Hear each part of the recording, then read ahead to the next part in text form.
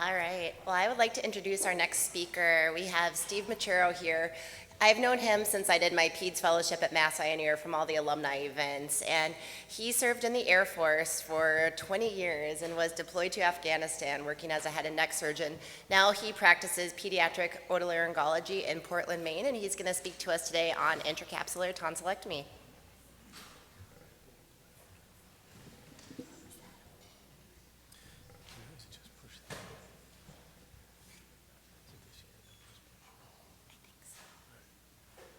All right, good morning.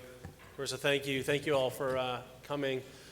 And thanks, Carissa, for inviting me. When she invited me 6 months ago, she said, Myrtle Beach in May. Yes, I'm here. I have a golf addiction too. So it's 45 degrees in Portland today. So if I was playing golf, I'd be with gloves. So thank you for having me. And thanks for coming this morning. I have nothing to disclose, no intended off-label. I do the co-blader with the Smith and nephew. I have no financial involvement. I'm not a paid consultant, so I'll talk here. So the reasons to consider intracapsular tonsillotomy, we could do a whole hour on the pros and cons of extracap versus intracap tonsillotomy. I'll mention briefly here, but this is basically going to be kind of how I do it and how I manage my patients. Actually, could I have a raise of hands? Who does intracapsular tonsillotomy? Just briefly. 1, 2, 3, 4, 5, 6. All right, so minority of people. Okay. So, why do I do it? I view sleep disordered breathing and recurrent tonsillitis as quality of life issues. If you look at the CHAT and the PAT studies are coming out now, and it's an evaluation of more of the data from the CHAT studies, which is almost like 12 years old now. Tonsillectomy for sleep disordered breathing is a quality of life procedure. The studies show that it doesn't increase children's cognition, it doesn't increase their educational attainment. It's all about quality of life. So in my mind, if you can decrease the morbidity of the most major surgical procedure that we do, I think that's a benefit to our patients. And so some numbers here. And like I said, there's a lot of studies, systemic reviews, but these are just the highlights. So tonsillotomy, the bleed rate and readmission rate is well established. It's much less than 1%. Tonsillectomy, we have decades worth of data. We know that the bleed rate is anywhere between probably 1 and 10%, and you could double the readmission rate, whether that's for PO intolerance or significant pain. Tonsillotomies, the study will show that you have 4 days less of pain. And as we know with extracapular tonsillectomy, it's about 5 to 7. They're both very effective, and this is for sleep disordered breathing symptoms here. Tonsillectomy, there's no regrowth concerns, and some will say that it's quicker, but I'd argue if you do about 25 to 30 of these, you'll be just as quick as doing it with a Bovie or whatever other device that you do it with in terms of your tonsillotomy technique. So why not tonsillotomy? The regrowth rate has been quoted to be 3 to 5%. The thing is, though, I'll challenge people is that what is your definition of tonsillotomy? Those numbers are based on a lot of European data. And the technique that was done there is they were just taking the tonsil down to the level of the anterior and posterior pillars. And as I'll show in our videos here, we get much more aggressive these days. So I think that's why the regrowth rate is much less as you're seeing more and more data come out. Obviously, the tonsillectomy, there's no regrowth. It's the standard treatment. It's not well studied for recurrent tonsillitis or PFAPA. I mean, I probably see, in a pediatric ENT clinic, maybe 1 to 3 of these children a year. But I do it for recurrent tonsillitis and PFAPA because, again, I think for tonsillitis, you're reducing the bulk, you're reducing the tonsillar crypts so they're not as susceptible to infections. Longer procedure, again, I think that's a learning curve. For me, I don't think it's any longer than if I was to use a Bovie for an extracapular tonsillectomy. And the cost. So depending on where you are, depending on what device you use, whether you use a microdebrider or a co-blader, it can be more expensive. But there have been studies looking at this from the decreased readmission rate, ER visits, that is probably a wash in terms of the increased cost for the instrumentation versus the overall cost of the procedure and the perioperative management. So again, who do I use it on? Sleep disordered breathing, OSA. So this is what it looks like afterwards. Recurrent tonsillitis, tonsil stones. If you're doing tonsil for tonsil stones, sometimes you just have to do it because that's what the patients want. I don't use, obviously, for malignancy concerns. So what's coablation? It's controlled ablation. It's high energy radio frequency. It creates a plasma field with the saline that breaks down the tissues and tissue molecules. It operates at a significantly decreased temperature when compared to the Bovi. It can still get hot, like I put it on my finger before. It gets hot. And it's pretty precise tissue removal, a small area there. So you can get very precise as opposed to like, using a suction Bovi, the heat spreads, same with the regular Bovi. And I will say, in these videos, when you're seeing quote unquote smoke, it's actually steam. And it's maybe something to highlight with your techs because I was literally 2 days ago, one of my techs, and I'll show you a little later on, the cold-blader can get some char on it, and to get the char off, you just rub it on a moist sponge or a moist towel, and it looks like it's smoking. And one of my techs was like, oh, a lot of the techs are talking, they're worried that you're going to start a fire in the OR, and I had to explain to them that it's just steam. So you can learn from me here in terms of, they thought I was creating fire. So why the cold-blader? I've done Bovi tonsillectomy. I've done microdebrider tonsillotomy. The microdebrider is just a lot of blood, and I don't think you can efficiently remove as much tissue. You can't get down to the capsule. And so when I was initially using it, I think I had a much higher regrowth rate, so I abandoned that about 5 years ago. So I think you can be more accurate with the cold-blader. The microdebrider, I trained residents for 10 years, and as we all know, it's never a simple ear tube or tonsil with residents. You just have to just watch them. And just the microdebrider, that blade, man, there's a few times taken down the anterior pillar or posterior pillars if I wasn't watching them closely. So it's a little, you can still do some damage with the cold-blader, and we'll talk about that later. You have to watch them closely, but I think it's a little bit more controlled. And then the cold-blader you can bend with access to get into the adenoids. And I know with the microdebrider blades, you can have there's different blades and you can get away with just using one of them, but I think it's just easier, especially to get high in the choana, so you're doing a complete adenoidectomy. So just how I do it, we'll just talk about my perioperative management, specifically the device settings, the technique, and just some things that I've learned along the way. So I do Decadron up to 12. I do Toradol. No more than 15. I don't do antibiotics. I don't do post-op narcotics. I alternate, I do Tylenol 3 hours later, ibuprofen, 3 hours later, Tylenol. If the pain's not controlled, and this is very rare that we get phone calls for this, I do Oropred for a few days, a mg per kg. I don't have any diet or activity restrictions. I tell them they can do what they want to do, eat what they want to eat when they're ready. Again, I don't care about dairy, red straws. They're all fine. Back to school when they're up in sports, when they feel up to it. I don't give them a week or 2 week restriction. I just say, when you're ready. We don't do in-person. Chris and I were talking this morning. You all are feeling this in terms of you're just all so busy. If I was doing ear tube and tonsil follow-ups, that's all my clinic would be. So we're just doing a 3-month nurse and APP call to make sure that the sleep disordered breathing symptoms have resolved. Obviously, we're available for any other concerns or parents, but that's how I manage my tonsils. So device setting. So again, this is the coblate is the left, is on the yellow on the left, and the coag is on the right. I do 9 and 5. That's the highest settings you can do. It's pretty aggressive. I would maybe start at 7 and 3, and then work your way up. But they also have this new, Smith & Nephew has a new, it's called this werewolf system, the Halo wand. I don't know if some of you are using it. The purported advantage is that it has a bigger working channel so it doesn't get clogged. I actually used it earlier this week, and I wasn't impressed. And it has a little tip on it, and it was just causing the adenoids to bleed a lot more, and it made the procedure longer. I probably should be more patient and try it again, but I'm not, because I like how this works.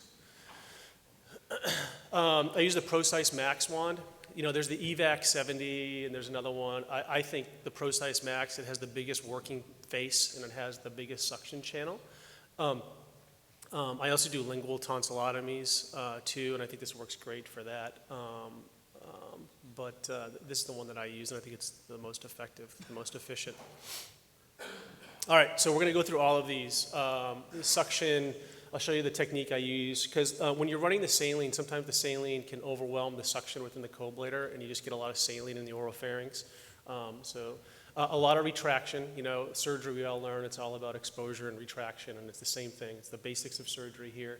You want to use a good flow of irrigation. I use high power suction. I have 2 suction tubing, but you want to get it over 300. And then to unclog it, I'll show you the technique. The adenoids, I'll show you how to bend the co-blader. There's one thing about taking the foot off the pedal every couple of seconds. It's actually not recommended by Smith & Nephew because you want it constantly on because that's the most efficient use of the power. But I found that just sometimes it avoids clogging and avoids sometimes the char, and we'll go through that. These other techniques. So I know some teaching residents, just take it slow. You gotta watch them, and no matter what technique you're doing. I would decrease the settings. Again, exposure and retraction. And, I say here jokingly, wear a mouth guard because you're going to be biting your lip, for, 4 or 5 hours, and you need a drink at the end of the night because your anxiety level is going to be so much higher. So it's just, I was teaching residents and now I don't, and I just realized how much less stress at the end of the day you have. Okay, so this is how I used to do it. Here's a video here, the co-blader, we get the tonsil. You see the yank hour suction in the mouth. It just can get a little tight, especially when you have young kids and their mouths may not be big. So the yank hour, again, is there to suction up the saline so it doesn't build up. I mean, obviously there's the suction of the co-blader, but if you're running a good flow, it just sometimes overwhelms that. So what I do now is at the beginning of the case, I put actually 2 red rubbers in because I use 2 red rubbers for my adenoids. This one just has 1. And I hook up the suction to the red rubber. You can use the adapter from an OG tube. And watch the video on the left here. There's saline, and that red rubber just sucks that saline up. And so on the right, I'm working now without the yank hour. You have much more room. And this is real speed here, so I know what it looks like, but this is how, kind of quick I'm moving the co-blader. I found it to be that efficient. So it's a nice little technique. You put the red rubber in there, you get one less instrument, and it's sucking up that saline. A good flow rate here. You can see the flow. And then you'll see here I take a little bit of the anterior pillar down, and that's where you're going to make your mistake starting, and we're going to go more into this, is laterally in the terms of the superior pole. So you want to have good retraction, and sometimes you take that anterior pillar down. But you see the good flow rate of saline here, and that avoids the co-blader from getting clogged. So the use of the retraction. This is how you're going to avoid tonsil regrowth. So let me just start, the video on the right, you're like, okay, we've taken the tonsils down to the level of the pillars, the obstructive component is gone, but I just want to highlight that before we start the video. The first video is going to start on the left, and this is a use of the DeBakey, grabbing the posterior pillar, and I use the posterior pillar as the level of my dissection. Once I get down to that level, I know I'm getting to the capsule, and so I use that DeBakey to stretch out the tonsil bed. I'm pulling medially.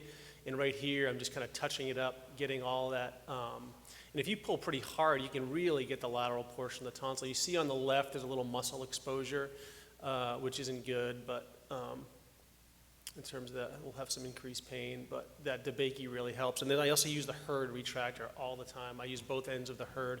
And watch, look at that superior pole. Look at how much we've left behind. So that's the exposure, because if you don't do this, that's why you're going to get tonsil regrowth, and it's always going to be in the superior pole because you're not retracting enough and you're not looking in that area. That's how you really kind of, because you don't realize how far lateral that tonsil goes. So this is why I think people have regrowth, and especially with the microderbeater, because they can't get up in that area as well. So use that herd to get in that superior pole, and you'll have much less issues with the regrowth. Again, a couple more with the retraction, that similar video here. So there's the pre, and the video on the right here now is going to be the, and what you notice, see the yellow appearing, that tonsil tissue right there, you get down there, it's hard to co-blade it. That's when you know you've done enough. It's that on the video on the right, it's a different color, it's a different texture, and this is all about feel and sight too. The co-blader won't go through that, and so that's when you know you're down to the capsule level there. So, but you see the difference, with that retraction. Again, this is just live, taking the DeBakey, and look at how much you can pull a lot of it, especially, and just help with your exposure. And whether you're left or right-handed, switch hands, different angles that you can come in at. So. And then just checking those superior poles and lateral beds here. So on the left side. Got the uvula a little bit there. and then same thing. I always do this at the end to like make sure, after I've done the adenoid, just to make sure I haven't left anything behind, irrigate things out, and you can see a little bit better. So there's pre and post.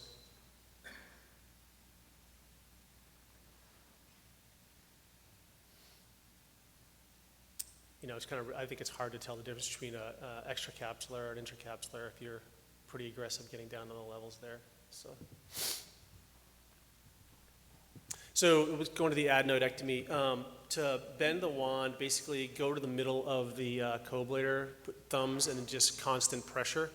And you can bend it a pretty good amount.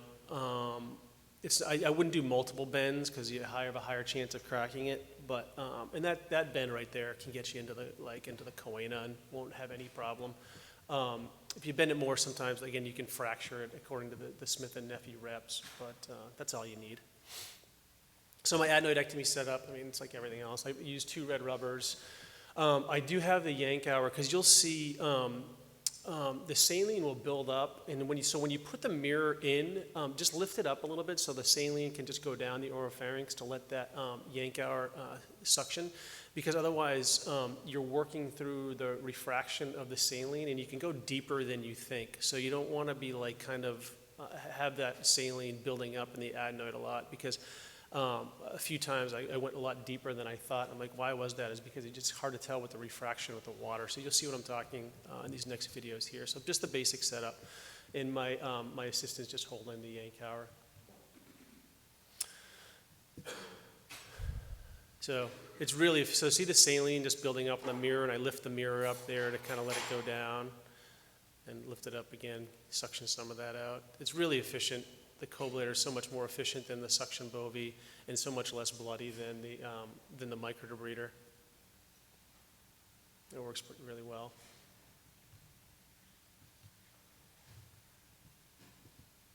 So there's the smoke right there. Remember, it's just steam, so it's not going to be catching fire. And plus you have saline running through, so. The adenoids are really, I mean, you can do an adenoidectomy in less than a minute, 2 minutes, if you're efficient and it doesn't get clogged. So there's the completed on the right, and then the pre on the left there. Leave a little tissue on Passafon's ridge. So it's very efficient. Again, pre and post.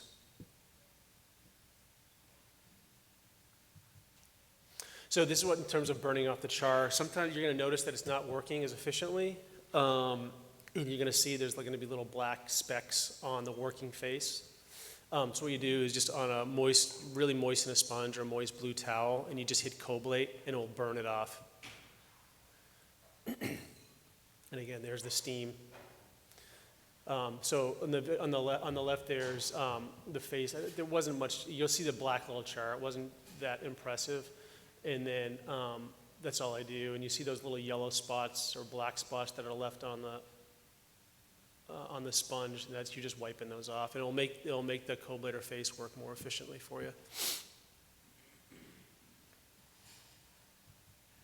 So unclogging, it's inevitably going to be unclogged. It's going to get clogged because sometimes just the tonsils are so massive, or especially in older kids, the tonsils get a little tougher. They're not as soft. They're just harder. I think it's probably just from more years of inflammation. So what you do is get like a 10 cc syringe. You hook it up to your to the little port where you have your suction, and let's see to go back there. Sure why that's not working. All right. Well, I'm not sure why that video isn't working, but basically get a 10 cc syringe and you just push real hard, and the saline will come out of the co-ablator. It will push whatever the clogged part was in there. And so just have this set up, have a 10 cc syringe set up, and your assistant can do this. And because inevitably they do get clogged, probably 1 out of every 10. But you don't have to open a new one if you stay ahead of the game and routine, and just do that high pressure with the saline. So additional pearls, if it's bleeding, take more.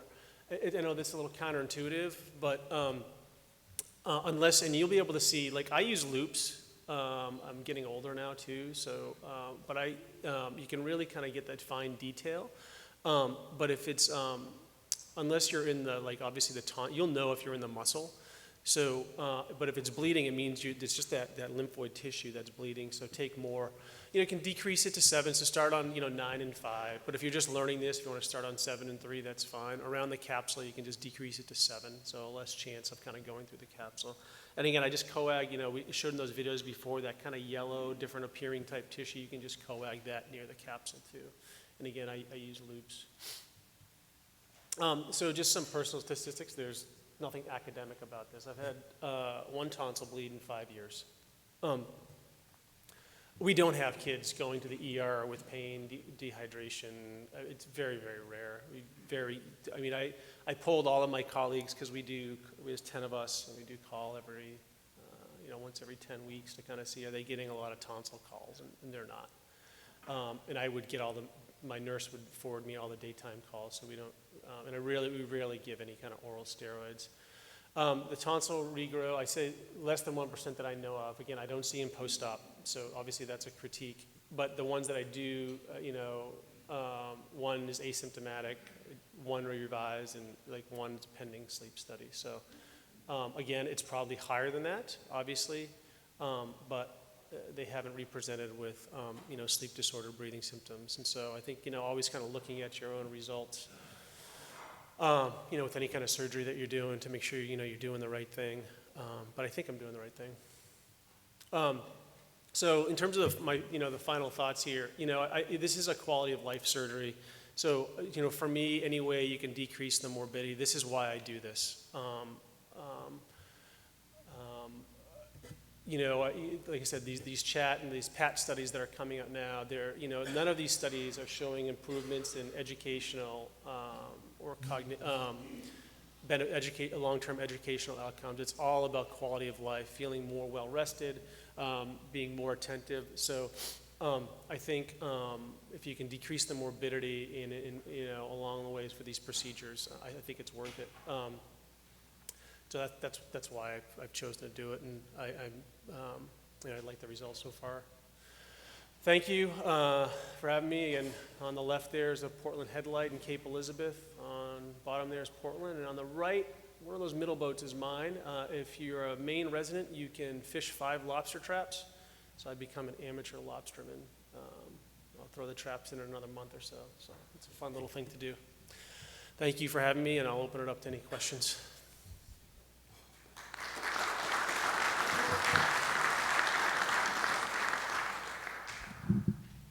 Hi. Hey. When I first got out of fellowship, I started offering this to parents, and I found that it added like 15 minutes to my consultation. And ultimately, they always chose tonsillectomy because of the fear of regrowth. How do you give parents options for this, or? No. No? I tell them, this is my standard spiel.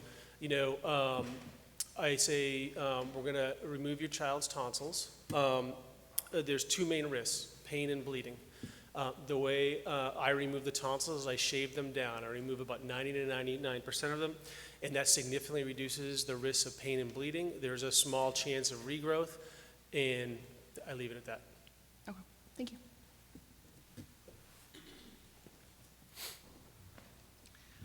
Do you find the extent of cauterization after you're done resecting has any influence on the regrowth rate? So using the coag? Yeah, do you the bipolar that's on the co-blader, or do you pull out the monopolar suction bovie? I don't open up a suction bovie. I just use that instrument, and if there's any bleeding, I use the coag setting on the co-blader, and that's it. I don't, every now and then, there'll be an adenoid that I can't get the bleeding controlled with the co-blader, and I'll use the suction bovie to control the bleeding in the adenoid, but I don't use a suction bovie for tonsils. Okay. Does that answer it? Sure. Yeah, okay. What ages do you keep in the hospital for admission overnight? I follow the academy guidelines. Under 3, I keep, and then I also keep elevated BMI, which is over 95%, and then children with severe. I don't get a lot of sleep studies, children with an AHI greater than 10 or, oxygen level less than 85%, and then children with other comorbidities, but under the age of 3. Like, I think that we'll like occasionally, like, the 30-month-olds stay home. Yeah, but I'll watch them in the PACU for like 4 hours. There's, and I understand, like, in different places in terms of, access to care. And I'll be honest with you, I haven't had that many problems. Like, very rarely young kids, like, under the age of, 3 that we keep have a lot of problems. So I may rethink that, but for right now, I'm under 3. Yes, sir. So I don't do, I'm the only adult I do is when I'm on call, like, so I'm not seeing routine adult patients, but I do see teenagers, and I'll do it for recurrent tonsillitis. I'm trying to convince my adult colleagues to start thinking about it, because, I mean, those are the ones, the more tonsil bleeds and stuff like that, but there's not much in the literature, but, especially for, like, it's I know it's a whole different animal, like sleep apnea in adults and tonsils, that's rarely the issue. But, like, for recurrent tonsillitis, like, I think this would be great. If I was running an adult practice, I would give it a shot and see what happens, yeah.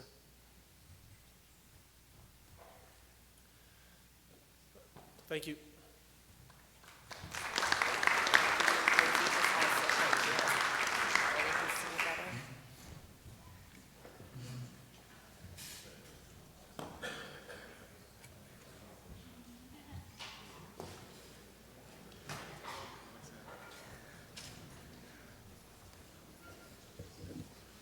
Well, yeah, thank you. That was a great talk. I think it speaks a lot that you give Toradol. I was thinking, a lot of the people I trained with in residency, they're now out in the middle of nowhere practicing, and you think of it, you're the only person in town and you go away on vacation, like, who takes care of your tonsil bleeds? So especially for the people in more rural settings, I think that's a really great option. Of course, can I just say? Yeah, so intracapsular tonsillotomy is all they do in Europe, and they all give Toradol. In their data, if you look at their data, their bleed rates aren't any worse than ours. So I know it's a big leap to start thinking about Toradol, but I haven't had any problems. All right, well, on to the panel now. So for those of you who don't know me, I'm Carissa Wentland. I am a pediatric otolaryngologist. I practice in Detroit. I work with the DMC residency, and we also work with the Wayne State residency as well. I'd like to introduce my panel. So we have Steve Machero, who you just heard, Mary Musso, who is, she's from the Grandview program. She did her fellowship at Texas Children's. She is now the director of sleep at Texas Children, and then Namrata Varma, who you've met already. And these are all cases that I've seen actually over the past year that have kind of challenged me and, made me scratch my head quite a bit. So I appreciate the panel's opinion on these cases. I have nothing to disclose, and our panel members do not either. All right, so case 1, 2-year-old female with left submandibular swelling. She's healthy, normal birth history, lived in the US her whole life. This just popped up in daycare. Family got a call from daycare saying, hey, there's something on your daughter's neck. And she got sent home, and the family was like, oh my goodness. They went to the PCP. She was initially treated for sialadenitis. Really no other symptoms, no fevers, chills, no airway obstructive symptoms, no viral symptoms. She did have this incidental, 3-week history of loose stools. So I would ask, we actually saw this for consult over the weekend, and they said, biopsy it. So this new onset neck mass, I'll give you a little more information. It is firm, not mobile, 3 centimeters in the left submandibular area, not tender, not red. LDH was done mildly elevated at 305, essentially normal CBC, no white count, pretty much everything else was in normal limits. The ultrasound showed essentially a 2.4 centimeter mass. They did have increased perfusion on the Doppler. They were concerned about neoplasm, and they thought that reactive lymphadenitis was less likely. So would you guys biopsy this right away? I'll start with Steve.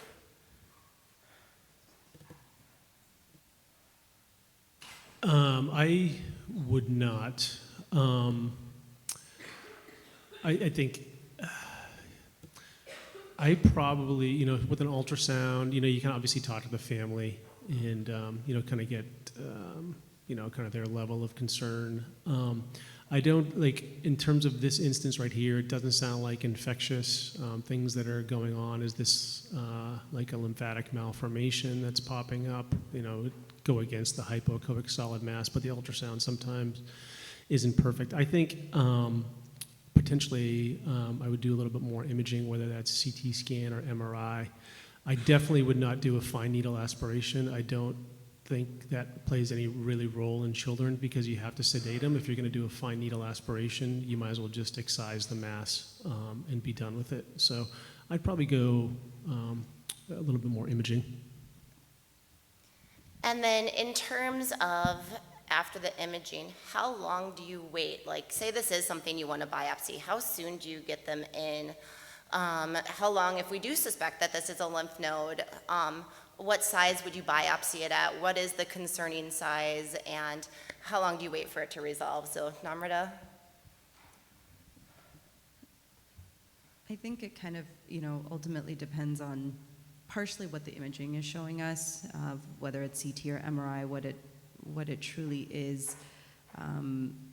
One, the patient is asymptomatic, no airway signs. If this thing is not actively growing, you do have time to wait again based on what the CT or MRI shows.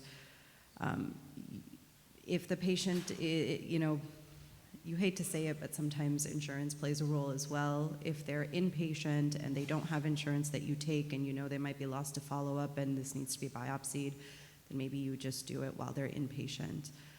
So those are some of the, kind of considerations. Yeah, so I would add it depends on, is this the first time it's ever happened, the age of the child, if they're, this case, they're otherwise healthy, sounds like they were sick at the same time, so I'd be more conservative. Definitely get the CT to rule out if it's more of concern for lymphatic or vascular anomaly, but if it just looks like a reactive lymph node, then I would watch it for a longer period of time. So we ended up getting the MRI, and this is like 2 days later because it was over the weekend, and in a 2-year-old child, you're going to need to sedate the child. Steve, what do you think of the MRI findings? And I can show you the coronal as well. So it looks separate. I mean, on the axia, it looks separate from the submandibular gland. It is not consistent in terms of the architecture, throughout. It's not like well-defined in the same area. So it's concerning to me with this MRI. We're now, looking at it separate from I don't think it's a lymph node. That I would probably then lead towards, thinking about excising it. I don't think, it doesn't look like, I'd want to get the thoughts on in terms of the flow. It doesn't look like a lymphatic malformation, something more solid. AVM, hard to say, but I'd want to kind of definitely talk to my radiologist about it. Anyone else have additional thoughts? Or I can say what the radiologist thought. He had no idea. So if you look at this, submandibular space mass, he couldn't tell us if it was part of the gland or not, so definitely consider carcinoma.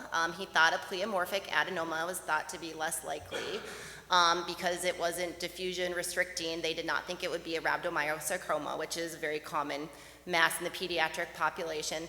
They thought of including kind of the rare things such as myofibroblastic tumor, sinus histiocytosis, or other histiocytic lesions. And actually that's kind of what he was favoring. He did say atypical mycobacteria should be included. He also thought that with the lack of diffusion, the possibility of lymphoproliferative disorders were less likely. So just to review for the medical students, so a mass in the pediatric salivary gland, the most common things you're going to see is a hemangioma. The next most common is a lymphovascular malformation, and then solid masses are only 13.3% of all pediatric salivary masses. The parotid is the most common space, followed by the submandibular and then the minor salivary. So in terms of what these are, in kids actually, these masses are more likely malignant if they do have a solid mass compared to adults. Up to 50% of these masses can be malignant, so we do need to give a lot of attention to them. Again, the parotid is the most common location, with infantile hemangioma and then pleomorphic adenoma being the most common benign masses. And then mucoepidermoid carcinoma is the most common malignancy in the pediatric submandibular gland. So that's a little different than adults, because in adults, adenoid cystic carcinoma is the most common submandibular mass. The next common is the acinic cell carcinoma, followed by rhabdomyosarcoma. And like Steve was saying, FNA doesn't have a lot of utility in kids, because a lot of times you're going to have to sedate them. And if you're gonna sedate them, you might as well put them for a more definitive procedure, because a study from 2017 said that it's wrong or inconclusive 80% of the time. So if we're sedating these kids and only getting 80% accuracy, it doesn't really give us a whole lot of information. All right, so they actually, as I was delaying the biopsy, like this was over the weekend, I was on call, and I'm like, we are not emergently biopsying this patient when we're at a trauma center and we're not taking up this OR space, but they were really, really pushing us to biopsy this right away. And again, like this just popped up and it was kind of inconclusive. I'm like, whatever this is, it can wait a couple weeks just to see how this goes. Like, I will put her on my schedule, but I'm not doing it this weekend. So they did flow. It was negative for signs of lymphoma or leukemia. And now the next steps. So Mary, we'll go back to the MRI here. What are we doing? Are we doing a total excision? Would you do a core biopsy, which is another consideration? What about the submandibular gland? Are we taking that? So going back, because you mentioned you had to sedate them for the MRI, I think that's your chance to get additional blood work. And I agree with ruling out atypical causes, because if, like you said, I agree with you, this comes in the weekend, it's not an emergency. You want oncology involved, you want to make sure you get ID involved, because this is not something that's typical, and you want to get, it's easier, I feel like, if you get your subspecialist involved up front, so everyone's on the same page. So, if it turns out to be atypical, then I think that would play into my decision. Do you do a course of antibiotics specifically for atypical, because that's controversial, right? What's with that specific entity. I think once you take him to the OR, I would not do a core biopsy. It would either be just an excisional biopsy versus doing those submandibular, taking out the whole gland, depending on your planes in the OR. So for me, it would be more of a decision intra-op than pre-op. Yeah, anyone else have any additional? Would you do the gland, just see how it looks in the OR? No, I agree with Mary, because it's hard to tell, again, what kind of planes you have here on the scan. So the conversation with the parents has to be all encompassing. You have, you can say we can, depending on what you see, you can try to excise the entire entity without touching the gland. But if there are no fascial planes, and just depending on how things look, you may have to take out everything. So it has to be a good discussion with the parents about extent.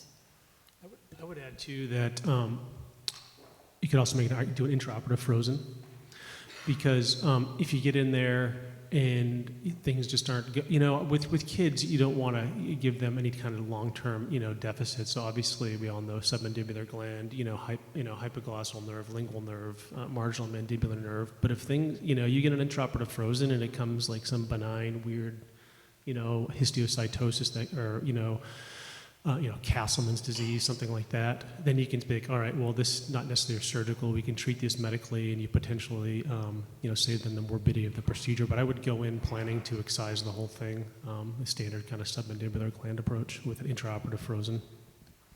And that's exactly what I did. So I talked to them about, doing an excisional biopsy, seeing how sticky it was, potentially removing the gland. So we go in, and it was really adherent to actually the inside of the mandible. So we were really like having to scrape it off of there. It peeled away from the gland fairly easy, although there were a lot of like vascular connections to the gland. And we did have to kind of go underneath the gland as well. We sent the frozen closed, and it came back as neoplasm. So I'm talking to pathology, and he's like, yeah, it's something weird. It's a neoplasm. I'm like, is it a salivary neoplasm? He's like, based on location. And I was like, okay. So at that point, would you take out the gland? Mary, what do you think? I would. Yeah, you're already there. I mean, it is a little concerning. It is a little concerning that you were saying that you're more concerned about margins by the mandible versus the gland, but knowing that it's potential neoplasm, I would take out the gland. Yeah, so I did. I went out, and we had already closed at this point. I went out and I talked to family. It was essentially like hanging on by the duct because this mass was so adherent to the gland. So it didn't take us a lot. It was mostly just like closing and everything.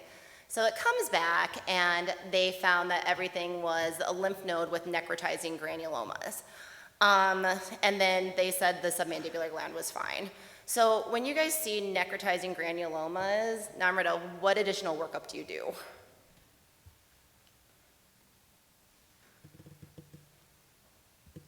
Send them to infectious disease. Yeah. You're looking for TB, you're looking for, TB, sarcoid. I initially send them to infectious disease. Yeah, so that's exactly what I did. And I think infectious disease was already on board. They were not very involved in this case. Like, this child initially didn't even receive any antibiotics because it was not red, not tender. So they just kind of said, let us know if you need us. But yeah, you want to think about granulomatosis with polyangiitis, formerly known as Wegener's. So I did actually go ahead and I ordered like the ANCA. You want to think about tuberculosis, non-tuberculosis mycobacterium, other infections, necrotizing sarcoid granulomatosis, and then rheumatoid nodules. I won't spend too much time on this, but like, these are a lot of infectious etiologies that can cause these necrotizing granulomas, and infectious disease knows way more about this than I do. And plus, if it is atypical mycobacteria, which we know is very slow growing, of course we sent for that as well. But in the meantime, I wanted to, make the family feel better. And the whole time, I wasn't horribly confident with the pathology. I know we saw the really good head and neck panel where, there was clearly a tumor yesterday, and it came back as not a tumor. And I was kind of like, as adherent as this was to the mandible, what if it is something, and what if pathology is wrong? It came back as Mycobacterium species. So infectious disease put her on clarithromycin, rifampin. They're monitoring all the things. I'll just sum up. So she comes back, and I see her a month post-op after infectious disease was doing things. It's back. It's like 3 centimeters, firm. What would you guys do at that time? So Steve. This is where you have to talk the parents off the ledge. The more I deal with these atypical mycobacterial, the less I want to do. I find that the surgery, it's always around the marginal mandibular nerve, and I don't want to do these surgeries, but it's so hard to tell the families that this is going to go away in a year, and their child's going to have a draining lesion on their neck for the next year. So I try to wait as long as I can. These medications don't really work. The studies show that, but if I can, it's like let the infectious disease doctors do something and try not to bring them to the OR for as long as I can. But inevitably, the parents want to do something, and then I just do a curettage, cut out the skin. But I try to wait as long as I can. Yeah, I agree. This is painful because whatever's visible to the parent, that's what's going to impact them the most.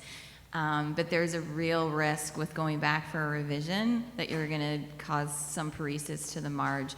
So I would reach out to ID first to make sure that they looked at sensitivities, because some of the sensitivities can take a while to come back, and see if there's any leeway of broadening coverage prior to consideration for a re-excision. But it is painful because a lot of times it's right where you know it's going to happen, right? You're in there surgically, that's where it's sticky, and then you get like that dermal recurrence.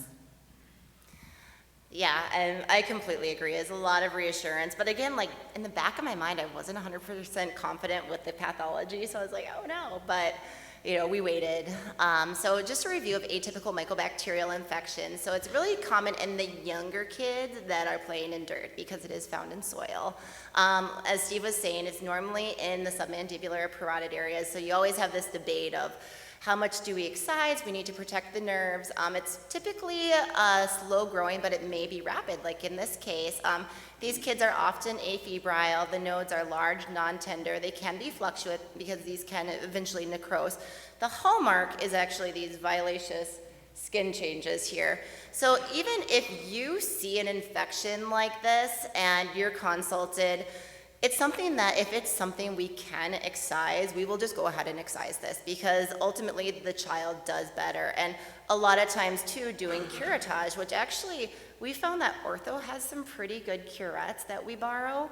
And that's a really good way to get a lot of that out, especially like if it's in the parotid area and really close to the nerve. These do oftentimes have sinus tracts. It's good to get a PPD, but these can often be negative, so they don't give you a lot of information. And again, you have to take a lot of caution if you're doing an FNA, or even if you're INDing an abscess that looks like this, because it's just gonna drain and drain and drain. So the best thing to do, if you can, is complete surgical excision with a 95% cure rate, because medical management only has about a 66% cure rate. These will, in time, get better, but it can be like over a year. So it can be a lot of draining. A lot of times the parents are really frustrated. Again, the pathology is necrotizing granulomatous lesion, positive stain for acid-fast bacilli. This facial nerve is at risk, so consider the curettage. And then in terms of medical management, these aren't benign medications they have to go on. So they typically use a macrolide, and then they'll use like clarithromycin or rifampin, which can have hepatotoxicity, tooth discoloration, or ethambutol, which can have optic neuritis. And it's typically like at least 12 weeks, and I've even seen them treat for longer. So we talked about she had the persistent swelling. Again, maybe this is self-doubt, which you would think I've been doing this long enough that I shouldn't have as much self-doubt, but I'm still like, well, let's get an MRI just to check. But family actually didn't want that because they didn't want to sedate her again. So they just kind of worked with ID and kind of ignored me for a while, but then they came back and she looked better. So that was great. The medications were working. The second time she came back, did she have skin changes? No. But yeah, so then the last ultrasound, ID has been following this because they were very concerned, because I acknowledged that I left some that was adherent to the mandible, but it was really hard to get to, like from the underside, because we make our incisions so low because of the nerve. So I'm like, I don't think I can do much better surgically. Like we peeled off as much as we could. So they did actually follow her with an MRI as well, which did show like this small little, small little fluid collection. But other than that, like clinically, she's doing better. And this was actually after like 5 months, this MRI. So stuff still, like post-surgical changes can still show up at that point. But she's doing really well. Family is pleased. They are gonna continue to follow her with ultrasounds. So what kind of monitoring would you do, Namrata, after this? Mostly clinically monitor her. I mean, if she's, again, healthy and growing and doing well, she's off all these medications, I would probably see her back, potentially every 4 to 6 months, counseling the parents to, of course, call me if there's any changes that occur acutely. Just, again, like kind of, the hallmark of atypical TB is a lot of conversation, a lot of counseling for everybody, your pediatric colleagues, the pediatricians in the hospital who, want you to IND this right away, talking to the ID doctors, sometimes they want samples and it's a little bit of a back and forth, like I don't want to enter this wound because I'm gonna create a draining tract, and so then talking to the parents this will go away, this doesn't mean your child has, TB.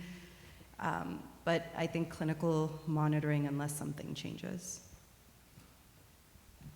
Yeah, I agree. It's always a discussion with ID. I think no matter where we practice geographically, because there's 2 points of view. They always want the whole thing out, but there is a balance with risks and benefits of doing that, and that the parents definitely have to be involved with that decision making.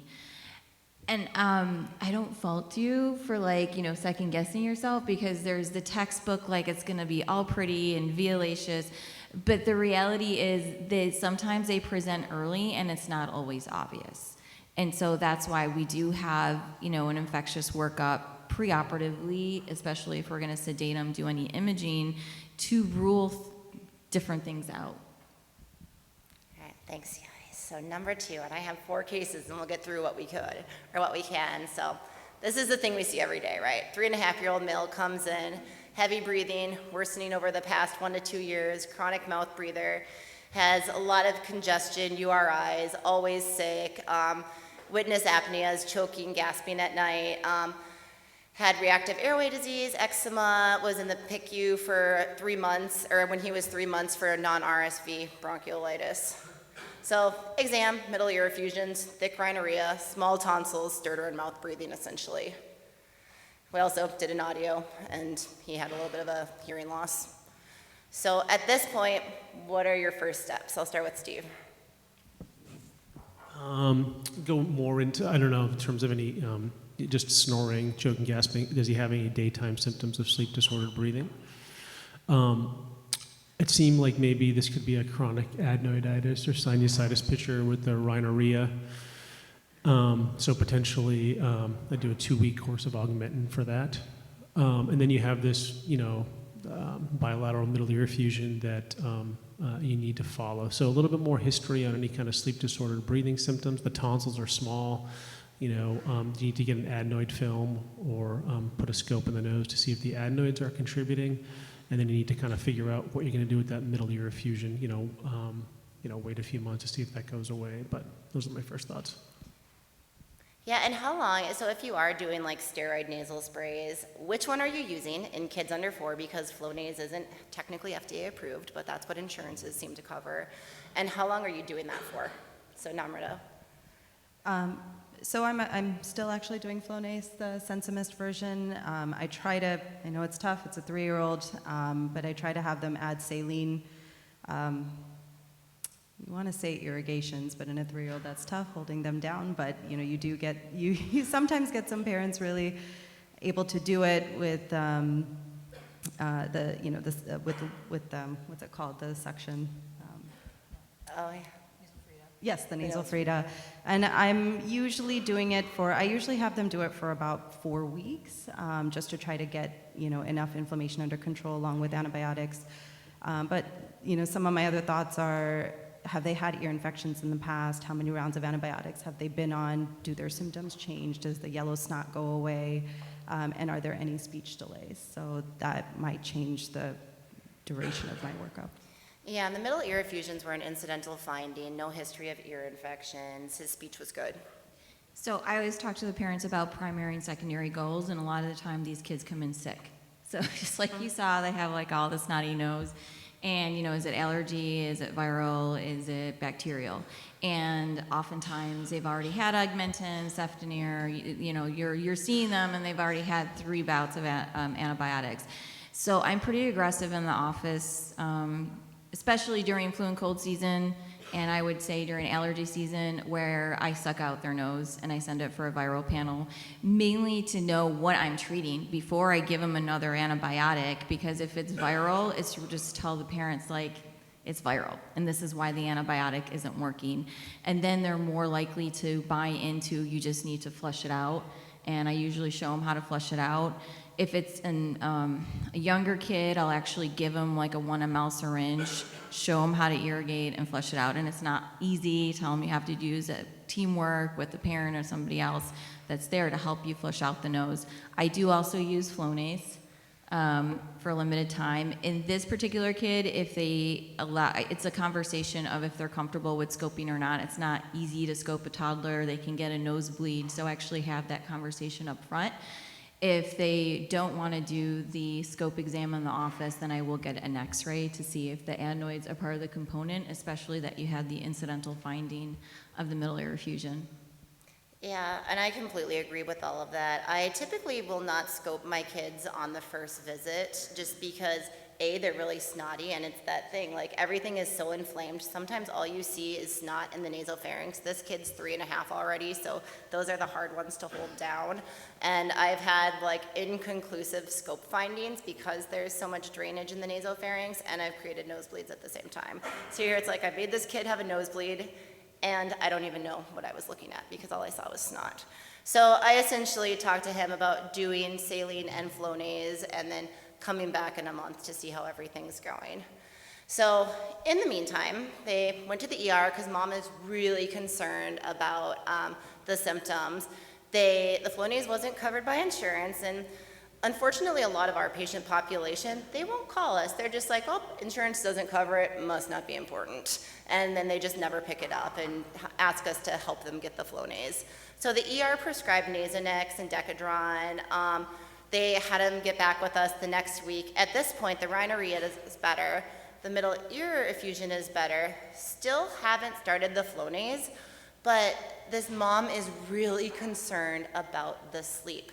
So if you remember, he had 1 to 2 plus tonsils, but he is snoring, stopping breathing, like mom's scared watching him sleep. So at this point, small tonsils, do just go and look at the adenoids first, and if the adenoids are okay, like with this level of sleep symptoms, now that the rhinitis has resolved, or would you consider doing something about the tonsils? Could just adenoids cause this bad of symptoms? I mean, I have seen adenoids cause this amount of symptoms. Having said that, because of the parent concerns and the impact on the quality of life, I agree, I would get a sleep study. Because especially when the tonsils are +2 and you don't know if the sleep study comes back as having severe OSA, then I would do a DICE at the time of an adenoidectomy. Versus if it comes back as mild, then that may change my treatment decision. Yeah, do you guys agree? Would you go down the adenoid route, scope them if the adenoids are big, address that first, or would you get the PSG? Because like 2 plus tonsils, and you know, I have this debate a lot. It's like, how much are these tonsils contributing if it's like adenoids are big? Like it's hard in these kids who have severe sleep apnea because it's like, well, it's probably just the adenoids, but at the same time, we want to do what we can. So the hard part is, for us right now, to get a sleep study is taking 4 to 6 months. And Yep. so that has to be a conversation with the parents. You know, do you want to wait 4 to 6 months? Do you want to try additional medication? You know, obviously black box warning on Montelukast, but, you know, can also be well tolerated and can help with some of these symptoms and congestion.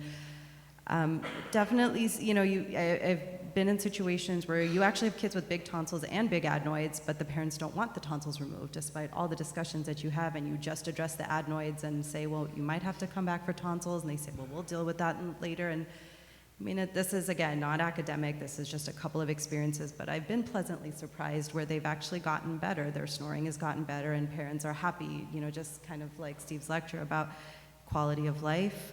They hear less snoring, so the parents are happier.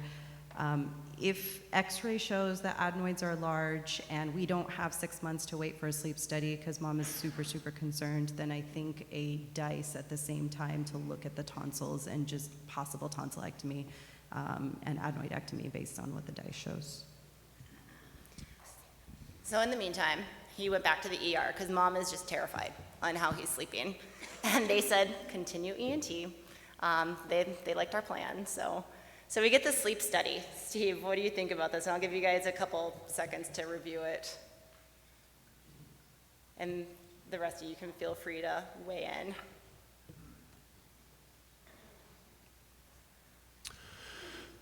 My first thought is who read the sleep study? Was it someone who reads pediatric sleep?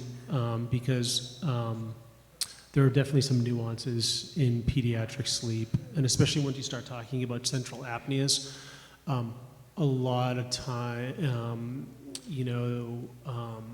there can actually be post-obstructive events. So I'm not sleep trained. My partner is sleep and pediatrics, so I have an awesome resource, but I'm very lucky with that. But I mean, there's obviously something I mean, look at the O2 sats, 45%. I mean, no matter what here, I mean, this is not a good sleep study.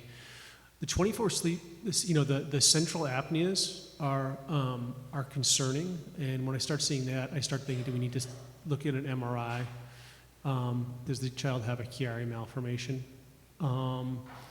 So those are my first thoughts, but I'm definitely getting an adenoid film and now really thinking about sleep endoscopy and I put this all in my consent, turbinoplasty, adenoidectomy, tonsillectomy, lingual tonsillotomy, and a DLB to look at the entirety of the airway.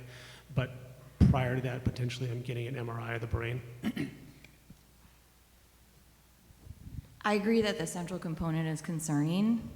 I always look at the sleep efficiency too, because it would be more concerning if the kid slept 2 hours versus 6 hours and you already got these bad results. The other thing that's concerning is the oxygenator, because you don't have a lot of kids that are hypoxemic. And so when you see central apnea and hypoxemic, you also want to rule out a lower respiratory component. He did have a history of bronchiolitis, so going back to really determine how many times he's had bronchiolitis, are you concerned with an asthma component, because that's going to impact your peri-op course. The MRI I wait on because I do see some improvement in central apnea when you treat the obstructive apnea. And yes, 1 or 2 times you'll pick up a Chiari, but that's not going to help this kid if he has a Chiari. You know, if you're worried about AA instability, then that's a different discussion. At this point, I would do a DICE, make sure I have pulmonary on board, because this kid will need admission to the hospital. You're going to have to give him some respiratory support post-op. And, you know, sometimes that's a hard conversation and it depends on where you practice geographically. But if you took a 3-year-old and you don't have a sleep study, then I feel like I'm having a harder discussion with the hospital that they have to be admitted. Versus if you go in and say, I'm really worried about this kid, they couldn't control his apnea on 3 liters of oxygen, then there's no discussion and you're going to get your step-down bed or a PICU bed and he's going to get the appropriate care. Yeah, anyone else have anything different? All right, so we did DICE. Adenoids were 60%. He actually had sleep-induced laryngomalacia. So we did both the AE folds and the arytenoids. And in terms of your supraglottoplasty, are you guys doing both arytenoids, corniculate cuneiform complexes? Are you doing just one with concerns for scarring? I think I'm usually just doing one, both AE folds and then one arytenoid. It's pretty rare that I've had to go back to do the second one. I think it does sometimes depend on the actual laryngomalacia that's happening. You know, sometimes you do one and then you can kind of see that maybe the other one does need to be done. But for the most part, I'm doing unilateral. How about Steve and Mary? I do AE folds with cold steel, and unless there's significant arytenoid collapse, I don't do it. If I have to, I'm doing just posterior lateral portion of the arytenoid, nothing interarytenoid. I'm worried about scarring, but usually I'm just doing AE folds. Yeah, it depends on the patient, and specifically for sleep state laryngomalacia, I will do both if it's contributing to it. Also with these kids, if I'm worried about aspiration, I'll do a DL. I don't do a DL on all of them, but if I do a DL and there's that cobblestoning, thick mucoid secretions, then I check for a laryngeal cleft, and oftentimes I'll inject the cleft at the time of doing the supraglottoplasty. Yeah, and this kid, so a lot of times I'll even do my supraglottoplasties intubated. So this was another mistake I made. I had them intubate, so anesthesia then gets him deep, which I didn't really talk to them about that. Like, I was just assuming they would kind of keep him breathing, but they got him deep. The attending left the room. It wasn't the greatest view, so I ended up like needing to take out the tube. I think Rob was actually the one doing this with me, but we did not have a great view. Like, I kicked him out and I sat down. I'm like, oh, it's not much better. And yeah, it was tough. And then like anesthesia then got the child deep because they intubated, and then we had to wait for him to like get breathing spontaneously again so we could do the supraglottoplasty. But we got it done. He woke up, sent him to PICU. He had kind of a crummy PICU course. Like, they put him on positive pressure, sent him home on positive pressure. What would you guys do at this point? Just kind of defer to Palm? Sending him home on positive pressure I would have, with the, how I would have done the scope with our pulmonary colleagues and had them look at the lungs too with that oxygenation, and potentially, get a CT scan of if they were having issues and needed to go home on positive pressure, potentially get a CT scan of the chest. Is there something else going on? He had that non-RSV bronchiolitis, which a lot of kids have, but is there something else going on in the lungs? And sending him home on positive pressure, a little odd. So you knew it was going to be rough when you looked at the sleep study, right? Because every time they have a kid that, it's a split study and they can't titrate him and they don't get better with a supplemental oxygen, those are the kids that it's a sign that you're going to need higher pressures post-op. Sometimes you can help by doing high flow or CPAP immediately in PACU, and sometimes they just have poor reserve and it just takes them longer to get better, especially if there's a lower respiratory component involved. So I agree with getting pulmonary involved.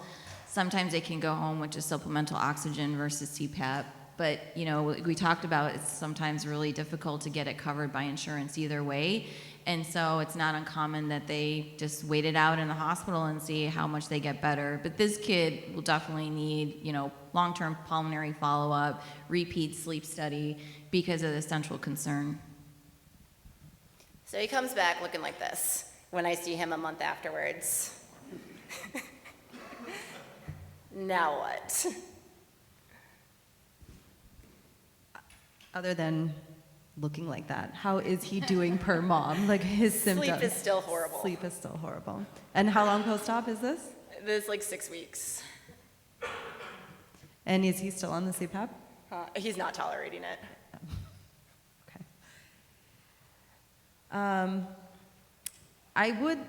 Again, not easy to do in a 3-year-old, but at this point, post-surgery, he's still snotty nose, he's still... And no, the nose is better, actually. So from an inflammatory standpoint, he's better. From an inflammatory He standpoint, seems he's more better. obstructive. Mm-hmm. Okay.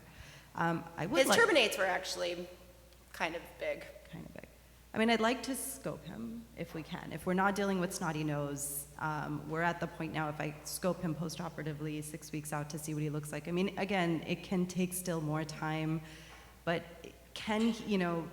I sometimes play a little game with these kids in the office if they're cooperative. It depends on this cooperative level where, I'll put a popsicle stick in their mouth and kind of do a competition with them. Can you keep your lips closed over the popsicle stick? Can he breathe from his nose, truly in the office? Because sometimes it is, counseling the parents, like, look, they can breathe from their nose. There is a habit forming. What does his palate look like? Does he have a high-arched palate? Is he developing a crossbite? Because if we're dealing with a high-arched palate, then we're starting to enter into narrowing of the nasal vault, which keeps them in this this adenoid facies kind of look. From a sleep standpoint, we obviously need to repeat our sleep study, and that really is probably the next step. We're surgeons, we love to do procedures. Sometimes the hardest thing to do is nothing. And so a lot of these kids will get sick. Initially they'll do better, they have steroids on board, and then they come back to see you and they're sick and they get worse before they get better. And then obviously with this family, they didn't love the Flonase, they're probably not compliant with the nasal irrigation. So even though the snot is better, I probably would put them on Singular and try to treat the inflammatory component while I'm waiting for a post-op sleep study. Anything different? So I tried to scope him. He would not tolerate it. He was strong. He's like 4 by now, so it wasn't happening. And he looked bad. So here this self-doubt comes back, and normally I would not do both arytenoids at the same time. And all of my partners were doing it, seemed to be going fine. So I'm like, maybe I caused circumferential scarring. So I added him onto the OR the next week. I'm like, I want to do another DICE and see what's going on. Just because he looked so crummy, I was like, did somehow he get some kind of nasopharyngeal stenosis? I don't know, but he looked bad. So, and again, probably not the right answer. This case had me kicking myself a lot. Took him back, did a DICE, ended up actually taking out the tonsils too before the DICE because I'm like, maybe those tonsils, he looked fine. There wasn't any scarring or anything. But the tonsils were kind of contributing, so I'm like, maybe we should do that. And then he did crummy again, and we got the MRI while he was admitted. So he did have the Chiari and the large syrinx. So he was doing so crummy in PICU and requiring so much support that even before neurosurgery came and wanted to talk to them about the decompression, they were like, we think you should trach this child because we don't think we can support him enough on positive pressure for the swelling and everything to go down. And this family was just irate. Like, how could you miss this? You put my child through these painful surgeries because he's having like post-op tonsillectomy pain. The dad is just like they had to call security on the dad.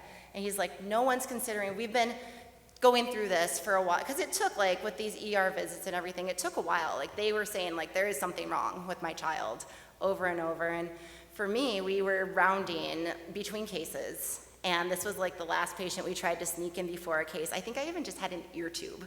And the child is masked. They call me, and they're like, oh, we're ready for you in OR7 with an ear tube. And I'm like, this dad is telling me that no one's caring about his child. So here I'm like sitting there like trying to talk this father down about how, we really tried our best and, we did miss this. But at the same time, like, his central component was 5. Like, at what central component do you get the MRI? I rarely get the MRI before doing surgery because but it's always in the back of my mind. And when you do the DICE, some of the hardest DICEs I've done are kids they have a predominant central component, which he didn't, right? He had, I think you could argue if he had a predominant central component to do imaging first. And it doesn't sound like he was delayed or there was concern for other syndromes or seizures, because that may weigh in if you got the MRI before doing the DICE. It's just some of these, it's just, it's bad luck. There's like 1 or 2 out there a year that you may catch like this, and it's just the timing.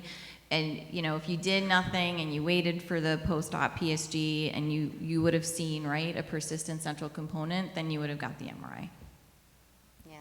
Anyone else have any comments on like things that alert you on the PSG to get additional imaging? And a kid that otherwise, like I said, his rhinitis and everything cleared up. Like looking at it, his adenoids weren't even the worst. Like they were 60%, and we all know how subjective that is. Also, like his sleep-induced laryngomalacia, a lot of that is probably just secondary to the tone with the Chiari. I started getting, I've tried to look this up, like what's the concerning central number, and I've come to like, if it's like more than 15, I'm thinking about an MRI. And don't kick yourself about this, because I had a similar thing 3 months ago. Not big tonsils, big adenoids, did a sleep endoscopy. Interesting, had paradoxical like vocal fold movement in the OR while I'm doing my sleep endoscopy. And did the tonsils, did the adenoids. I'm doing my notes in the PACU, and I hear this biphasic stridor from this child, a 3-year-old. And I go over to the mom. I said, is this what you called snoring? She's like, oh, yeah, this is the sound we heard all the time. So I ended up getting an MRI and had a Chiari malformation. So if you can have parents bring videos too, and they all have iPhones, and you can kind of listen to them, I probably, if I had that, I would have been, that's stridor, not snoring. So it happens. So, central sleep apnea, it's a reduction in airflow of at least 90% without respiratory effort, lasting 20 seconds or 2 minutes breath. And it is common, like we see all of these sleep studies, and a lot of them have some degree of a central component. And it does normally occur, especially in younger children. They say a central sleep apnea index over 5 is of more of a concern, but it does also show, like Mary said, a lot of the times these central components do also, they improve after surgical intervention. So going to surgery first can be helpful in these kids. Another study showed, they actually looked at what index predicts abnormal brain imaging, and they saw an index of over 9.5. They also looked at end-tidal CO2 measurements greater than 50 for 25% of total sleep time. That's suggestive. But if you have both, then you do get a positive predictive value of 100%. So, you definitely, and looking back at this case, like hindsight's 2020, he did have that elevation in central. He also, like, the second they saw what this kid's baseline was, they put him on oxygen. Like, his nadir was 45%. So, like, putting those two together and knowing that he had a relatively normal clinical exam, I probably should have done the MRI first. Would that have spared this child a trach? Maybe, because, he had all the post-anesthetic concerns and everything. He still has his trach. He's actually doing really well. He's getting his capped sleep study, like, within the next month or two.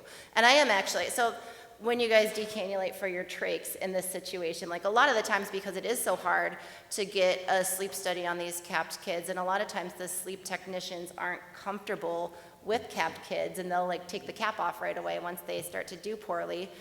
Do you do a formal sleep study for a lot of your decannulations, or do you just admit them capped overnight with oxygen monitoring? So majority of the time, yes, we'll do a cap sleep study and wait for that to be, kind of follow that standard protocol, wait for that to be normal before taking it out. It's funny you say that because I've had a couple kids just in the last 6 months who will not follow the norm. I mean, these are children who, they have behavioral issues and they won't tolerate a cap when they're sleeping, or they don't want something on their trach. I had one child, we called her a little terror, even mom did. I mean, she would sit and look at mom and she would just take out her trach and laugh like little evil. And,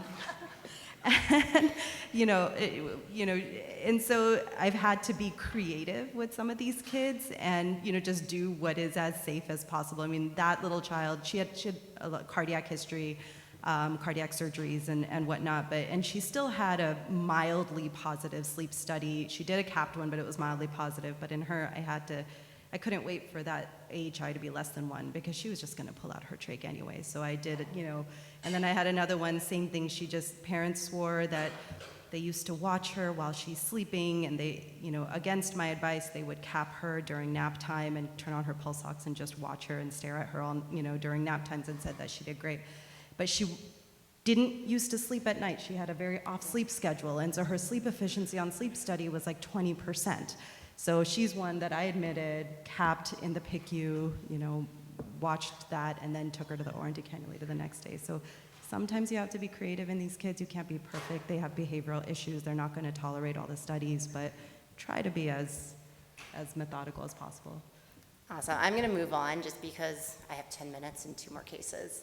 I know that a lot of good discussion that comes from these, and a lot, there are a lot of steps in these pediatric kids.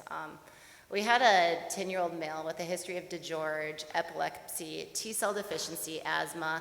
He had a prenatal right hemispheric stroke, so his mental status was, he was delayed, but he came in with fever, altered mental status, not eating and drinking, lethargy, sleeping more than usual. So they scan him, and as you can see here, we have some air kind of in the post-auricular area. You go down, air everywhere. So it's even considering to kind of track into the retropharyngeal space. So here, there's also this lovely retropharyngeal fluid collection.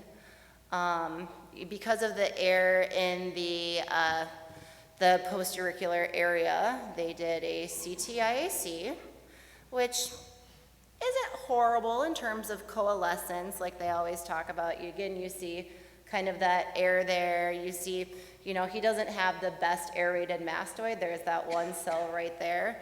Of note, we're not really seeing much contrast here. So we see, this kid is sick. His labs, I think I put them in here, were not the greatest. He has this mastoiditis picture, altered mental status, sigmoid sinus thrombosis, retropharyngeal abscess. Would you guys do the mastoid, do the retropharyngeal abscess, do one first? What are your thoughts? So I'll start with Steve. I'd have to take a look at that CT scan. Is that really a retropharyngeal abscess, or is that, yeah, I mean, sometimes you get like a parapharyngeal space infection, and you just get that edema that they call a retropharyngeal abscess, and it's just edema. I would definitely do the, and I think that original brain MRI, was there a brain abscess there too, or the CT scan of the? So it's interesting Yeah, because he what's- had a lot of these changes from his history of the prenatal stroke. Okay, all right. So yeah, I would do both. I would do the, if we really think that that's a retropharyngeal abscess, look at the exam, but this kid's sick, obviously altered mental status. If there's a sigmoid sinus thrombosis, I think you got to do put an ear tube in, do the mastoid, talk to hematology about putting them on blood thinners, and let them decide. I don't think there's any real good data, but usually we're going to lean towards putting them on some type of anticoagulation, and then you do the retropharyngeal at the same time, or transorally. His platelets were also 19, so that was fun. But yeah, do you guys do tubes in both ears when you have these hot mastoids come in? Yes. Yeah, and I was kind of talking to Mary the other night too. She said a lot of it depends on the age of the child. Like if they're older, like teenager, and they haven't had a lot of significant ear history, eustachian tube dysfunction, you can probably get away. But yeah, these younger ones, I've had, we talked about the families that don't want a lot of intervention. Like I've had a child, and both parents of this child were physicians. They just wanted the tube in one ear. And I was like, okay. And then she ended up needing a tube in the other ear like 6 months later. And of course they were like really terrified because she had all the issues with the one ear that they were like, okay, we'll do the tube. We found out it's not too bad. So yeah, a lot to talk about on this case, and I'll kind of run through it pretty quickly just because I know we're kind of short on time. So we did surgery. The platelets, they actually ended up transfusing 2 units of platelets. It still was great, and interestingly enough, it didn't bleed that much, like compared to what you typically see for a hot mastoid. Like it's always kind of a disaster getting through all the soft tissues and everything. But honestly, I wouldn't have known that the platelets were abnormal. Do you guys put drains in these when you clear out for a hot mastoid? Yeah. All right, so we did all the things. They had thromboses everywhere. So this actually turned out to be Fusobacterium necrophorum. Had a petrous apicitis, skull-based osteomyelitis, and ID, of course, was involved, put them on all the things initially. Also important to get an echo to rule out vegetations. Because of the subluxation of C1, C2, neurosurgery was involved. They did a whole workup. Also with the history of DeGeorge, they recommend looking more into his immune system. They did anticoagulate him once the platelets got above 50, because that's always controversial.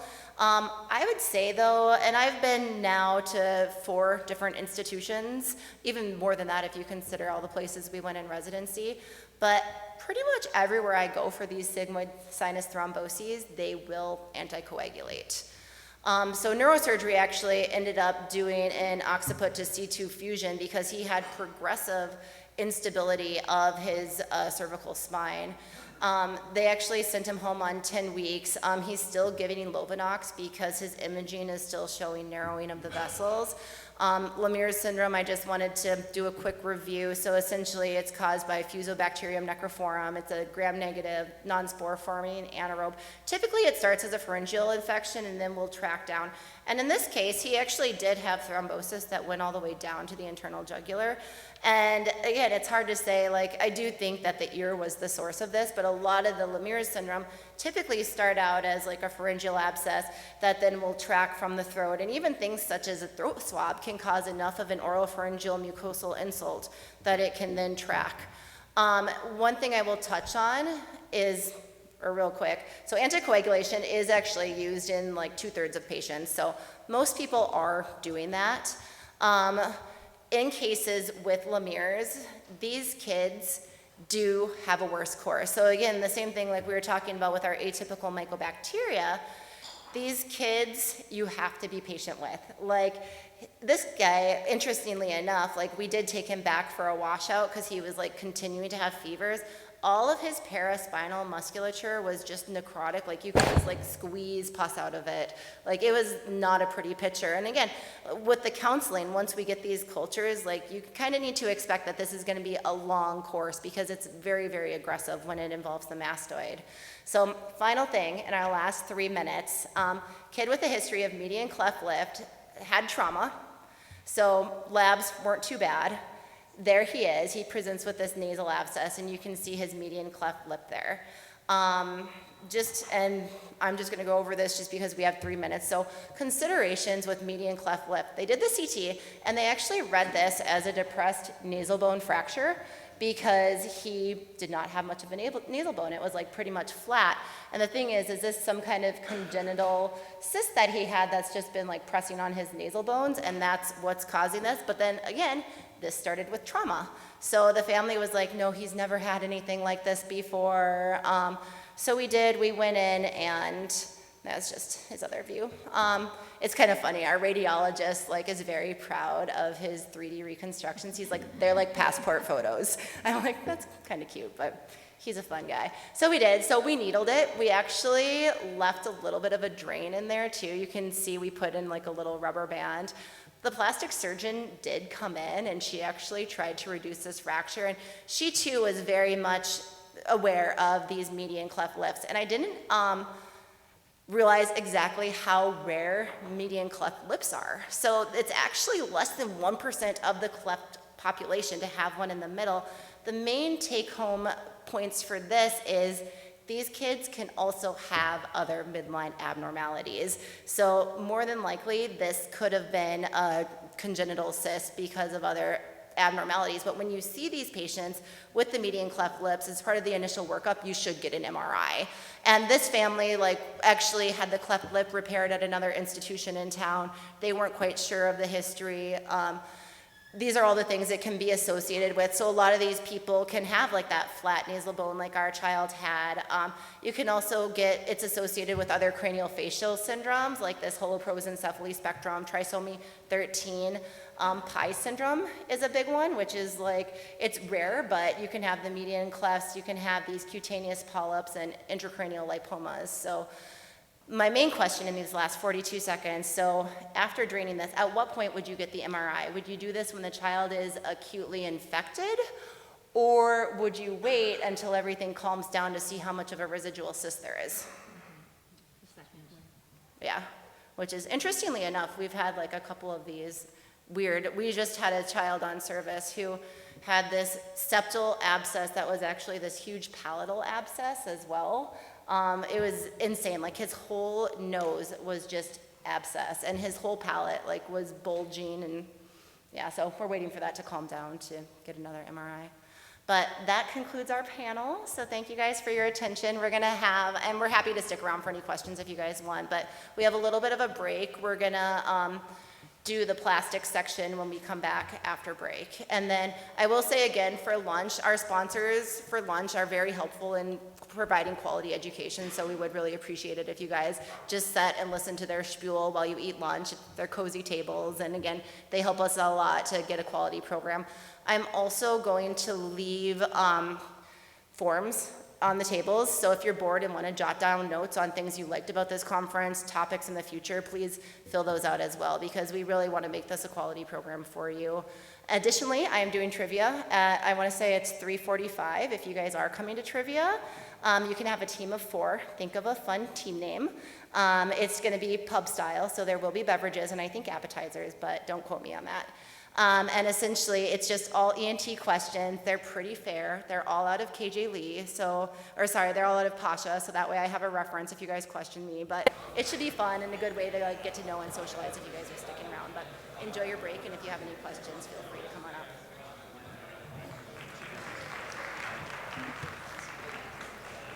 All right, guys, we're going to get started with our second series of sessions.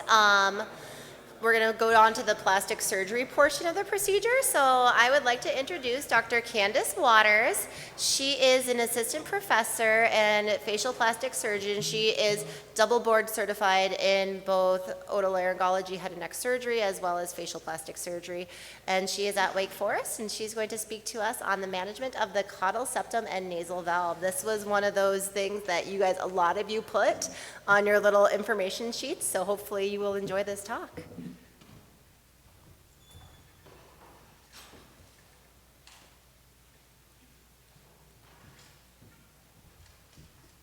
Hi there. Let's go ahead and bring this down.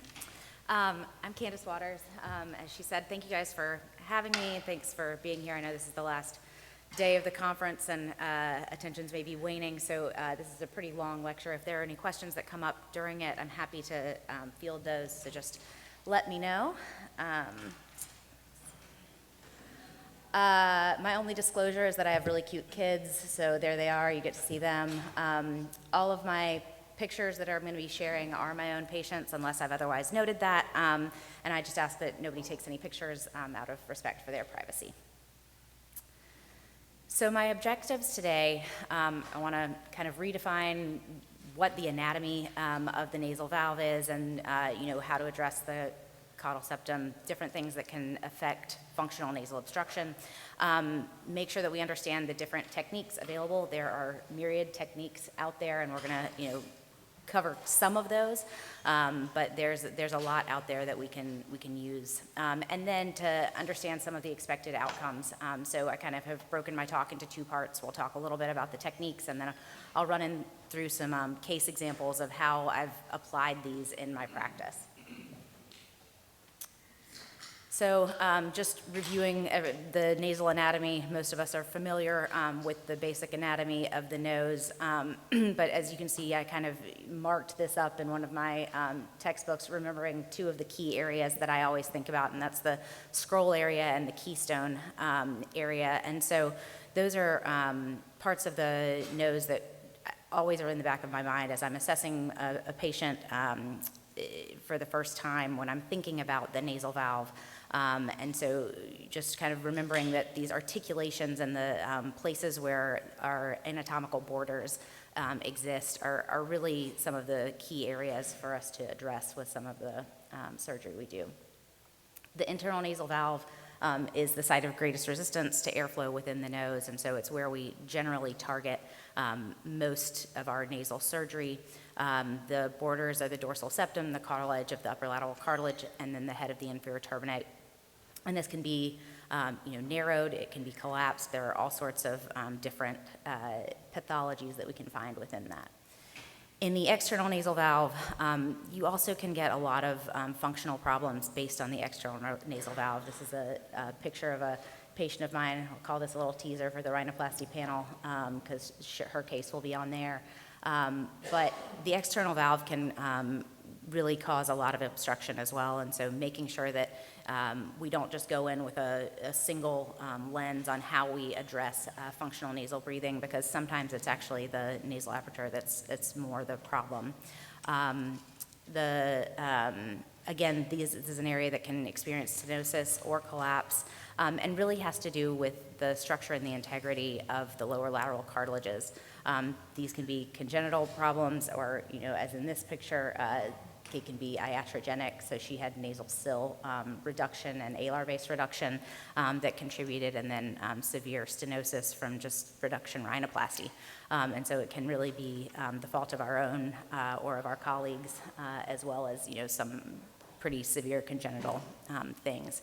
The external valve is also where the caudal septum often comes into play, and so deviations of the very caudal septum are very difficult to address, but can be managed with appropriate techniques.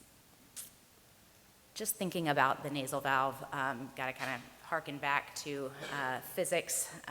So thinking about the flow going through an area, the airflow is going to be proportional to the radius to the fourth power. And so any small incremental change that we can make in the area of the nasal valve can lead to a great change in airflow.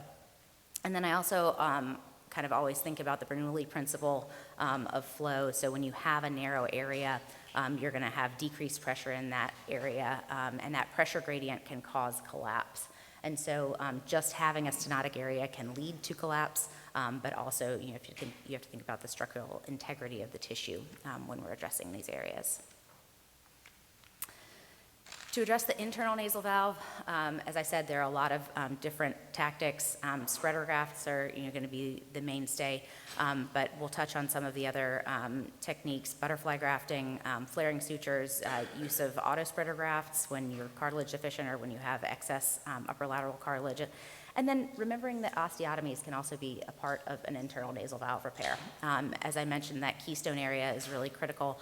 If you have really narrow nasal bones, then just outfracturing those can make a big difference in how you're able to affect the nasal valve. And so you may not be able to improve someone's airway without doing osteotomies in some cases.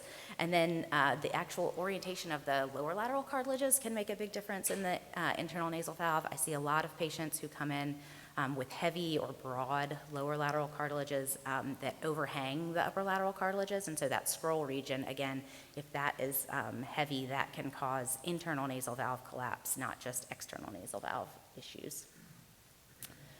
The spreader graft has been around for a long time. It's basically just an architectural augmentation of the nasal valve, usually just using harvested septal cartilage to create a little bit of widening at the area of the internal nasal valve. This is, still a mainstay of my techniques. It's probably, I probably put spreader grafts in about 80% of my open rhinoplasty patients, and I think that it still works really well in a lot of people. And in addition to just creating that augmentation of the area, you also can help when people have really long upper lateral cartilages. It can help kind of splint those, and it can be really great for addressing things like dorsal asymmetries to help correct. So you don't have to put two equally sized and spaced spreader grafts in every patient. You'll see in some of my case examples, those can be used asymmetrically. You can put them only on one side, or smaller on one side, or shorter on one side to affect the kind of changes that you want to see. Looking at the internal nasal valve and just some of the other techniques. So let's see, here up at the top, you can see the example of an auto spreader. So basically taking the upper lateral cartilage, scoring or just curling it in and suturing it as though you're kind of creating this spreader graft, but from excess of the upper lateral cartilage. And this has kind of two benefits. One, if you're somebody who's already cartilage depleted, it's something that you can do without having to use another donor site. But more importantly, it actually creates a little bit of flare in the upper lateral cartilage just by doing this. It's great for if you're already reducing a dorsal hump because you often have excess of the dorsal upper lateral cartilage. And so this I've started employing a lot more in my practice.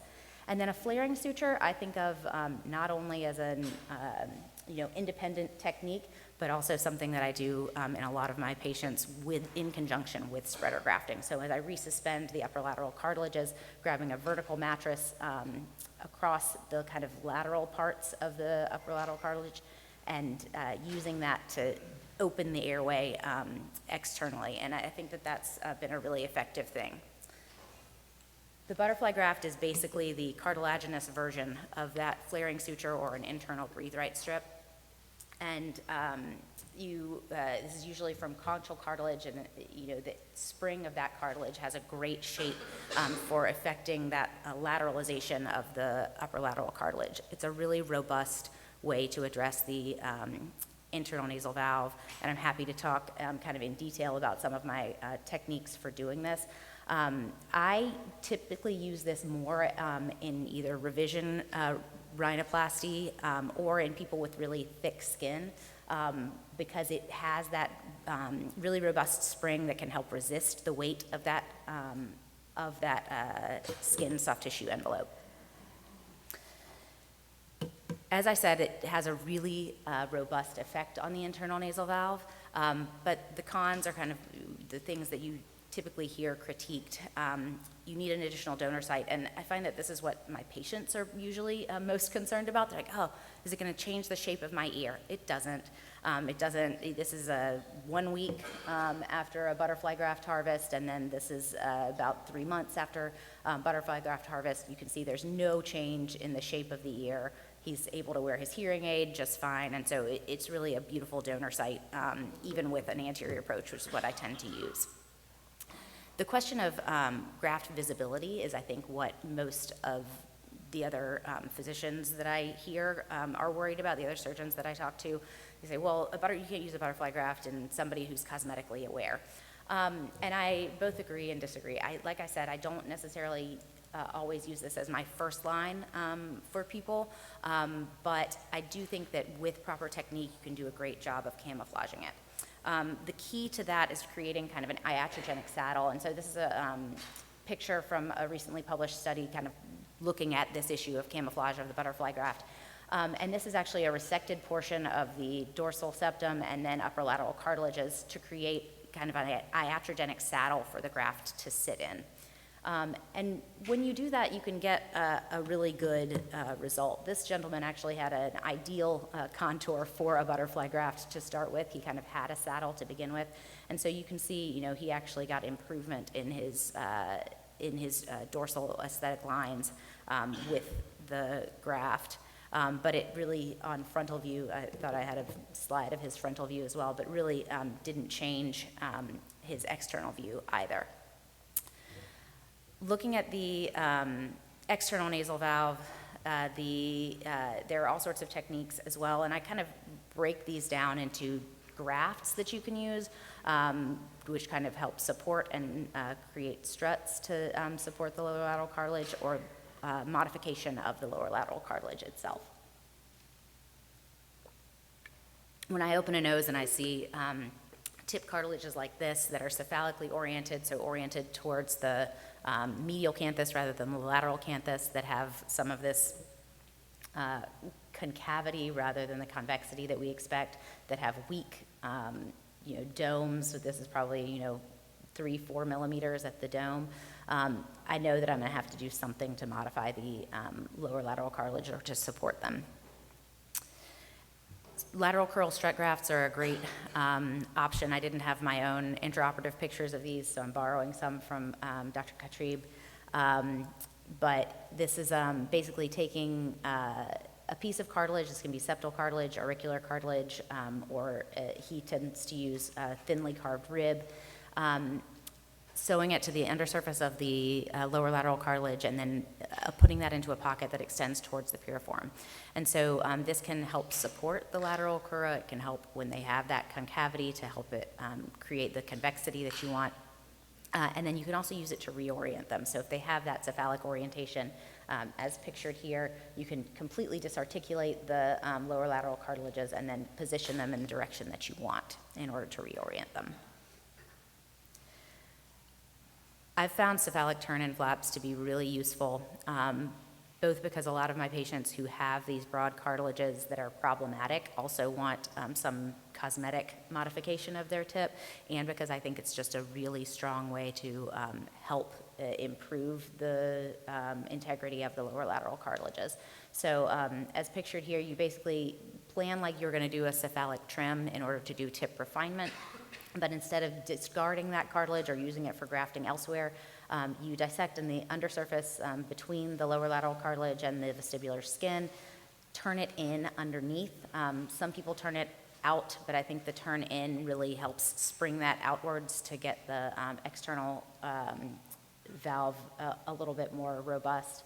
And then sew that in place, and you can see it both refines the tip while also improving the support of the external valve. Barrel roll technique is something that I use in pretty rarely, but in the right patient, it's really the best thing that I have come up with to address severe concavity of the lower lateral cartilage. So, this gentleman, as soon as I met him, I knew he was going to need a barrel roll on this side. This is a picture of my part of my Gunter diagram from his surgery. And you can see, he has a fairly convex lower lateral cartilage on one side, and then this side is just completely concave and collapsed. And so, a cephalic turn-in probably wouldn't be strong enough to affect a change, and he didn't have broad enough cartilages either that would be useful. And so, intraoperatively, this is a different patient because it's on the other side, but intraoperatively, I kind of mark out where I see that external deformity. You can see that concave appearance on the right with the convex appearance on the left. And I actually divide the cartilage here and flip it. So you can see where my marks are from that division, and then it's just sewn back in. So you wind up effectively shortening very slightly the lower lateral cartilage, but you get a really good improvement in the shape. Moving on to kind of looking at septal deviation and how to manage the caudal septum, which is one of the trickiest things I think that we do in rhinoplasty. I think the first thing that you have to understand is that a septal deviation is not a septal deviation is not a septal deviation. So when someone comes in, the residents that I work with often laugh that they can get a mental picture of what the septum looks like based on my note. So you're almost never going to see a note of mine that's going to say patient has a septal deviation to the left. It will say there is a reverse J deformity that goes along the left floor. There is a posterior septal spur. There is high deflection along the dorsum to the right. There's an S-shaped septal deformity. And so I'm trying to kind of capture some of these different deflections. So, an angle, just a septal tilt kind of a septum or, an isolated spur, those are going to be great cases that will respond to traditional septoplasty. So a traditional septoplasty, you can go and take out Mount Vesuvius over here, and that person's probably going to get a great result. And you can do that with a hemitransfixion incision, go remove that isolated spur, and then get out of Dodge, and they're going to do great. But the L strut, when you're looking at somebody who has that septal tilt, you can sometimes preserve the L strut, slightly reposition the caudal septum if need be, but you can affect a really good change in some people. But when you have a septum like this that is severely deviated right at the caudal edge, leaving an L strut isn't going to be a good solution. You're just going to weaken that caudal edge even more, and that's going to create worse problems for your patient. And so when you have to modify the native caudal septum, this can be done with just repositioning. So, if you're able to slightly shorten this cartilage, you may be able to reposition it to the midline, fixate it to the nasal spine, and get a good result for the patient.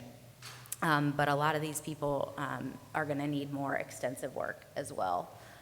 When you're doing a septal repositioning, you can do this either closed or open. I like to sometimes use splinting grafts, either of cartilage from further back or of the perpendicular plate of the ethmoid, and that can be a really useful way to support that septum where you want it. This is an example of septal repositioning, again, pictures from Dr. Kutrib here. But this is I actually did this yesterday, took a piece of perforated perpendicular plate of the ethmoid, you just take an 18-gauge needle and manually drill holes through that thin bone, find a straight piece. And just with that and some cartilage scoring, you can actually get some of these previously curved septums to sit pretty straight. And so that's a great option for helping manage the caudal septum when you don't want to have to do a true anterior septal reconstruction or extracorporeal septoplasty. The caudal septal extension graft is probably my favorite graft in rhinoplasty these days. I use it in probably 90% of my patients in some shape or fashion. It's a very modifiable type of graft. You can make it as small or as large as you need it. It has a really strong effect on tip support. You can increase your projection. You can change your rotation pretty easily depending on the shape and the location that you place it. And it can help correct tip asymmetries. So placing it to one side or the other, if you have a tip deviation to the left, you can place it to the right of the caudal septum and help move the tip to the direction that you want. So it gives you a lot of control. I've almost completely eliminated columellar strut grafting in my rhinoplasty because I've replaced it with caudal septal extension grafts. This is sewn to the caudal septum, so it's more fixated. It allows you to then do a tongue and groove technique to put the medial crura exactly where you want them and set your tip position. And so, this is just a really, really great graft to use. I typically use, if I have ample septum, I'll use just septal cartilage, but this can also be created out of rib cartilage, either autologous or donor rib. This is just a picture of what one of the grafts can look like. So this is someone who I harvested septum and then was able to create both a caudal septal extension graft and some spreader grafts. When you're correcting the deviated nose, as I alluded to, there are a lot of options, but asymmetric spreader grafting combined with caudal septal extension grafting is probably the most common thing that I do. Employing some clocking sutures, as pictured here, is another thing that I tend to use pretty commonly. And so a clocking suture, for those who aren't familiar, basically is grabbing, when you're resuspending the upper lats or when you're placing spreader grafts, putting sutures in that are asymmetric. And so you're grabbing higher on one side than the other side, and by doing that, you actually pull, you can manipulate and pull the tip one direction or the other. This is, again, one of Dr. Khattrib's techniques. I have not employed this yet, but I'm really interested in trying it in one of the more deviated noses that I do in kind of my next few rhinoplasties. So it's a version of a caudal septal extension graft with a really thinly sliced piece of cartilage. Again, he typically harvests rib, and so this is an autologous rib that he's able to use. I think that accounts for why he's able to get some these really thin and pliable pieces, because autologous rib tends to have a little bit, you're able to finesse the carving of it a little bit better, but creates a caudal septal extension graft that's actually folded in half around the caudal septum and fixated to each side of the nasal spine. And this, his argument, and it's pretty convincing, is that this actually creates a really good way to center right on the nasal spine. So as long as the nasal spine itself isn't deviated, which we do see in a fair number of patients, this is a great way to employ a version of the caudal septal extension graft that helps support things in the midline. And then there are the noses that you really can't salvage the caudal septum. And so that's when I employ caudal septal replacement grafting. So basically taking out the septum, either doing an anterior septal replacement or a total extracorporeal septoplasty. And I differentiate those basically just on how much cartilage I'm able to leave at the keystone area. And so if I'm able to leave more, I call it more of an anterior septal reconstruction, and if I'm able to leave very little, I call it a total extracorporeal septoplasty. The fixation is going to be pretty similar to caudal septal extension grafts. I almost inevitably use extended spreader grafting when I'm doing a caudal septal replacement graft, because I want something else that's going to fixate other than the point of fixation to the dorsal strut and to the nasal spine. And so those extended spreader grafts help bring some support along the dorsum on either side of your graft. The key to doing a caudal septal replacement graft, I think one of the things that I learned early on is that there isn't a reference point. And so if you're not using something like a projectometer to really look at your tip position, you can fool yourself and wind up with typically over-rotation because you shorten the nose without realizing it. And so really being very intentional about the measurements that you take and knowing exactly where things sit, using your preoperative photographs to help guide you intraoperatively can help you make sure that you're not altering the tip position in a way that you do not want to. This is an example of a caudal septal replacement graft, and I'll show you some examples from my own practice in my case examples. But typically this is going to require alternate cartilage sources. Rarely you can kind of take the septum out, be able to reorient it. Sometimes I'll, in that case, use a PDS plate to help splint the cartilage, but I find more often than not, if I'm needing a total caudal septal replacement graft, I'm likely needing an additional source.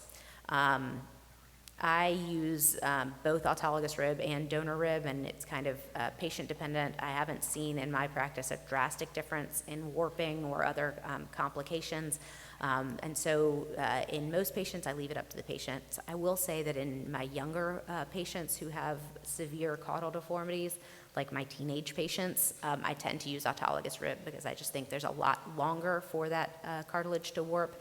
Plus, I know that their own rib is going to be pretty non-calcified and high quality, and so that's probably the biggest caveat to my giving the patient more of the authority to help choose between those two.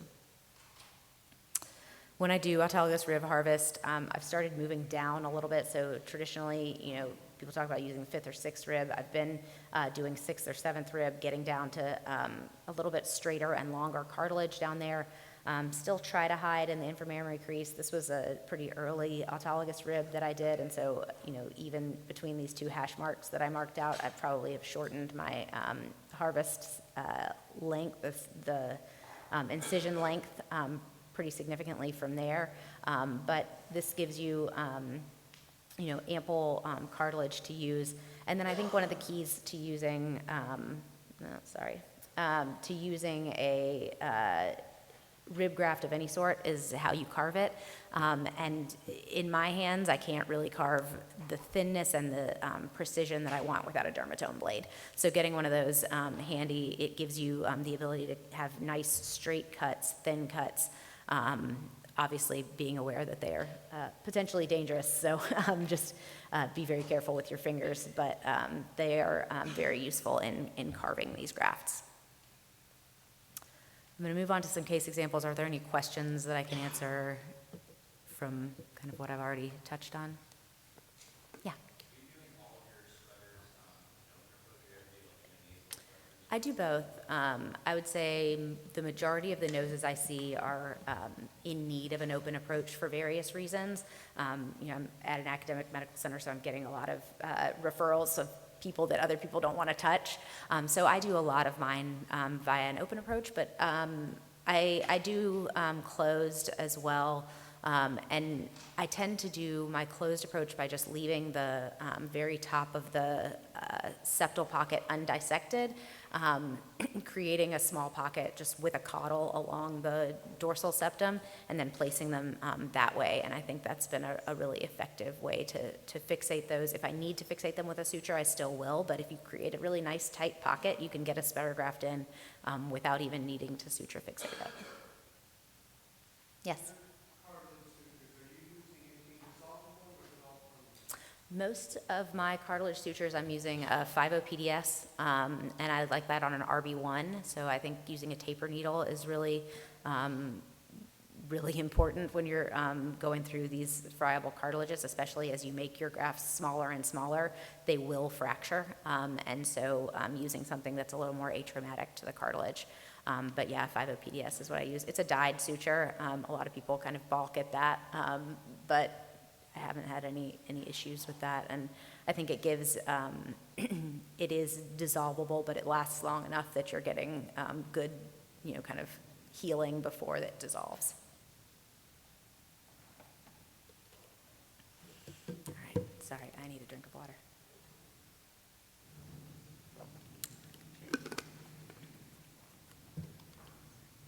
All right.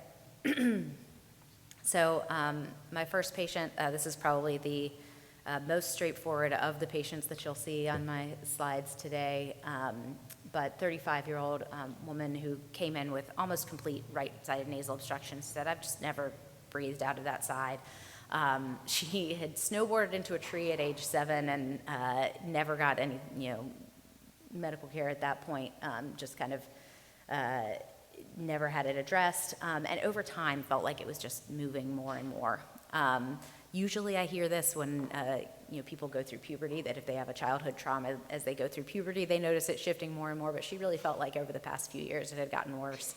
Her nose score, which I tend to get preoperatively on almost all of my patients, it was 95 out of 100. But she also came in saying, well, while you're in there, I really have always hated my profile, so I want you to take a dorsal hump down. So to me, that really like ups the ante of a functional nasal surgery when there's somebody who I know is already going to be a little bit tough, and then I'm also doing cosmetic work. So this was a little bit of a high stakes rhinoplasty for me.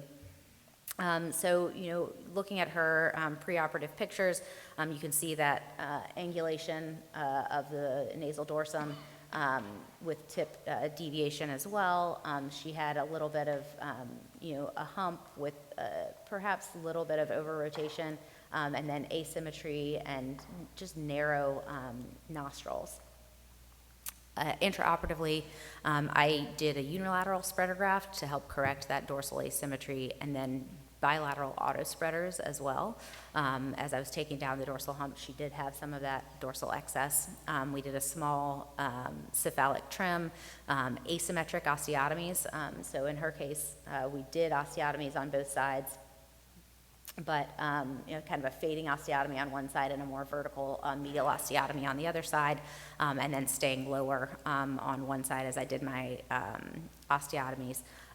Just as a side note, I do most of my osteotomies by an external approach, so with a 2 millimeter osteotome, kind of just creating perforations, and I find that I have a lot more control over exactly where I place those lateral osteotomies that way.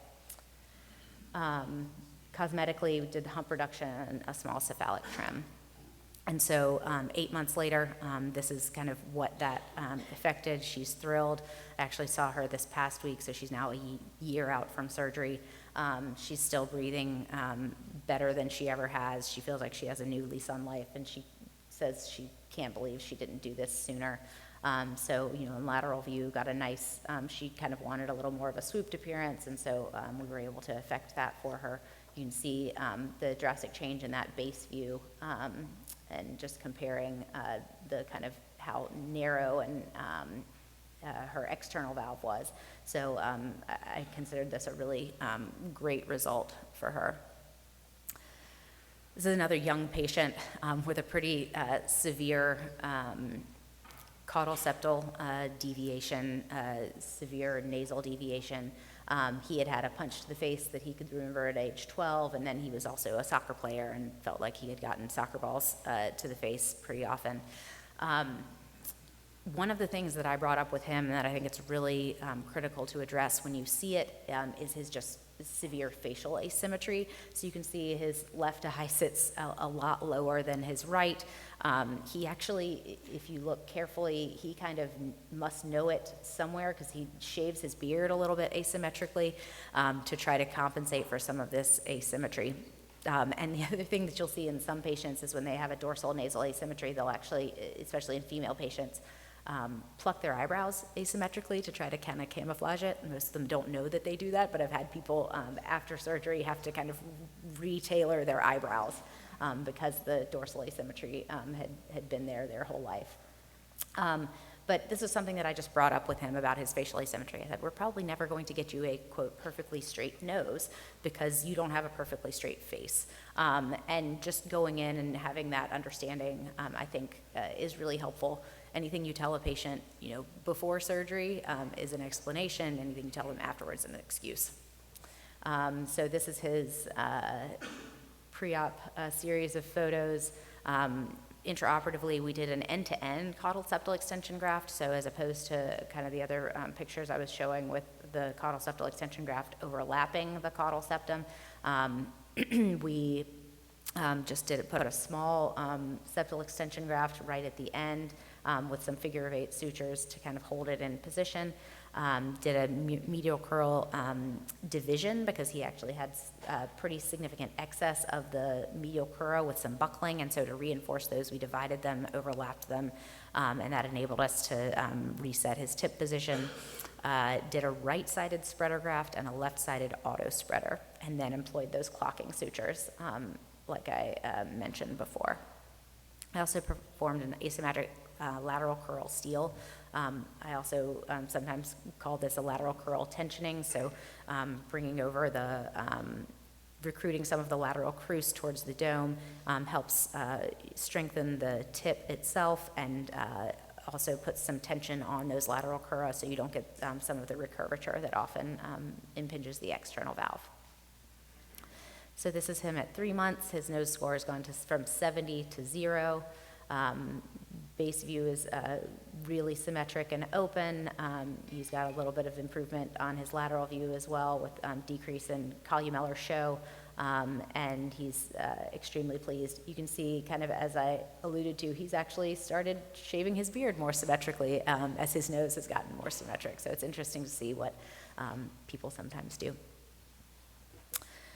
This is an example of the use of a butterfly graft, and this is butterfly graft in a kind of complex patient. So he had longstanding nasal obstruction, but had a septoplasty in the past many years ago. Just felt like he was having worse and worse breathing problems. You can see he has this heavy skin, and so, again, that was one of the things that tipped me off that a butterfly graft would be a good choice for him, but also just knowing that he would be cartilage depleted from his previous septoplasty.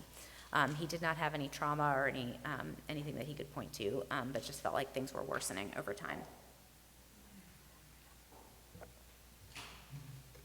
So these are his preoperative photographs. You can see very poor tip support, a ptotic tip, and he also almost has a little bit of a saddle on his lateral view, which again tells me, okay, he's a great candidate for use of a butterfly graft.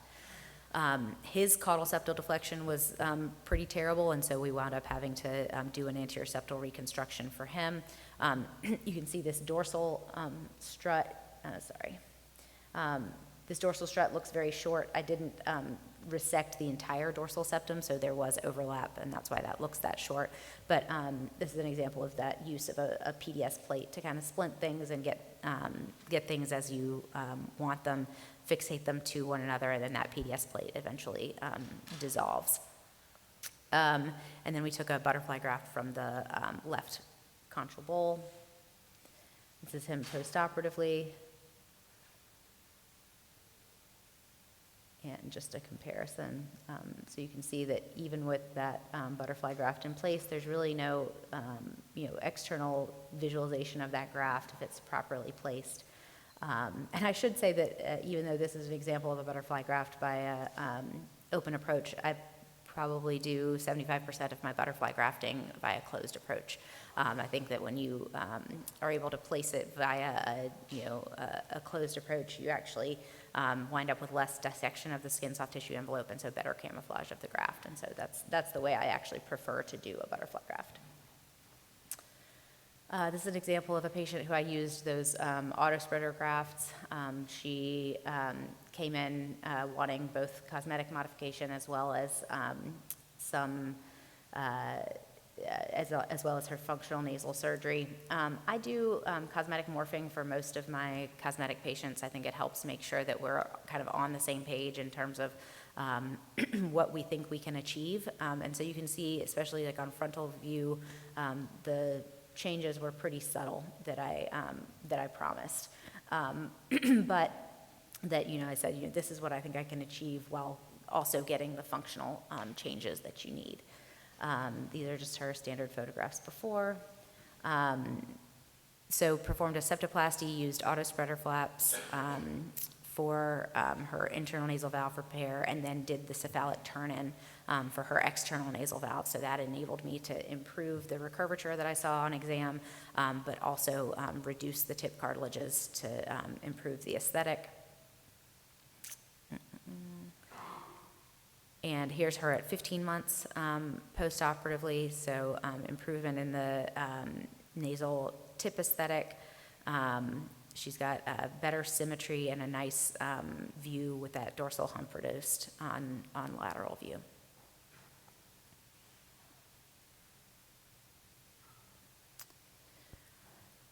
So now we're getting into some of the really tricky ones. Again, some of my younger patients are probably some of my harder patients to deal with because if you have such severe issues as a 15-year-old or younger, I think the youngest septorhinoplasty that I've done so far is 8 years old, you probably have pretty bad baseline integrity of your cartilages and things like this. So this is a gentleman who came in. He was a 27-week preemie and had a prolonged NICU stay. So there was some thought that his cartilaginous deformity that we saw, it's visible on here, but he had very asymmetric tip cartilages with this pronounced prominence of the lower lateral cartilage on the right. So his mom kind of was like, well, I wonder sometimes if this is from his prolonged CPAP use when he was, a little baby. Obviously, those cartilages are really, really pliable in a premature baby.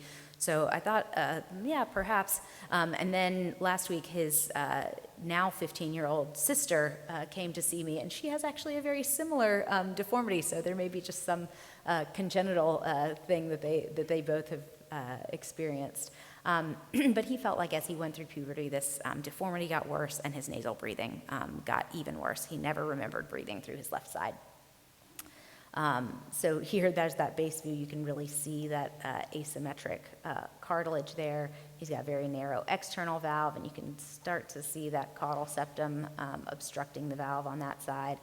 He didn't really say that he was extremely bothered by the appearance of it, but you kind of tell in his demeanor that he was constantly affected by this nasal deformity. So I took him to the OR. This is, a great example of the power of caudal septal replacement.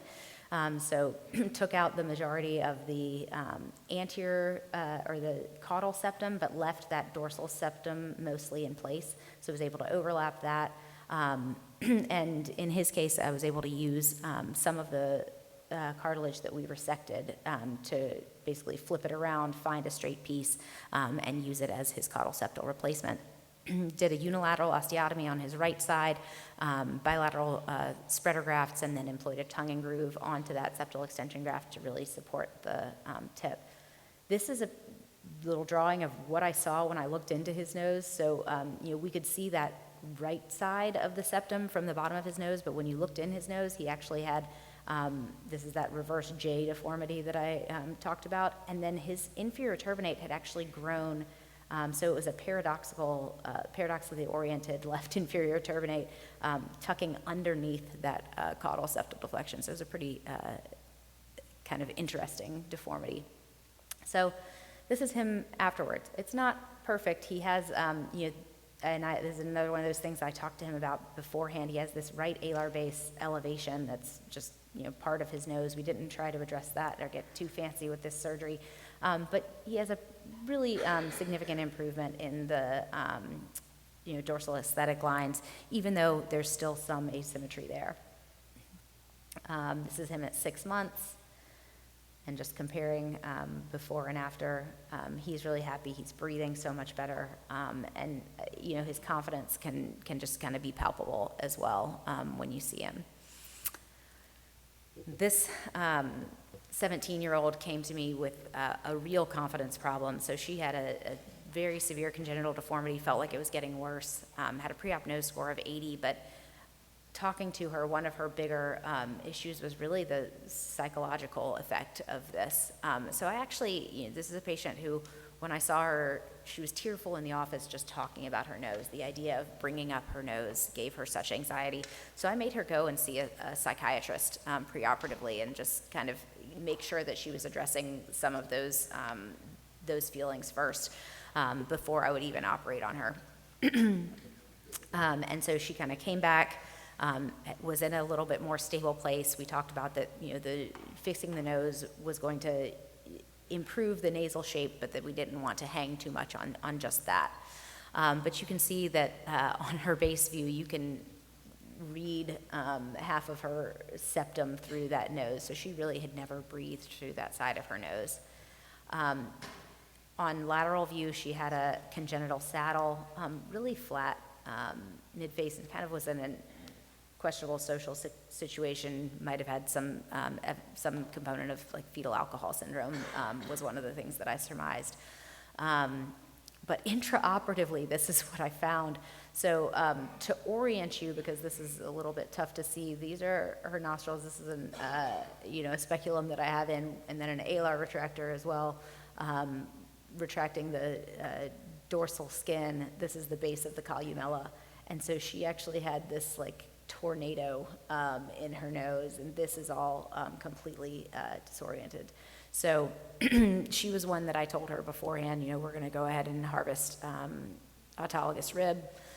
I was really glad that I did because I had a lot of cartilage that I needed to use. Did a kind of bilateral splinted caudal septal extension graft. We did spreader grafts bilaterally and then dorsal onlay with some perichondrium to help with that saddle deformity. So this is her at 6 months. Great improvement in her dorsal projection, and then the base symmetry, you can see into her nose and she can breathe. And so this was a big win for me for a really tough nose. It's a 55-year-old who came to me also wanting some cosmetic modifications. So he was not breathing well. He had had a motor vehicle collision in the 80s and had just never gotten anything addressed. And then following that had some nasal tip cellulitis. So he had this very pronounced cartilaginous deformity in addition to the very broad and heavy cartilages. So he's someone who, the first time I met him, I said, okay, we need to do osteotomies. We need to break those bones to get your nasal valve open. We need to address the overhang of those cephalic and heavy and broad tip cartilages in order to get you breathing better. But he also said, well, while you're here, I have never, liked my profile. You can see he has this almost kind of witch's nose. And so he was like, I want you to just make me look better while you're in there. And so we were actually able to preserve a lot of his native septal cartilage, just performed a caudal septal repositioning while retaining the native L strut. Did bilateral extended spreader grafts, so those went all the way down to splint that caudal septal edge, external nasal valve repair with those cephalic turn-in flaps and a tongue and groove technique, and bilateral osteotomies. And so this is him at 6 months. He's gone from a nose score of 80 to 15, and just feels like he's got a new lease on life. He says that he's like, I never noticed how much people kind of avoided looking me in the eye because they saw my nose first. But he feels like he's able to go and, in social situations, he's much more comfortable just because of his nose. And then I think this is my last case. Very interesting case, 51-year-old who also had some microcephaly, history of intrauterine growth restriction, minimally verbal at age 51. And so his mom brought him in and was like, he just doesn't breathe through his nose. And my first thought was, I don't want to do a septorhinoplasty on this poor guy. And so I really tried to avoid doing surgery on him. I tried to see if there was anything, breathe right strips, did all of the things that we do leading up to septorhinoplasty to try to make sure that we've maximized medical management and then some. But she kept coming in saying his snoring is disrupting everyone. They slept in the same room and she wasn't able to get sleep because of his snoring. And I said, I gave my spiel. Nasal surgery is not designed to cure snoring. Some people get improvement in their snoring, but she was like, he just doesn't breathe out of his nose ever. He's always got his mouth open. You can see he's got pretty poor dentition, which part of that may be from chronic mouth breathing. And so I said, well, let's get a CAT scan and just see, maybe I can just do a limited septoplasty and get him somewhat better. But this is what the CAT scan showed. So, this is what I couldn't get a great exam on him in the office because he's just, he's very childlike. And so this is what our CAT scan showed. And so once I saw this, I said, I really, the only thing that's probably going to help him is a true septorhinoplasty. So we went to the OR, and this is what I found when I opened up his nose. It was like shrapnel. The cartilage just didn't exist in the caudal septum. So I was trying to dissect, and every time I created a submucoperichondrial pocket, I found another fracture, and then I had to find my pocket again. Let's see. So here, this is the endoscopic view on each side of the nose, but looking in the left side of his nose, you can almost see this kind of taco-like curl, and that's what you see here. So it was probably the worst septum that I have seen, almost no usable septal cartilage. He was not someone who I was very excited about doing an autologous rib harvest on for kind of clear reasons, and so took out the majority of his septum and replaced it with a donor rib. Did a unilateral osteotomy and kind of helped modify the nasal bone component as well. But the majority of the work was just done by replacing the caudal septum. This is an example of what that looked like. When I build these caudal septal extension grafts or caudal septal replacement grafts, one of the things that I've learned is to over-project to start. And so when I build them, I make sure that I get them in the position that I want before I trim any cartilage. And so I always want to think of it being under-rotated and over-projected, because the likelihood is that as you close, you're going to pull the nose up slightly, and you'll have to reduce the tip. And so it's always easier to cut a little bit more of the cartilage off in situ than it is to try to recreate your construct. Again, this is where we started. This is where we wound up. You can see this is an example of how over-projected it was. I couldn't even redrape the soft tissue envelope adequately initially, and so I trimmed that down until we were able to get to the position that we wanted. This is him. Oh, I think it skipped the. Oh no, I pressed the wrong button. There we go. So this is him. Again, his preoperative photos were not great in the office, so just as an example of kind of what things looked like on the table before and then immediately after. And this was just a couple weeks ago, so I have a 1 week result for him. But I think even just his expression kind of says it all. He's already breathing better, even though I couldn't really suction his nose out. I did not put Doyle splints. I put Doyle splints in most of my patients after septal rhinoplasty. I didn't want to have to take them out in the office. I didn't want to have to take him back to the operating room to do it. And so for him, I put nasopore in both sides and said this will kind of dissolve over time. And I was hopeful that I would maybe be able to suction a little bit of that out in the office, and there was just absolutely no way that I was getting a suction up his nose. And so even with that, packing only just starting to dissolve, he's already feeling better, looking better, breathing better. So there's just his before and after. So just kind of to conclude, I think one of the things that I've learned is just that you've got to counsel your patient. When you see a patient and you know that they're going to need one of these more significant surgeries to address the nasal valve or the caudal septum, just think about how hard you think the surgery is, and then try to give them an expectation that that's how much harder their recovery is going to be. So if you're doing more dissection, more grafting, a longer surgery, they're going to have a higher risk of problems post-operatively, of small infections or things like that, and longer healing time. So this is a gentleman that I had to do a really significant surgery on, and this is his 1 week result. So coming to expect that some of these patients are going to look pretty severely swollen when you get that cast off at 1 week.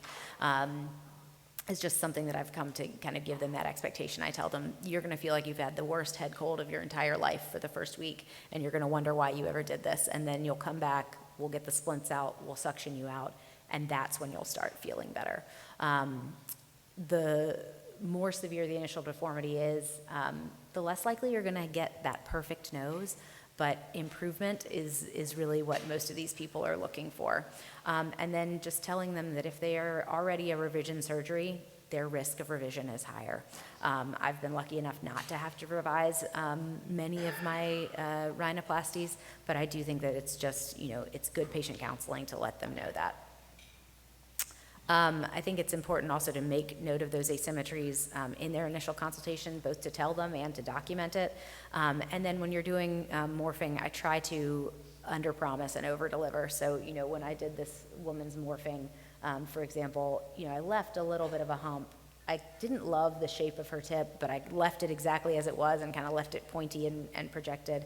And I think we were able to achieve just a nice, smooth, beautiful aesthetic in the end. And so she's thrilled. But if you kind of go the opposite way and you say, I think we can get just this a little bit better, it's much easier to do that in Photoshop than it is to do it on the table. And so I always leave, if somebody's asymmetric, I leave them a little asymmetric in their morphs, all of those things. And so just making sure that you're counseling your patients appropriately. So in conclusion, it's a really, really hard surgery when you're having to work on a caudal septal deviation and on the deviated nose in particular, and they're not going to be typically managed adequately by traditional septoplasty techniques. But really, the cartilage is responsible for the majority of the functional issues that require septorhinoplasty. And so remembering that all of these levels of collapse, stenosis, deviation can contribute. We have a lot of different techniques, and each patient is unique. And so I like to say that rhinoplasty is bespoke. It's a custom surgery. Nobody who comes into my office is going to get the exact same surgery as someone else. And so, really making sure that you appropriately assess the patient, counsel the patient beforehand so that you can get the result that you both want. And with that, I'll take any questions.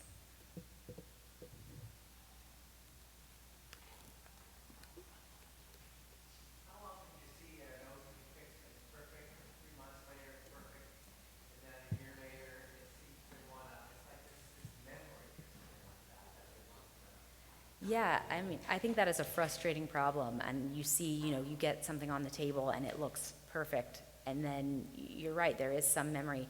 I would say that happens not infrequently. I would say for it to be severe is infrequent, but for there to be mild changes, I mean, I tell every patient, you're gonna keep seeing changes for at least the first year.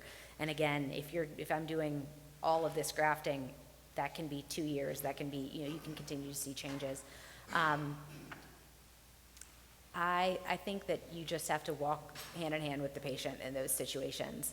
But I don't think it's uncommon. I think it's, you're always going to continue to see those little changes that happen.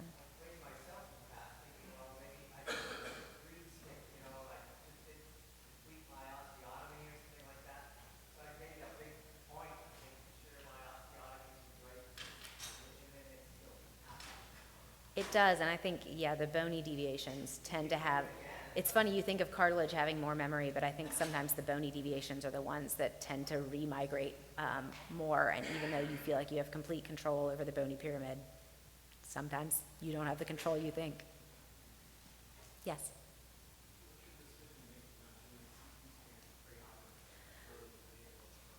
I do it very rarely.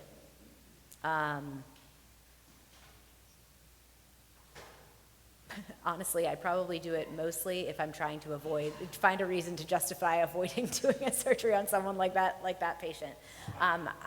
The majority of my patients, what I see on my exam is the most important part, and I've even stopped doing nasal endoscopy on the majority of my patients preoperatively. I think, like I said, the cartilaginous deformities are so much of what I address in my surgery that I know that if there's a posterior spur, I'm going to find it once I get in there, and so I don't worry about needing to subject them to a flexible endoscopy in the office necessarily if I can see where the majority of their problem is. Yeah.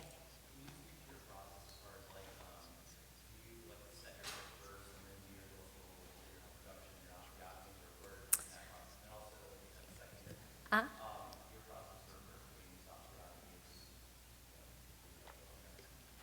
Sure. So I tend to do my osteotomies before I try to position the tip in any way. It's all connected, and so I think that setting your tip is probably the most finesse portion of a rhinoplasty, and so you want to do the grunt work before you do the finesse work. And so I think of osteotomies as more of like the power tools part of rhinoplasty, and then tip position is more of the art of it. And so I tend to kind of work my way down. I take the tip apart first. I release the upper lateral cartilage as I get complete, control of everything. I resect what cartilage I need to, and set it aside for grafting. And then I do my osteotomies. I tend to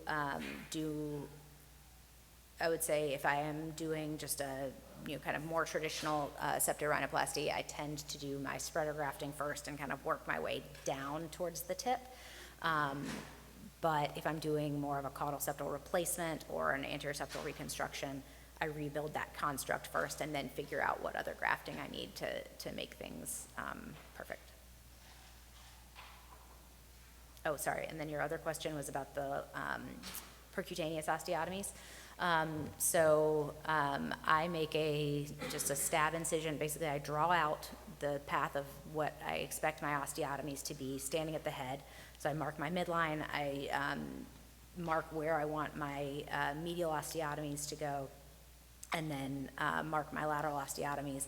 I pick a point basically at the midpoint of those, make a stab incision, use a 2 millimeter osteotome, and kind of postage stamp my way down towards the caudal edge of the nasal bones, and then I come back up to kind of get up. And I in a lot of patients who have more significant dorsal asymmetries, I wind up kind of making more of a transverse osteotomy as well there.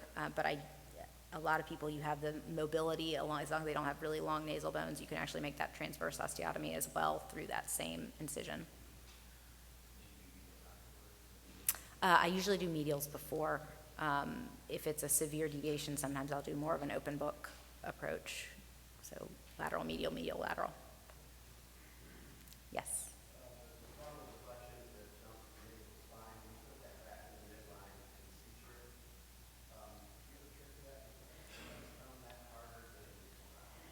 Yeah, so sometimes you have to reduce the nasal spine in order to get it in position, so taking a rongeur and taking that down.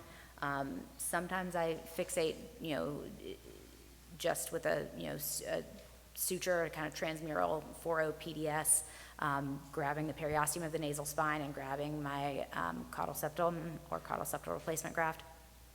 A lot of times I will again, use an 18-gauge needle and kind of drill a hole in the nasal spine. And when I do that, I try to pass usually a nylon through that and fixate it with a permanent suture in that way.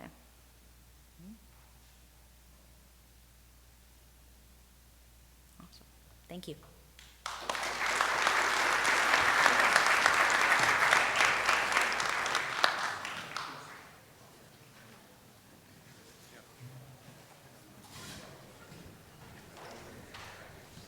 All right, I'd now like to introduce Dr. Mark Ginsberg.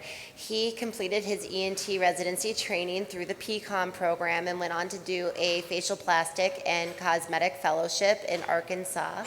He now practices facial plastic surgery in the Philadelphia area and has academic associations with both the PCOM program as well as Drexel University. And today he is speaking on structure and preservation rhinoplasty. Welcome.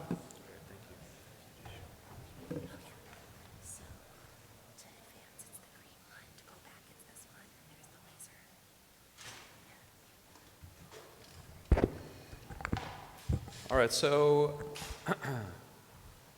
I'm going to talk about some new thoughts about rhinoplasty, which are, as you'll see, actually old thoughts.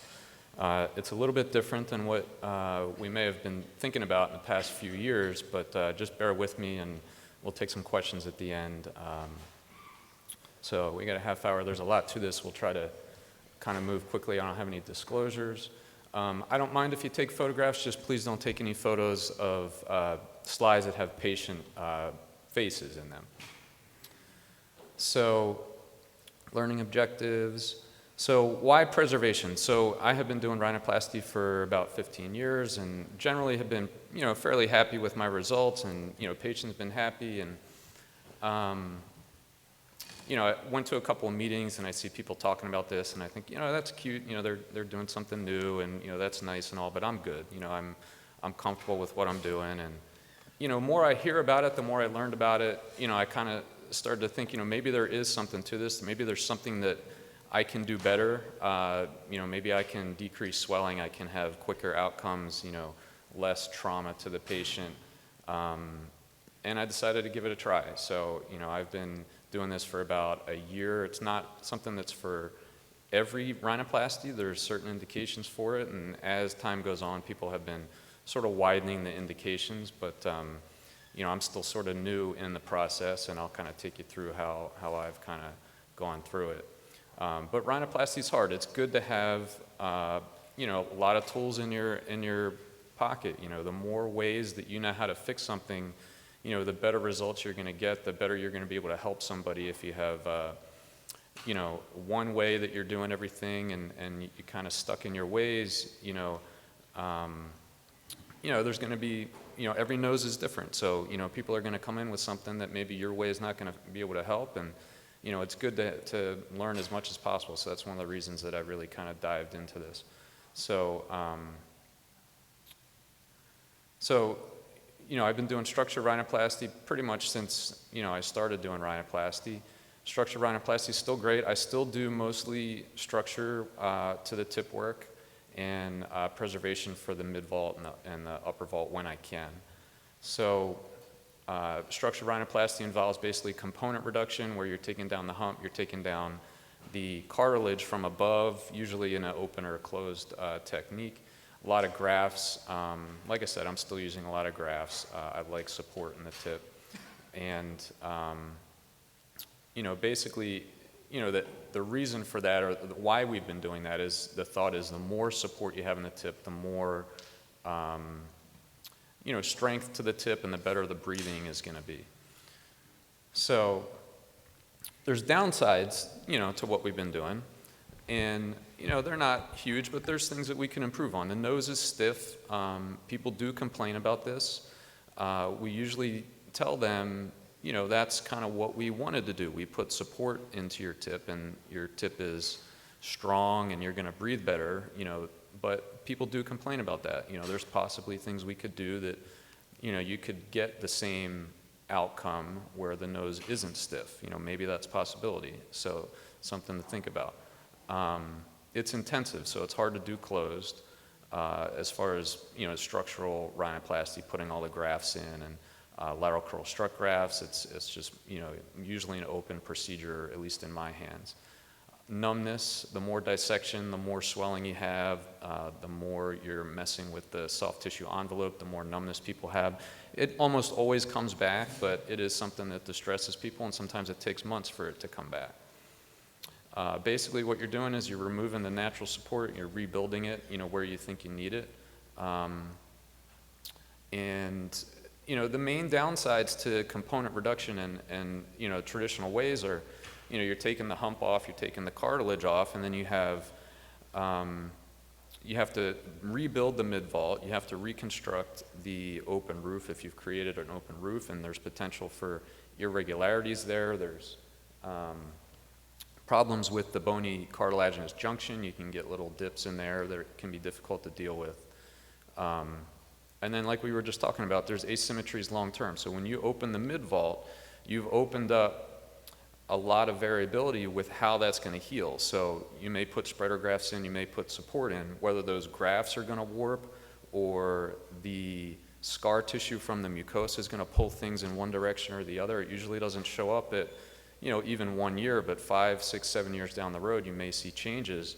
And it makes you think, maybe if I could do something where I didn't have to open up that mid-vault, maybe I could avoid those types of things. Bony callus formation, anytime you're doing osteotomies or taking the bony hump off with whether it's a Rubin osteotome or whatever your technique is, that's got to heal, and it doesn't always heal smooth. Sometimes you get bony callus formation, we have to bring the patient back. Usually in the office, I would traditionally just kind of rasp it down in the office with some local, but again, something that, potentially could be avoided. And then long-term soft tissue contracture, like I mentioned.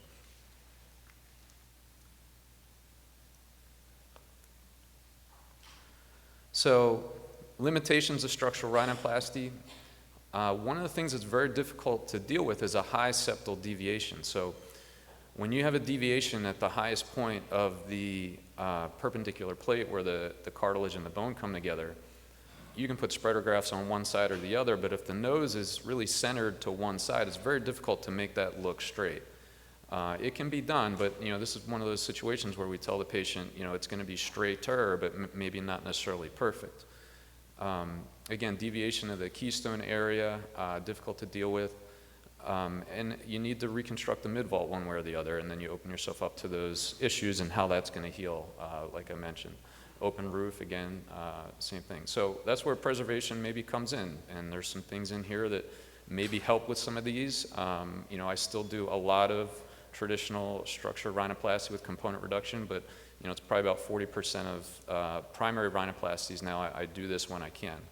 And it's not one procedure. This is a group of ideas and sort of strategies to try to improve on some things and get faster healing, better healing, retain the more sort of natural anatomy of the nose while still getting to where you want to be in the end. So there's soft tissue preservation. There's times when you can leave the skin attached, and that's a huge thing because that soft tissue contracts over time. There's studies done by a guy named Aaron Cousins, and he's done ultrasounds that shows how the soft tissue envelope changes in the long term, and it's a real thing. And this is one of the reasons that those results will change. You're happy with things at 1 week, and you think you're a hero, and the patient's happy, and then they come back 5 years later, and something's changed, and it's like, what happened? I did everything good. It was good when we left, but this is a real thing. This happens, and it happens over the long term. There's dorsal preservation, there's bone and cartilage preservation, or you could just preserve the cartilage. It's up to how comfortable you are with it and what your strategy is. And then there's also thoughts on tip cartilage preservation, so not resecting cartilage, keeping the natural cartilage there. You don't have to do a cephalic trim to get tip rotation, and I'll show you some thoughts on that. So in a nutshell, this is what we're talking about. So the first part of it is you would do a septoplasty, and we're talking about basically taking the hump down from below. And you can do it a couple of different ways. So there's basically 3 different ways. There's a high strip, there's low strip, and there's mid strip. This first picture up here, this would be a high strip, this is a low strip. So a high strip is simply you're taking the mid-vault, you're separating it from the septum, and then you can incrementally take down the septum similar to the way you would with an open approach where you have the cartilage, the upper lateral cartilage splayed open, but you're just doing it under that roof, and you've kept that roof intact. This low strip technique is a variation of a caudal septoplasty, so like a swinging door septoplasty. So what you're doing is you're going to take a strip out here, this is the low strip, and then you're going to make room back here. You're completely separating the septum from the perpendicular plate, and then you need to take some of the cartilage or bone from underneath the bone.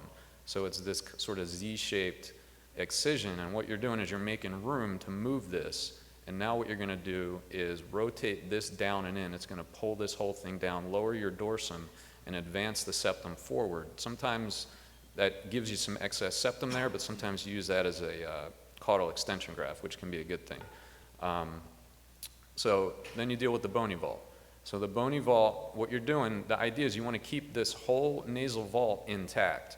So that way you've not got any trauma to the dorsum. You don't have bony callus formation, you don't have an open roof, you don't have to deal with these things, and you're going to have a more natural dorsum. And the goal is, for people that have very nice dorsal aesthetic lines, that's kind of where this came from. If you have really nice dorsal aesthetic lines, why would you want to go and take that apart and mess that up? So if you could keep that intact, that's really where this started. And like I said, the indications have kind of widened from there. But as you can see, you're going to make low-to-low osteotomies. You make a transverse osteotomy. You make a radix osteotomy, and the same on the other side. So you're completely separating the bony vault from the face. And you can then push that down. You can do an asymmetric letdown, and in a deviated nose, you can push it over. But all of this is intact. So it seems like it's less stable, but you can argue that it's more stable because all of this bone is intact. Once you've created that space, then you can just kind of push that down, and like I said, you do it incrementally, and you start slow, and you get more comfortable as time goes on with how much you can take. But you maybe take a millimeter or two, and then you take a look at it, you push it down, and you go back, and you take a little bit more if you need to. So again, this is not something new. So some of the first rhinoplasties that were done, were done this way. So Goodell, before 1900, in the 1800s, this is one of the first push-down techniques. So push-down technique, I'll explain. A letdown is a variation of, this is how you would take down the bone, basically. But these things were done a long time ago, over 100 years ago. Cottle was in the 50s and 60s, and this is what he did. This is how he did rhinoplasty. And then it kind of fell out of favor for a long time because it was difficult to teach, I think. So a lot of these were being done closed, and it's hard to see the structures, and with open rhinoplasty and teaching institutions, it's easier to train residents and fellows that way. And I think that's one of the reasons that it fell out of favor. Until Yves Saban, who's a French guy, who had been doing this for a long time, he mainly does high strip technique, started writing and talking about this back in 2018, and then it seemed like during COVID is when it sort of spread, where everybody had some time to sit around and start thinking about things, and they weren't working a whole lot, and that's when this really kind of took off. So again, this isn't for everybody. You're looking for a patient with nice dorsal aesthetic lines, at least, to start with. This is the one that you want to kind of, start thinking about, maybe can I keep this intact? Do I have to mess this up, or can I lower this, in a less traumatic way while keeping all these structures intact, and then I don't have to worry about how this is all going to heal or contract. So you can do this in wide noses. Even though you keep that bone intact, there's a variation that I'll show you that you can do certain wide noses, called a Nishida maneuver, named after the guy that started doing it. And again, you can just preserve the bone, you can just preserve the cartilage, depending on what the nose looks like. If you want to just shave off the bone and then do a preservation technique for the cartilage, you can do that.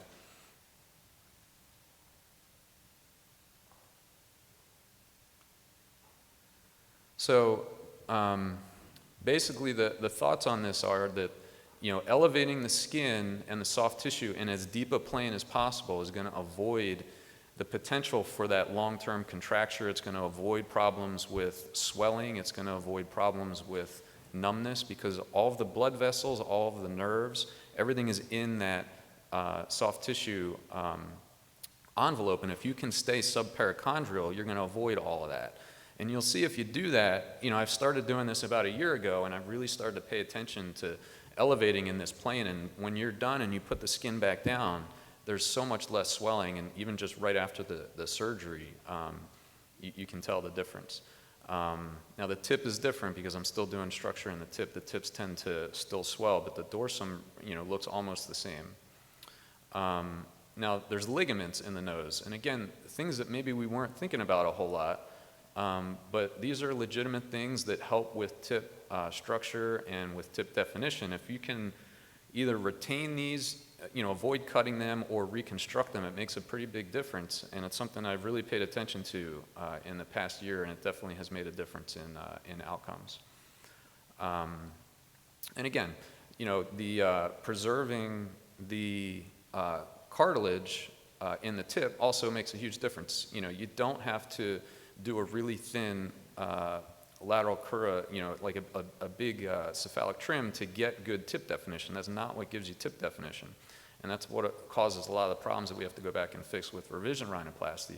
You can keep that whole thing, depending on the patient's anatomy, and you can get good tip definition. You can narrow the tip, and I'll show you some of the techniques that I've been messing around with lately that can do that.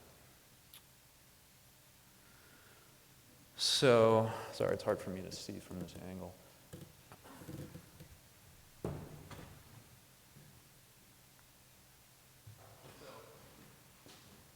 again, some of the stuff that I've already touched on. You know, with dorsal preservation, you avoid the open roof, you have more stable nasal bones, and you know, avoids a lot of those problems like the inverted V deformity. You know, you won't get that, you know, with this. The downsides are there is about a 4% chance of having a residual hump. Now, the residual hump happens either because you didn't resect enough underneath the hump, and you know, you can kind of fool yourself in the OR when you're pushing it down, and you kind of push on it and you think, oh yeah, you know, that's down low enough, when it's really not. And then when things heal, that kind of, you know, hump reappears. Or you can have a recurrent hump where sort of the cartilage springs back up. So there's different ways to avoid that. There's blocking points that block you from pushing things down, and I'll kind of go over some of those. There's also suture maneuvers that you can do to hold things down. But ideally, you know, if you release everything and you push down, it should stay down, you know, without sutures. I think in the beginning, you know, certainly for me, you know, I was putting a lot of sutures just to crank it down, just to be sure, and you know, I really didn't want to have to deal with any residual humps. You know, if it's done right, you really don't have to do that. So another thing is you're doing a radix osteotomy, so you have to be really careful when you do this. The bone there is thick, so when you make the cut, you have to be severely beveled, and that way you just allow the radix to slide down and it doesn't drop. Now, if you want it to drop, this is a great way to do that. So if you have somebody with a high radix, this is a great maneuver to lower the radix rather than trying to get in there with a radix rasp and osteotomies, you know, trying to lower that. So in that case, you would just make more of a vertical cut and just let that fall down. It's a steep learning curve. So, you know, again, I had been doing the way that I've been doing it for 15 years and been happy and comfortable, and to do this, you know, was a step outside of my comfort zone. So, you know, I took a lot of courses. I probably studied this for a year before I actually tried it, but, you know, it's not an easy procedure. It's a completely different thing than what you're used to for the most part, you know, depending on what you do. And I'll go through the progression of how, you know, I would recommend that you do it if you're going to try to learn this. So the idea is basically that, you know, the bone and the cartilage, where it comes together there, is a joint that you can flex.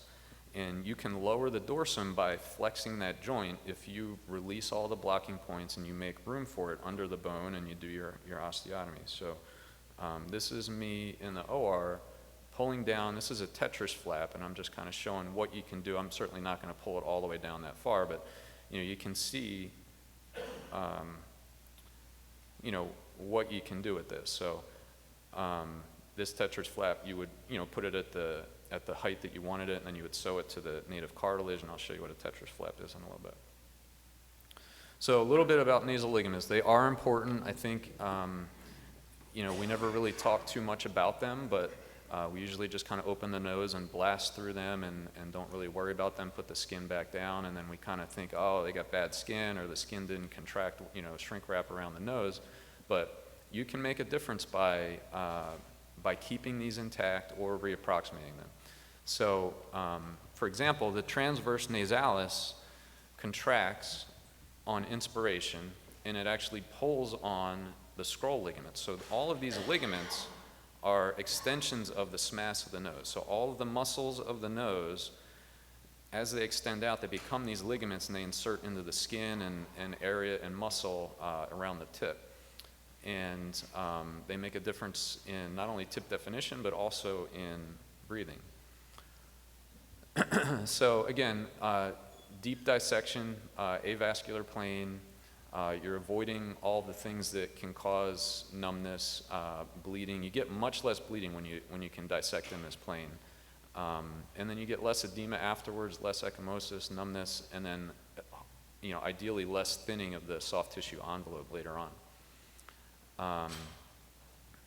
So this is the Petangi ligament. So this is one of the important ones. This is extending from the supertip skin, so basically the end of the SMAS, and it comes down, it splits around the tip. Anterior part goes down to the orbicularis oris, and the posterior part goes down to the depressor nasi septi. So, this is a big factor in nasal tip support, but also tip definition. So if you have a thick-skinned person and you cut this, then it's going to be difficult to retain or regain that super tip break and the tip definition. So you want to make sure that you sew this down. If you reapproximate this, you'll notice a big difference in that super tip break. If you have a really thin-skinned person, this can actually over-define the tip. So sometimes it's beneficial to just go in and cut this and let that kind of spring up, and in that thin-skinned person, give them a little bit of a smoother look. So this is the anterior limb of Patengi's ligament. You can see this coming down. Again, this is between the medial crura here. Usually we would just open this and just come through this and say, oh, that's just some fibrous tissue. That's actually a ligament there. This one, I usually don't reapproximate. Usually whatever tip support I'm putting in is going to take over and do whatever that was doing. There is a horizontal portion, so if you really pay attention when you're opening the nose, there's a horizontal portion of Patengi's ligament that overlies the anterior septal angle. Again, you don't have to reapproximate it. I'm just kind of showing you that it's there. There's just anatomy that we usually don't think about. This is the interdomal ligament. Again, you're usually coming through this if you need to get to the septum and open the mid-vault. You don't reapproximate this, but whatever tip support you're putting in, whether it's a extension graft or strut graft, is going to take care of that. So this is not a rhinoplasty. This was a Mohs case that we were doing. I just thought the anatomy was nice, so I put it in here. So the scroll ligaments, this is the lower lat here, this is the upper lat, and then this would be the nasal bone. So the scroll ligaments have horizontal components that go between the upper lat and the lower lat, but they also have vertical components that attach to the skin. And this vertical component is responsible for giving you tip definition. It's going to give you that crease and that hold that skin down around the tip. So this is another one that's important. So Patengi and this one are usually the three that I will try to either leave alone. This one you can usually do what you need to do while keeping it intact for the most part, but if we have to come through it, I'll reattach that. The piriform ligament is at the junction of the nasal bones and the upper lats, and that also attaches to the skin. This one's not as important. Usually you have to open this for the way that I do osteotomies. I use a piezotome, which you need a little bit more exposure, so I'll usually come through that. You don't have to necessarily reapproximate that one. All right, so how to deal with the cartilaginous vault. So like I said, Yves Saban started with this high strip. You release the mid-vault, you take a little strip. If you're rasping the bone, you may just do a cartilage only, or you may do your circumferential osteotomies and then you just push everything down, put some stitches in to hold it. Mid-strip is something that was come up with by a guy named Ferreira and Toriumi. Tetris flap was a guy named Nieves who's in Spain right now, or Portugal now. So low strip, again, started by Cottle. It was modified by an Italian guy. They call it SPQR now, which is sort of a play on words. He's an Italian guy, and that's what the Roman military initials were. But that is basically what this is. This would be like a SPQR or a low strip technique. So a little bit more about the high strip technique. It allows for incremental lowering. This is probably the best one to start with. This is the easiest one. You're basically going to take the mid-vault off of the septum, and then you're going to take a strip. You're going to take a look, see how low it goes, see if you need to take a little bit more. You can straighten a deviated nose with this, so if the septum happens to be a little bit off, what you can do is leave a little ledge underneath the septum. When you're coming under the mid-vault, instead of coming right directly under, leave a little ledge there that's hanging down, and then when you sew it, you can put it on one side or the other of the septum below, and you can straighten out some deviation that way if you need to. The nice thing about this, and the reason I would suggest you start with this, is you don't burn any bridges here. So if you're uncomfortable or you're just not getting what you want from this, you can easily convert this to a component reduction and do it the way that you were doing it before. It also, one of the reasons that I like it is because, again, I do a lot of cartilage structural work to the tip, and you've still got all this cartilage that you can harvest. So this is a cadaver model. So you see the hump here. First cut comes right under the mid-vault. Second cut is where you're actually excising a strip. Now, underneath the bone, most times, there is cartilage there. In an older person, it may have ossified, but the tissue underneath the radix is most of the time cartilage. So you can usually get that with a knife. If you can't, then you put a rongeur in and you take a little piece. I usually just do it with a osteotome because I don't like to take too much out.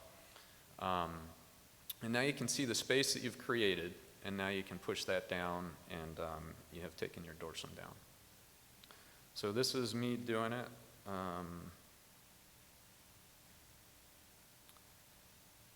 So you notice I'm starting not at the anterior septal angle. So I'm opening this right where the upper lateral cartilage attaches to the septum.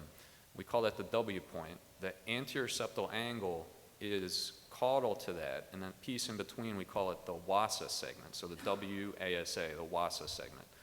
You don't want to cut the WASA segment, because if you take too much and you push this down, you go back, you may have a saddle there. So what I like to do, and what I would recommend, is that you leave that intact.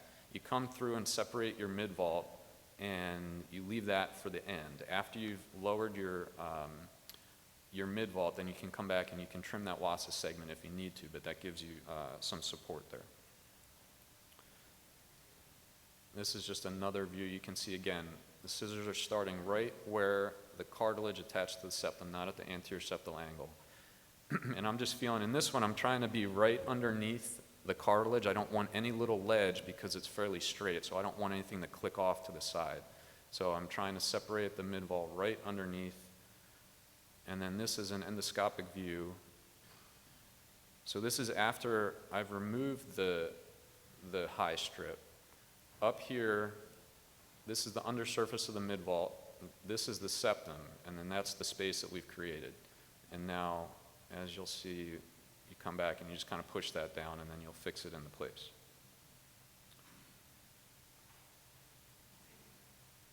So after you do that, like I said, there's blocking points. So you have to do this maneuver. This is called a ballerina maneuver. So what we're doing here is, this is the nasal bone, this is the upper lateral cartilage. We've lowered the mid-vault, but this is going to kind of hang it up. So you have to release the upper lateral cartilage from the nasal bones. The nasal bones actually overlay the cartilage. The cartilage runs up underneath the nasal bones about 6 to 8 millimeters. So you can either cut through this, but what I like to do is with a caudal, I kind of separate it and keep the cartilage intact. I kind of run up underneath the nasal bones and release that. And this is really helpful if you think about it. When you have a deviated nose, that cartilage is up under that bone asymmetrically. So when you're trying to straighten that nose, that cartilage is still kind of caught under there. So if you can release that on both sides, so if we're doing an asymmetric letdown, you release that, it really allows that mid-vault to shift and turn and help with correcting nasal deviations. So here's an example. This is on the table result. This is what we did. So this was a high strip. High strip here. We still harvested enough, plenty of septum for what we need in the tip. I always put this bony graft here at the L strut to support it. It's usually a piece of perpendicular plate, drill some holes in it, and it gives good support because I'm doing either tongue and groove or I'm doing some sort of tip support that puts tension on that L strut, and I don't want that to buckle. So I do this in almost every case. In this case, this was an Ishida maneuver, so I did not do the circumferential osteotomies. What I did was a V-shaped cut. So I use a piezotome to make the osteotomies, make a cut just around the bony cap, and then you can push that down as that's still attached to the cartilage. So we have the high strip, the V-shaped cut, we push the bone and the cartilage down, and then I can still do lateral osteotomies to narrow the nasal bones. Down here we preserved cartilage. This is an Osmond flap, basically a push-under flap. You make your cephalic trim, and then you take that cartilage, dissect underneath to dissect the vestibular mucosa off of the lateral crura, and then you just slide it straight under and put a stitch in. It doesn't disturb the scroll ligament. The scroll ligament's still attached to the upper lat and the lower lat, and it gives support. And somehow, even though that may be concave most times, when you slide that underneath and sew it in, that lateral crura becomes flat. So here's some examples. This was a high strip. Not a huge hump. These are ones that I would recommend you start with. So you start with good dorsal aesthetic lines, not a huge hump, and certainly reasonable patients. So you don't want to have that nervous patient be the first one that you're trying something new on. Another high strip. Again, not a huge hump.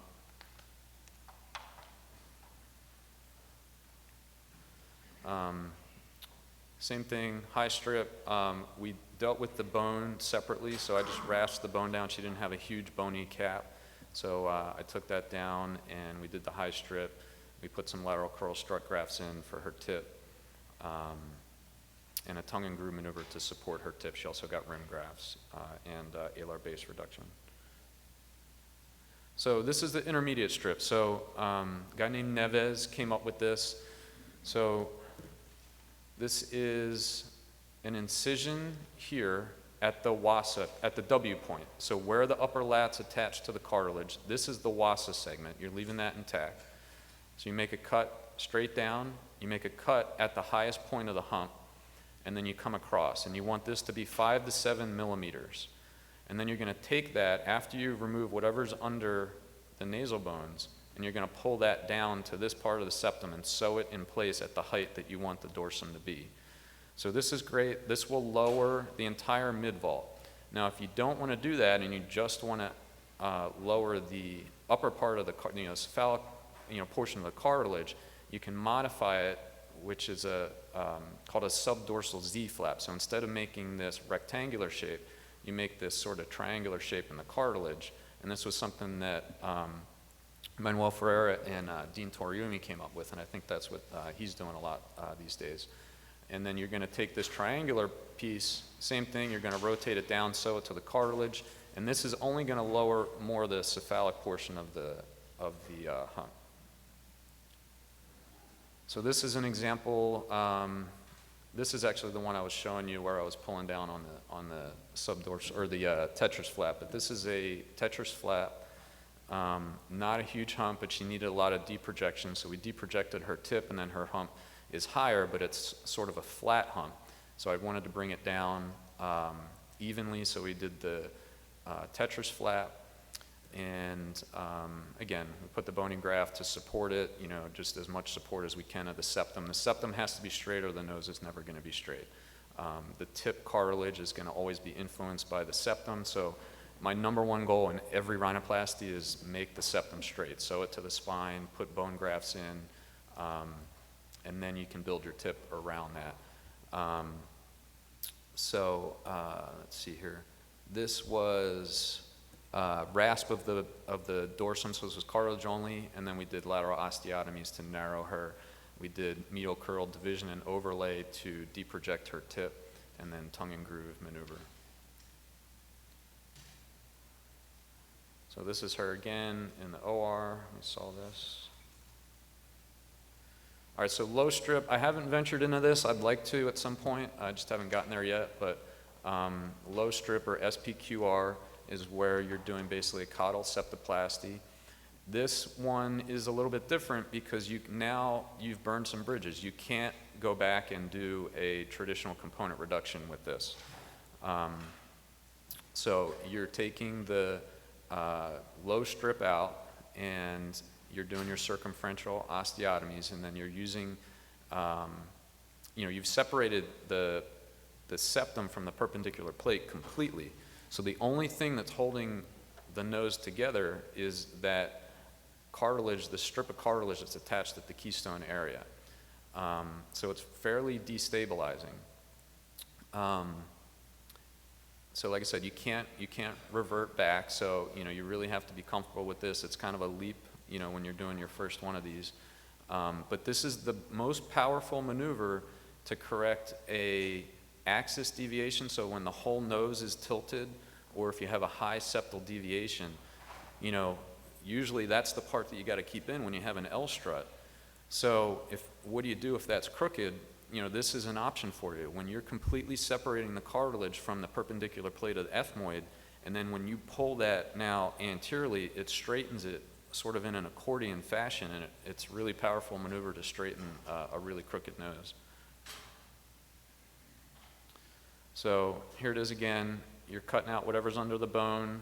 You're cutting a low strip, and then you're separating this completely from the bone, and then you're going to pull this forward. And you're going to do your circumferential osteotomies, and then everything is loose. And then when you pull on that, you know, it's completely free, as you can see here. You know, you pull this, and this whole thing will rotate forward, and the hump will come down. And if it's crooked, like I said, it will straighten. But you're dependent on the support being where you're going to sew this to the maxillary spine. So you're going to put 1 or 2 stitches here, and that's the only thing that's holding the nose up. So the bony vault, there's a lot of different ways you can deal with it, from small humps that you can just do surface techniques. You can do that with a rasp or a piezotome or a drill. There's cartilage-only techniques, like I said. There is circumferential osteotomies, and you can do a push down or a let down, and I'll show you some pictures of that. We talked about the Ishida as well, which is another option, but something to pay attention to when you're doing this. So the shape of the hump. So if you think about it, you're going to push this hump down, right, and it's just going to go straight down. Now if you have an S-shaped deformity, so we map out these points, nasion, the kyphion, and the rhinion. If it's an S-shaped hump where the highest point of the hump is above the rhinion, you push this whole thing down, you're still going to have a hump, it's just going to be lower. So in this case, you have to do something with the bony cap. So you can do that Ishida maneuver that I showed you, or you can just simply rasp it off, and then you can still do preservation after you get that out of the way. This type of hump is ideal, similar to the one that I had showed you with the Tetris flap, where you can just, you know, push this down and it's going to be nice and smooth.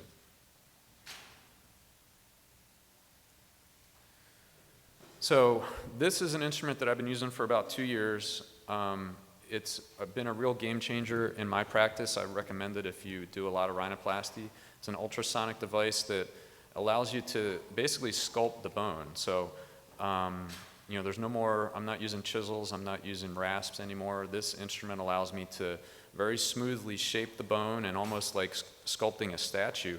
You know, there's, you know, lateral bony irregularities that you can smooth out that, you know, before you might have been trying to do with a rasp or with osteotomies. But this makes it a lot easier. You can also use this, there's different tips for this, but you can use this for osteotomies. It gives you really nice stable osteotomies with very little bleeding. So this has been great, and it's really helpful for some of these preservation techniques. So this is the difference, how you would deal with the bone. So you can do either push down or you can do a let down. You do your circumferential osteotomies, and then you can either pinch this together and simply push the nasal vault down, or the nasal bones down into the nasal vault, similar to here. You can do this for small humps. You have to worry about how much bone is actually sinking down into the nasal vault, because that can affect breathing. So you only do this for humps, usually 4 millimeters or smaller. Now, if it's bigger than that, then you need to do a letdown. So you're actually doing an ostectomy. You're taking a piece of the bone out and allowing that to then fall down and reapproximate. Now, one of the things that you're probably thinking about, that I was thinking about for a while, is how the heck do I know how much and how can I be precise in taking this down to make it so that my hump is going to end up where I want it to be? So this is actually just to make space for the bone to move down. You don't have to be exact with this. What's the limiting factor in how far your hump is going to come down is how much you've taken from underneath the septum. So the septum is holding all of this up, and that's what's going to determine the height of your dorsum. So the Ishida maneuver, I talked about this. If you want to preserve the bony cap, you make this cut here, and then you're going to push that down along with the cartilage. You can still make lateral osteotomies. This is a video of me doing it. It's kind of hard to see the osteotomies, but you'll see I'm pushing down on that V shape, and it's pushing down with the cartilage together.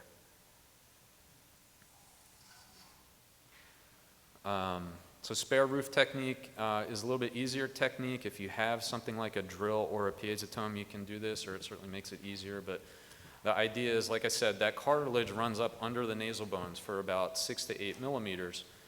and that's a spare root. We call that the spare root. So what you can do is you can take the bony cap off and basically gradually kind of shave that down so that that cartilage underneath now becomes the new dorsum.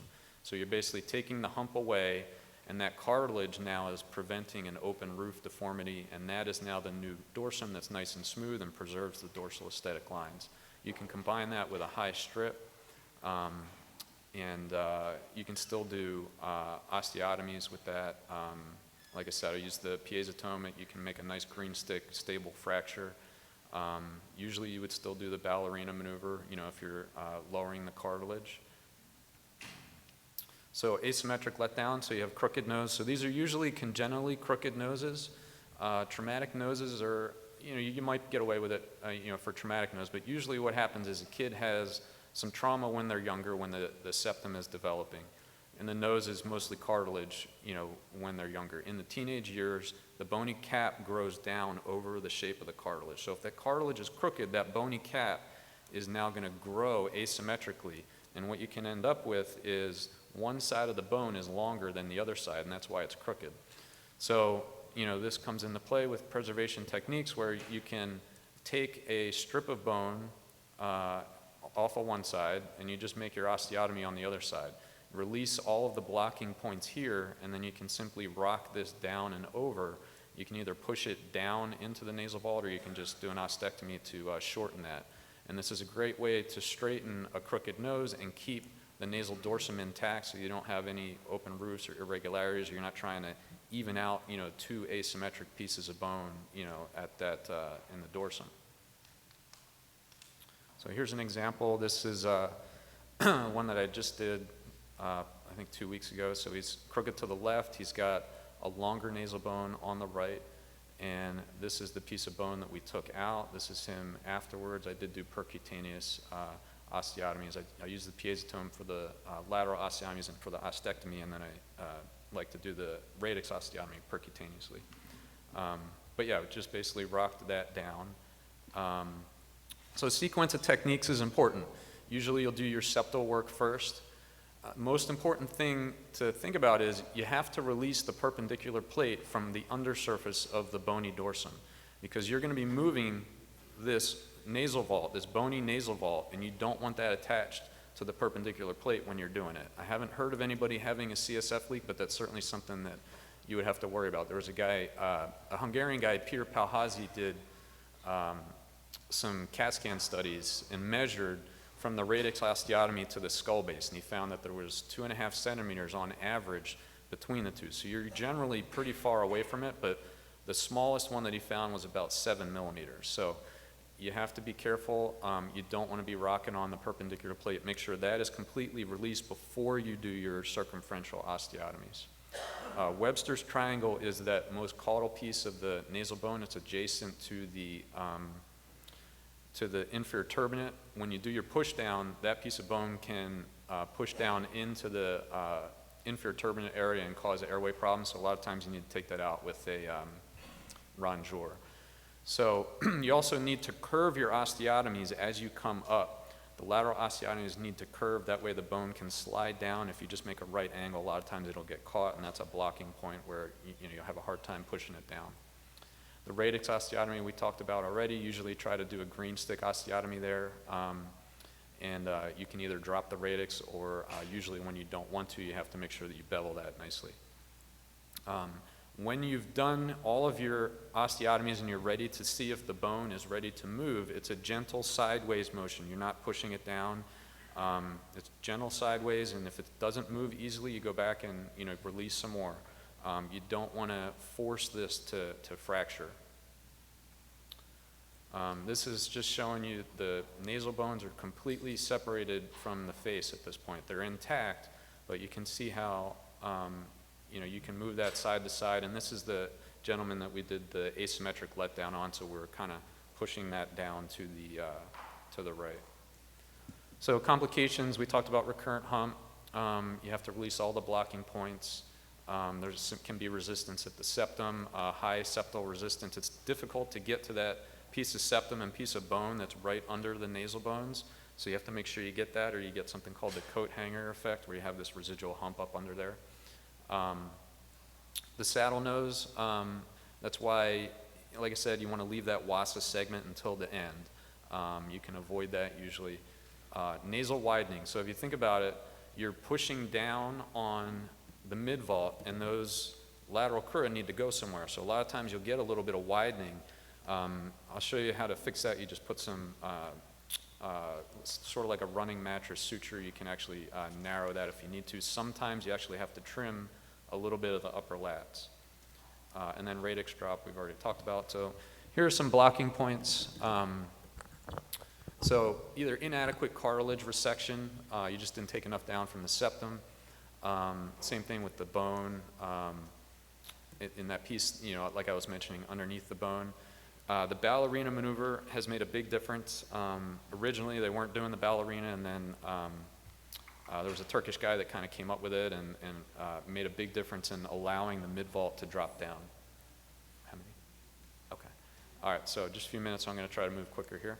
But yeah, you got to release all these blocking points. My current philosophy is a blend of the two, preservation if I can, and structure for the vault, or structure for the tip rather.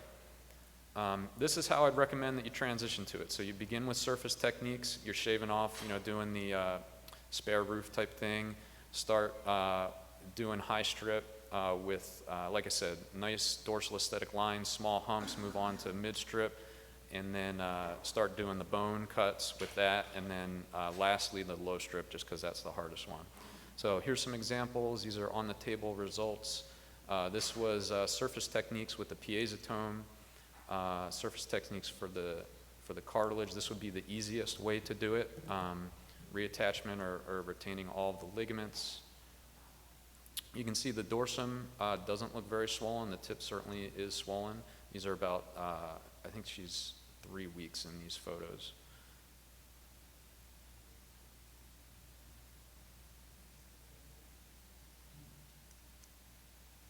This is what we did for her. So surface techniques, structure to the tip. We did the Osmond flap.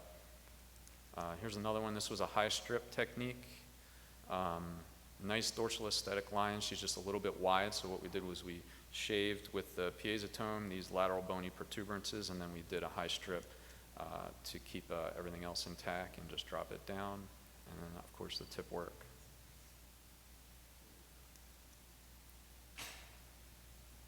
And that's what we did for her. And that's it. So I'll take, do we have time for questions or no? Okay. You guys can find me later on if you have questions. I'm happy to discuss, or email me. This is my email. You know, I'm happy to discuss further.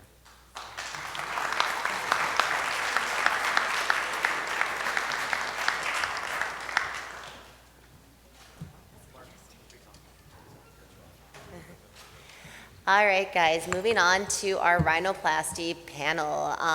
So I'm going to introduce our panel moderator, George Miguel. Many of you know him. He did his residency through the Henry Ford program, and now he's practicing in the Troy area. He completed a facial plastic surgery fellowship as well and is board certified both in ENT and facial plastic surgery. He also works really closely with our residents who all say great things and enjoy working with him. So enjoy the panel. Good afternoon, guys. Thank you. So it's kind of ironic. I arrived here yesterday, and I began to lose my voice last night. So losing your voice in an ENT conference, I think, is kind of interesting. So I will do my best, and I apologize if my voice will crack out here and there. So thank you. Go ahead. How do you push? Oh, did I go back here? All right, so thank you to the panelists that I'm here with today, and they had 2 great talks, so I appreciate that. And for disclosures, no disclosures to show you guys. And really the objective today is to pretty much, we talked as a panel and to present cases in regards to difficult revisions, and the beautiful part about rhinoplasties, as you know, is there's 101 ways to skin a cat.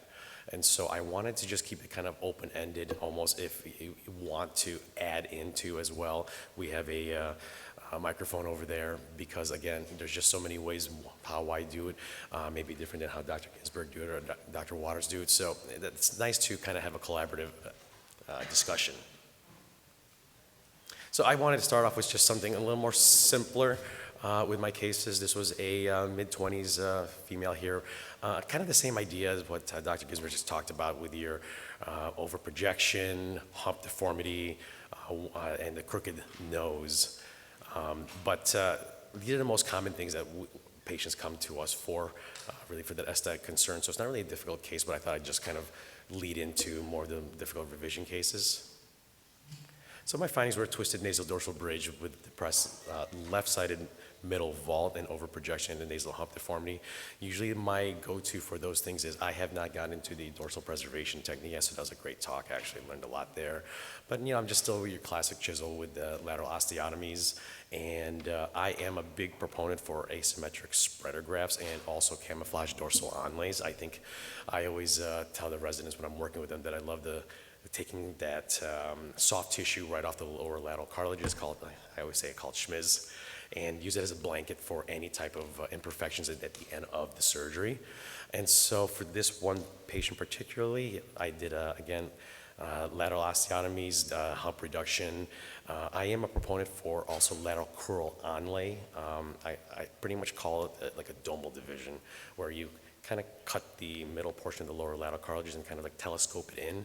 I feel like that's a great move to deproject the nose, but also maximally cephalically rotate the lower third of the nose, and also prevent what we call the parentheses deformity, because it can kind of flatten that lower lateral cartilages. I was taught to put a strut in everybody. I did not believe that at first. I learned that in fellowship, but in the first couple of years, I did not put some struts on some patients, and these patients returned back to me about a year or two afterwards, claiming that their tip had dropped. I always thought that the resiliency and the strength of a lower lateral cartilage is all you needed. I would do the interdomal sutures to strengthen it, but some of these noses were beginning to drop, unfortunately, so I'm a big proponent of putting pretty much a strut in everybody. I know Dr. Waters talked about caudal septal extension grafts. Same idea, just pretty much keeping that nasal tip up. So for this patient here, just like what I told you about, this was her 3-month post-op. Sorry about the one blurry vision on that one side there. But asymmetric spreader graft again on the left side with the dorsal onlay, cephalic trim with the lateral crural onlay, or I call it dome division strut, and she was happy. Here's a patient now, saddle deformity. So this was a revision rhinoplasty that I did from another surgeon. She came with difficulty breathing. She was about 4 or 5 years post-operative and had to live with this saddle deformity. She did not want to go back to her previous surgeon, and also, again, aesthetic concerns with the lower third of her nose. Was her first surgery, was her first surgery, now is it on? Okay. Was her first surgery cosmetic? Yes, it was. They left those tip cartilages like that? Correct. Yes, yes. And remember, she also, like I said, sat on it for about 4 or 5 years. And the reason why she came to me was really difficulty breathing. So it was kind of an interesting case. And at that point, she said, well, is there anything else you can do to make it a little look better? I'm like, yeah, I think we may be able to make it look a little better. So the findings of this patient was a severe saddle deformity. Pretty much the whole middle vault had collapsed. Again, like what Dr. Waters talked about, wide lower third, and there was a conservative cephalic trim on her and just really under-projected, unfortunately. So with her, this is where I did a cadaver rib cartilage on her. So pretty much, and this is what honestly was one of my first cases coming out after fellowship. It probably took me a good 3.5 hours and a lot of it was just whittling away at that dorsal cartilage, just trying to make it perfect for her. I secure it with a 5/0 clear nylon, and that's kind of like what I've always been taught to use both in residency and in fellowship. Again, with her, she really was just a conservative cephalic trim. So I did a more aggressive cephalic trim. However, I always leave for women 6 millimeters, men 7 millimeters, just to avoid an overly pinched tip. And again, the strut, if you look at her side profile as well, she does have a little bit of a hanging columella. I am a big proponent too for removing the anterior caudal septum resection. That's a technique that was that's talked about by a guy named Roland Daniel, who had that book. And he loves to take off just 1 to 2 millimeters of the anterior caudal septum to kind of bring up a hanging columella appearance, but that will also help to cephalically rotate the lower third of the tip. So with that being said, I did not do any other spreader grafts or any lateral osteotomies. So again, this was her at about 3 months post-op. Again, this took me a good 3.5 hours. Just honestly, it was just getting that cadaver rib cartilage perfect for her nasal bridge. I'd like to open it to the panel what they think about for saddles and like your go-tos.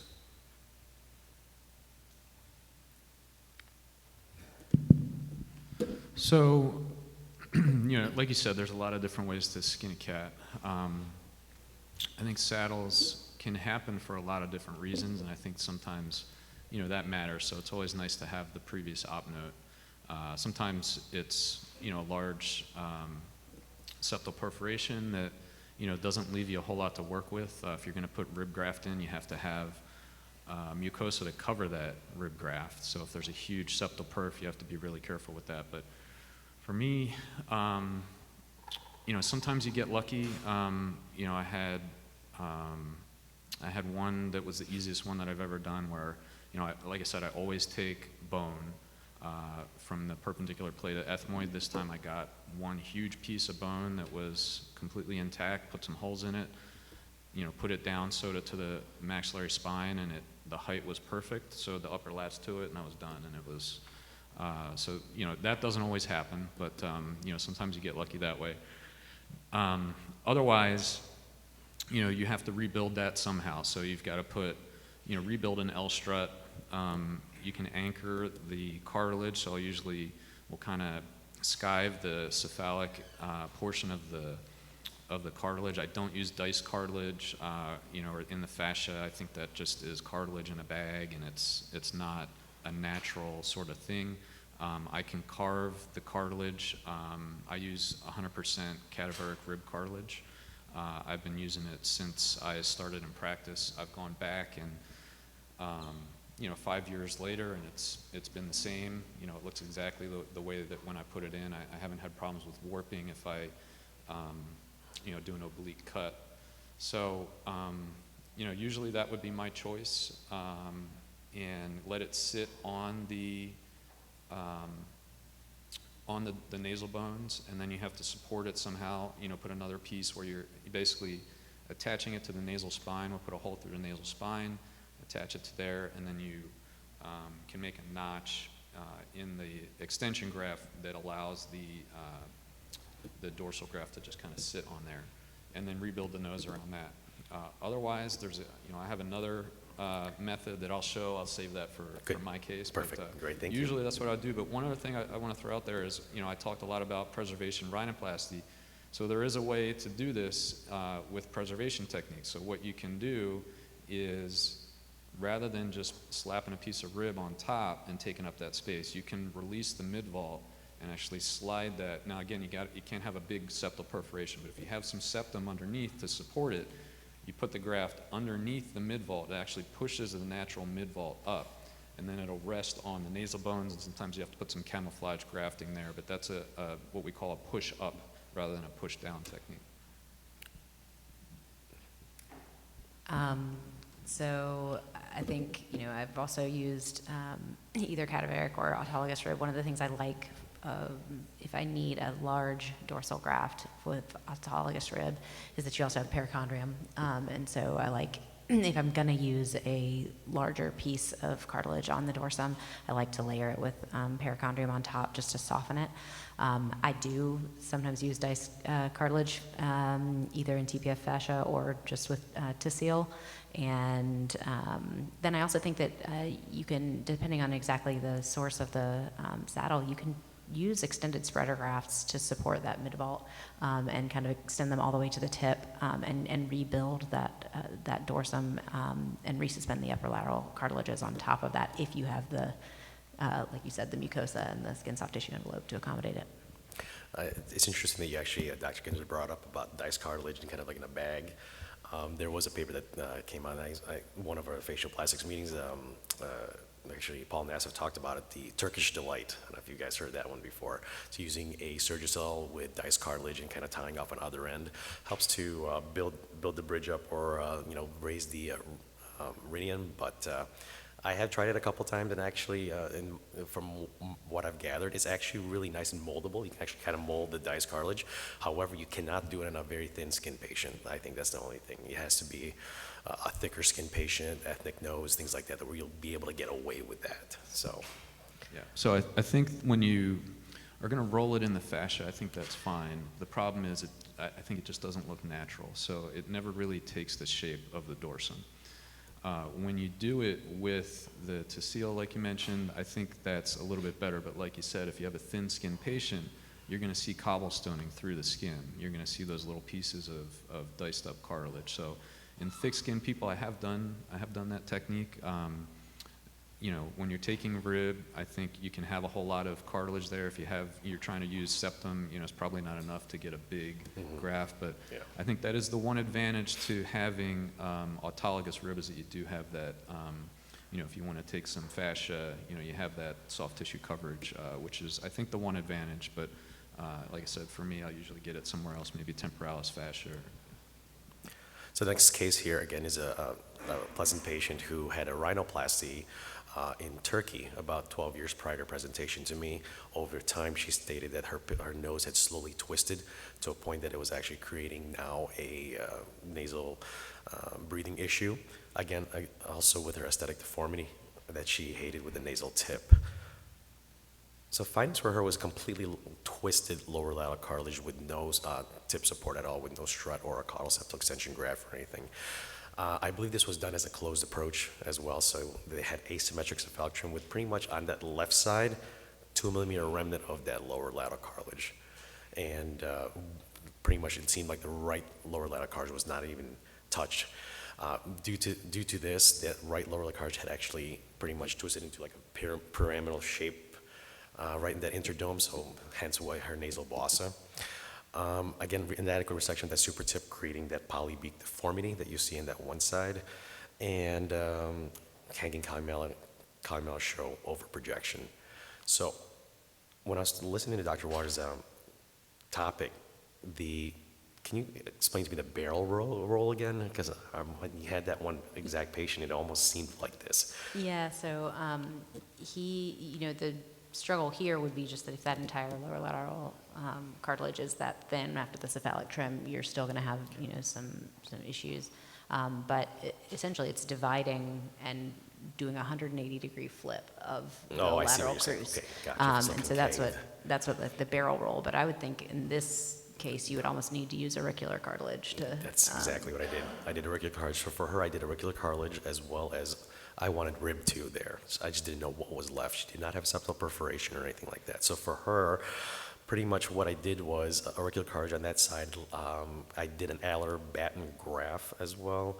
And the way I do that, just because to extend that lower lateral cartilage on that one side, that goes right over that piriform aperture to help bridge that area. Again, pretty much the same techniques that I like to employ are the cephalic trim, so pretty much making it more symmetrical on that right side, interdomal stitches, columellar strut, again, reduction of the nasal bridge, and she was about 3 months post-op in this picture.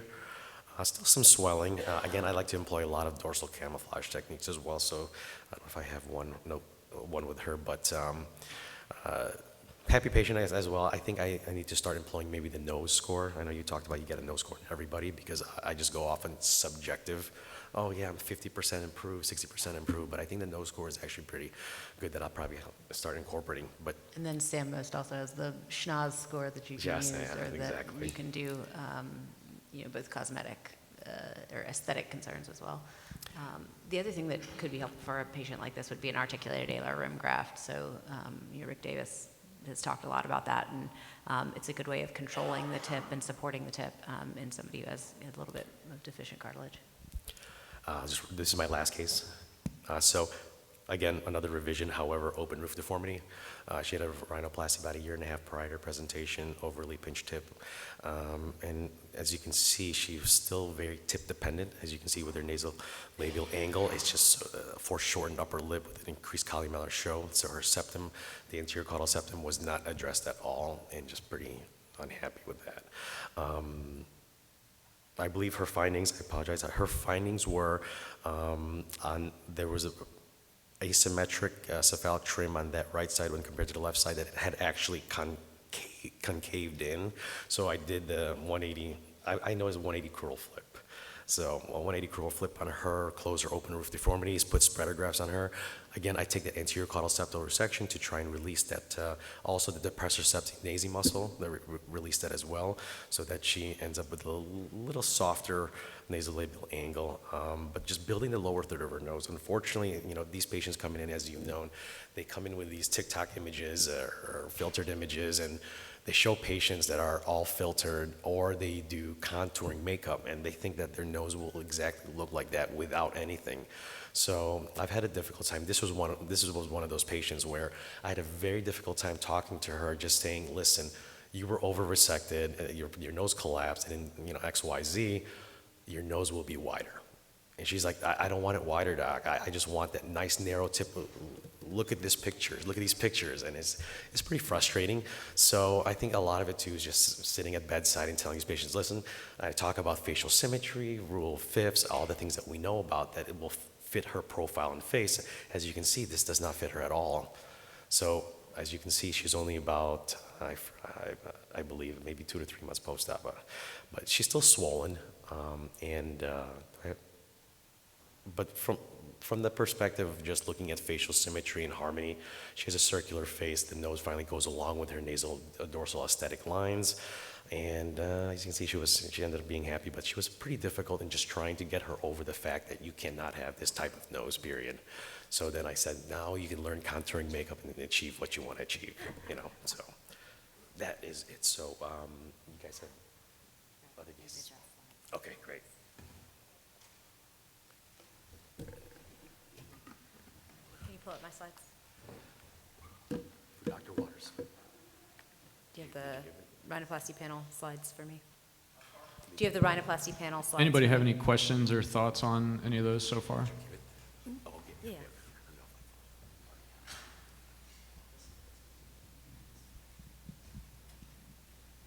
See it.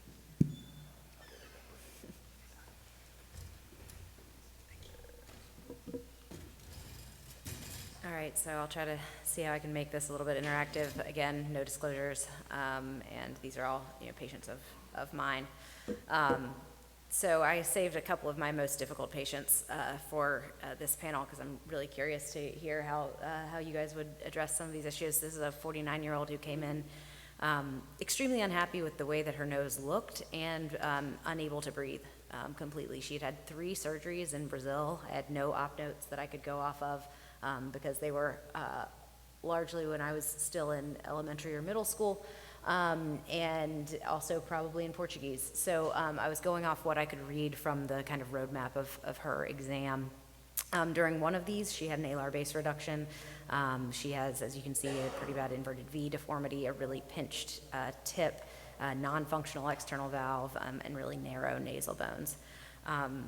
So these are her kind of pre-op pictures, but I'm curious from the other panelists kind of how you would approach this, what you would counsel her, and kind of how you would go about it before I jump into what I did.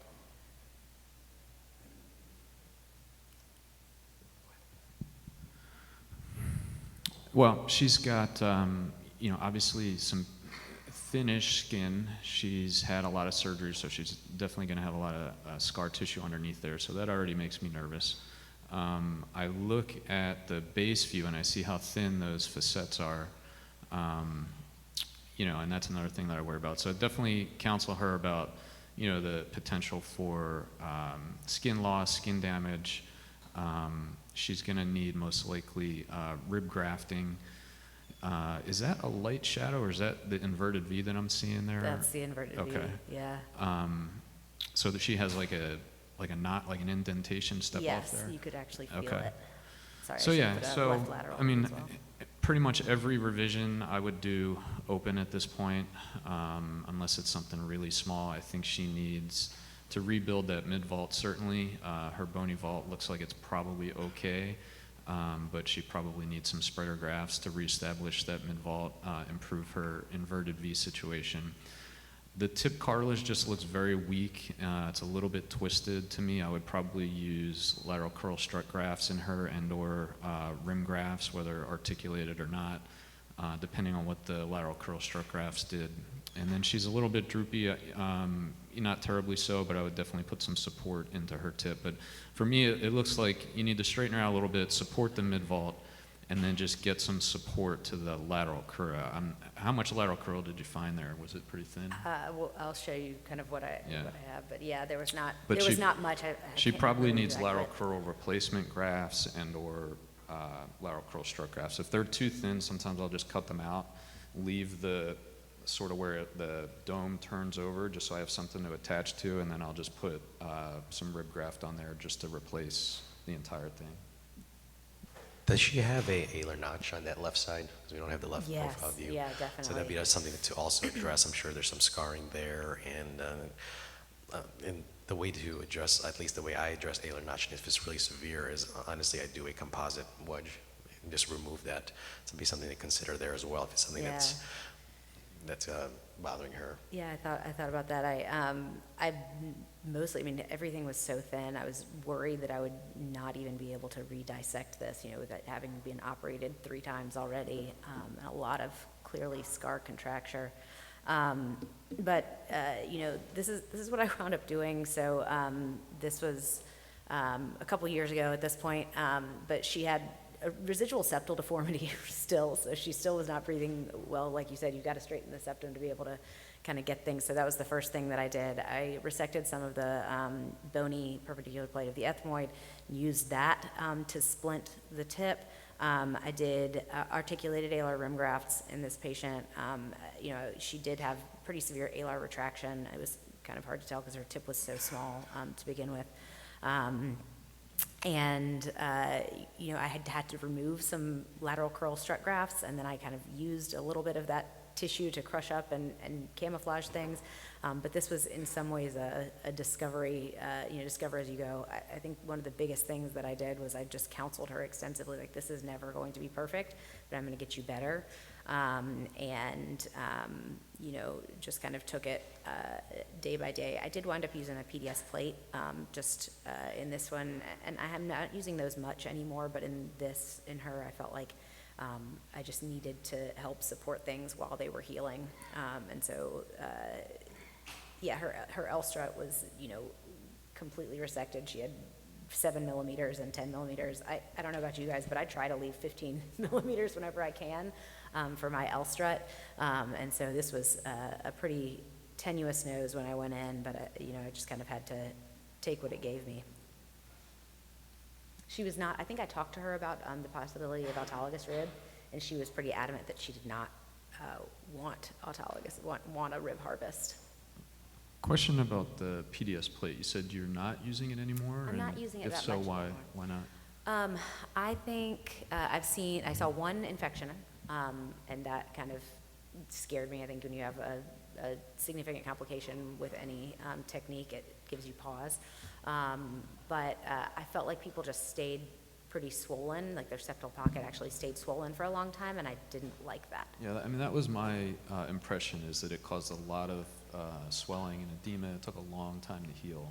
When I do use it now, I tend to use the 0.15 millimeter perforated PDS plate, not the thicker and non-perforated. What do you think is because the reason why it's inflamed and swollen so long? Is it just a foreign body reaction? It's your body trying it's to a dissolvable plate, okay. so inflammation is going to come in to try to dissolve it. It's a big, thick piece that's going to attract a lot of inflammation, and I think that inflammation can then, counteract what you're trying to do and leave behind some scar tissue and thickening in that area. So yeah, I take a lot of bone out of the back of the nose and try to have enough, to use for those purposes where, I wouldn't have to do something like that anymore.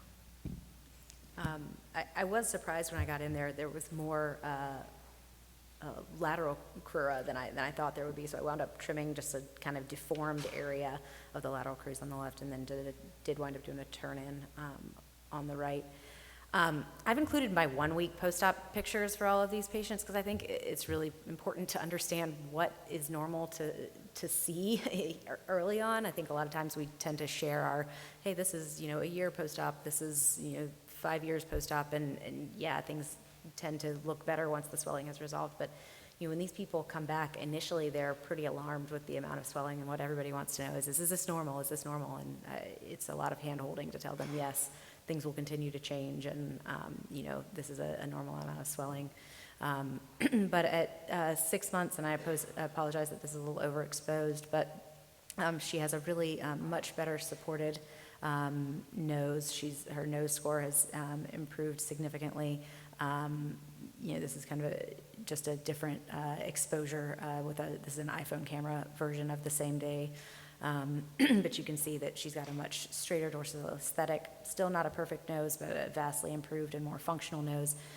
The base view, you can see we thickened the alar rims with using those articulated alar rim grafts, but I think that was critical because of her external valve stenosis. She's got better tip support, improved rotation, and then the kind of unanticipated consequence is just the way that made that previous alar base excision just look so much more obvious because we restructured things. But overall, she's happy, I'm happy, and I think that's a win. All right, and then here's this gentleman. Sorry for the little C at the bottom. That doesn't actually mean anything. So 49-year-old guy, had no discrete trauma, believe it or not, although he kind of looks like an MMA fighter. He said he played football as a kid, but can't remember any time that he had issues. His nose score was 100 out of 100, and I don't know about you guys, but when I see someone saying it's 100 out of 100, I worry.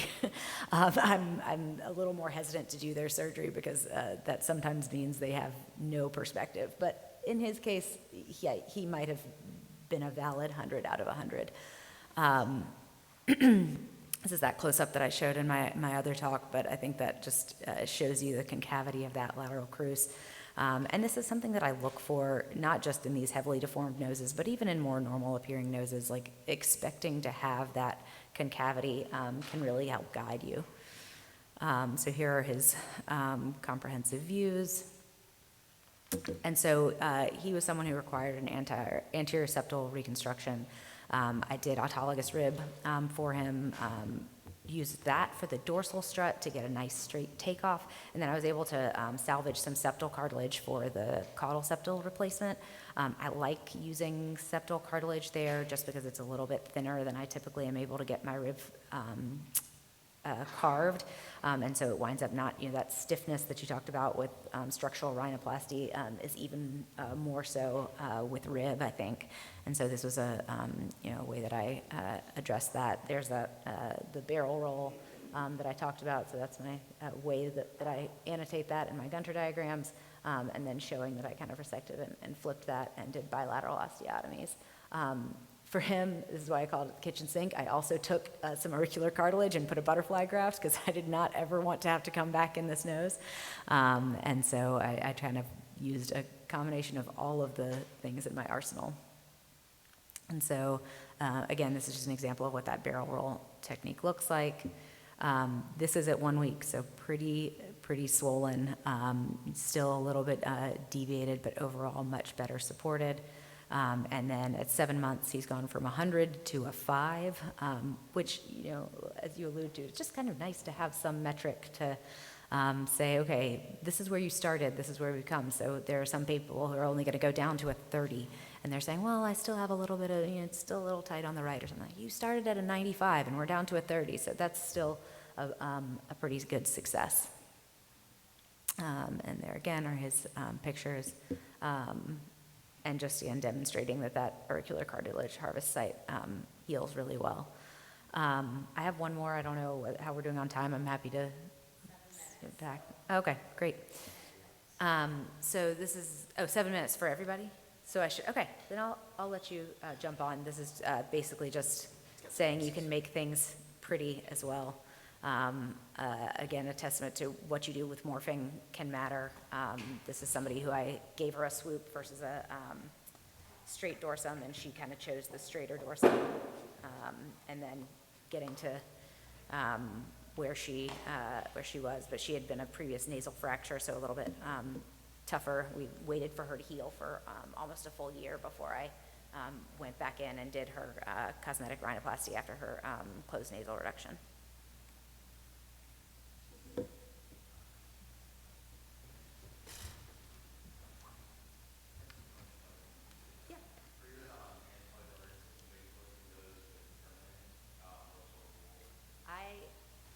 I have switched to using 6.0 plain gut.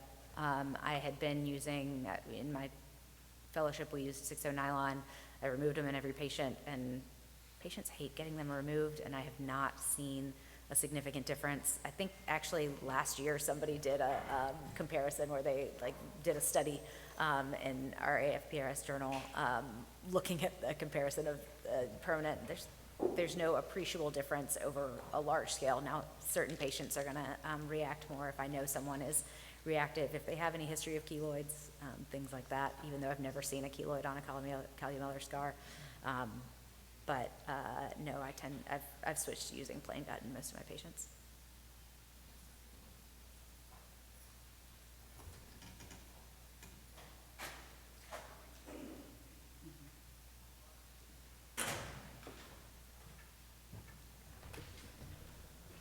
Okay, sorry guys, he's trying to find an adapter for the Mac that I'm using.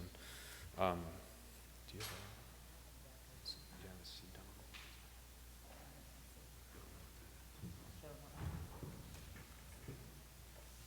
dongle? Questions about anything while we wait?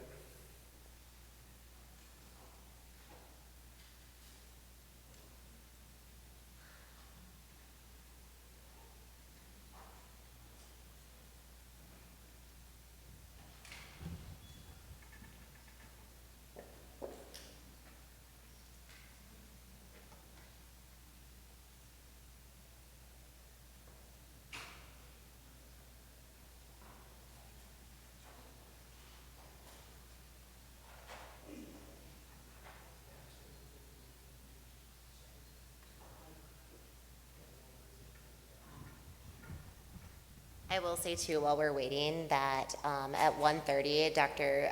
Ginsburg and Dr. Waters are doing a Mohs reconstruction workshop. So it's going to be a little more intimate and a little more hands-on. And because we are running a little behind on time, I'm sure they would be happy to discuss a lot of these rhinoplasty techniques with you at the panel too, if you guys even want to pop in for just a little bit for that one. Also, while they're loading that, I did find out that if you guys would like to go to trivia, it is open bar and you can order appetizers. So I would probably suggest getting there around 3:30. It's going to be just upstairs in the little bar area on the second floor. But that way, we're going to try to start right at 3:45. That way we can finish up before everyone's dinner plans and everything. But if you want to get here at 3:30 just to order drinks or whatnot, come with your team name.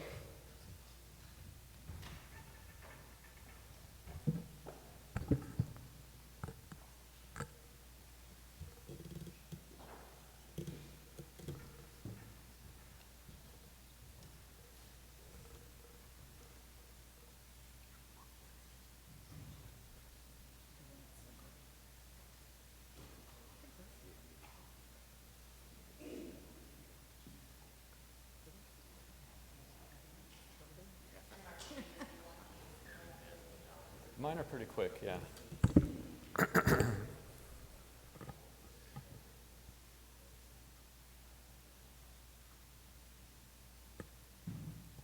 Can you go to the first slide? All right, so I got 2 minutes and 54 seconds here. So this lady came to me from another surgeon in town, had previous rhinoplasty ×2. Basically, as you can see, her tip is deviated to the left. She has some notching. She had excess columellar show. These photos are after a first stage procedure that I had done for her. So she had had a rhinoplasty, had this deformity. Surgeon went back, put some ear cartilage in, didn't work out. He did a composite graft to that left facet area, soft triangle area, and it failed, leaving her more scar tissue. I did this in 2 stages. First stage, I put another composite graft in to recreate that soft triangle. And then I made her wait 9 months. We came back and we did, actually, can you go back? This isn't the first slide. Oh, maybe it is. All right. Well, anyway, so you can see basically her front view, her base view. You see how deviated she is. She has an actual loss of tissue there. So when there's notching or problems with the sill, or not the sill, the soft triangle area, if there's an actual loss of tissue, that's when you need to add some tissue. So that's where a composite graft comes into play. So this is what we did for her.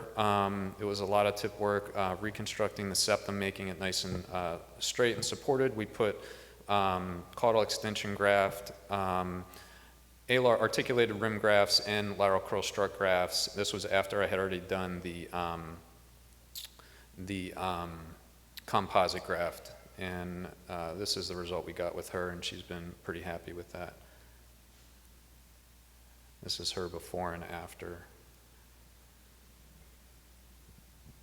With your articulated alar rim grafts, how do you fixate them to the? So sometimes I'll put them above the dome, sometimes I'll put them below. It depends on the skin thickness, and most times I would say I put it on top and then I'll try to camouflage somehow, but just some 5.0 PDS just through that aspect of the dome that I can get it through. That was my question. Was And over it's top or kind of under? tough to put them in and not break them, so you kind of have to twist things, and it's a little bit tricky, but they really do a great job with lowering that nostril margin. How wide do you make them? Sorry, how wide? Yeah. They're like matchstick size. That's what I've always been taught, matchstick size. It's about 2 millimeters. So real quick, oddly enough, this lady came from the same other surgeon, had this pretty significant saddle, and he, I know him to be a good surgeon, but pretty significant saddle. Rest of her nose is not terrible. She did have breathing trouble. We did, this was the one thing that I had alluded to that I wanted to say for this. So what I did here was high spreader grafts. So we put spreader grafts in, we extend them up above the dorsum, and then you can just come back and simply shave those down to the height that you want, and then you have a nice, strong, natural appearing dorsum.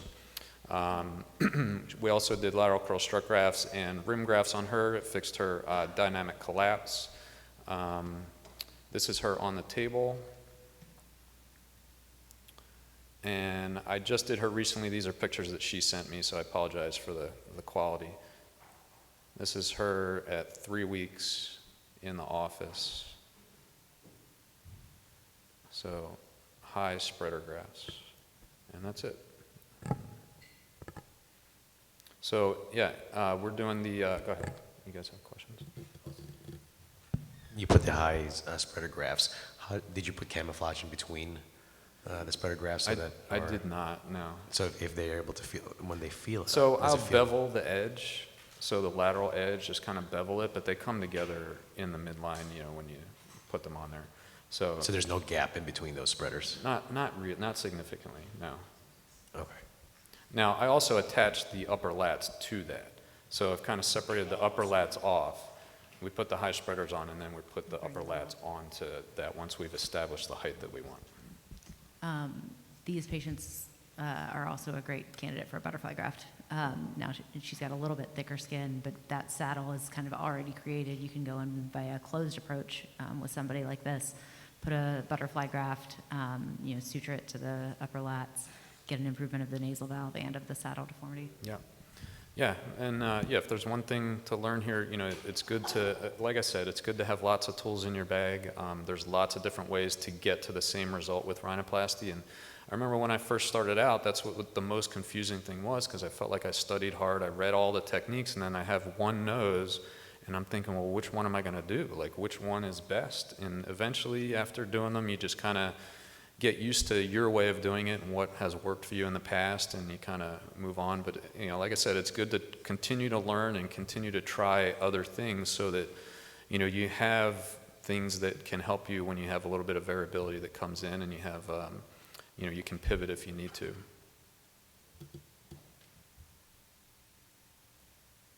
All right, so Chris, you want the next lecture? Thank you for listening.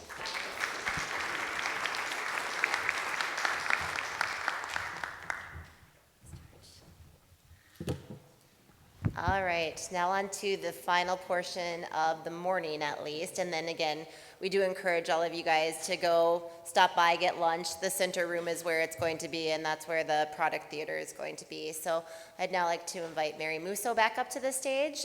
She is going to speak to you on tongue reduction procedures. Tongue base. It's always fun doing the last lecture before lunch, especially as a sleep surgeon, so hopefully I won't put you to sleep. It's my goal. So I'll start talking while we're waiting for the slides. So really the objective of this lecture is to discuss tongue-based procedures both in adults and pediatrics.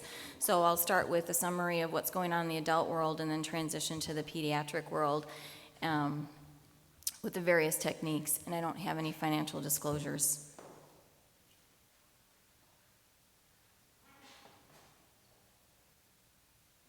So before we talk about what techniques are available, I thought it was important to just review how we define obstruction at the level of the tongue base, because there's been various different grading scales that have been introduced.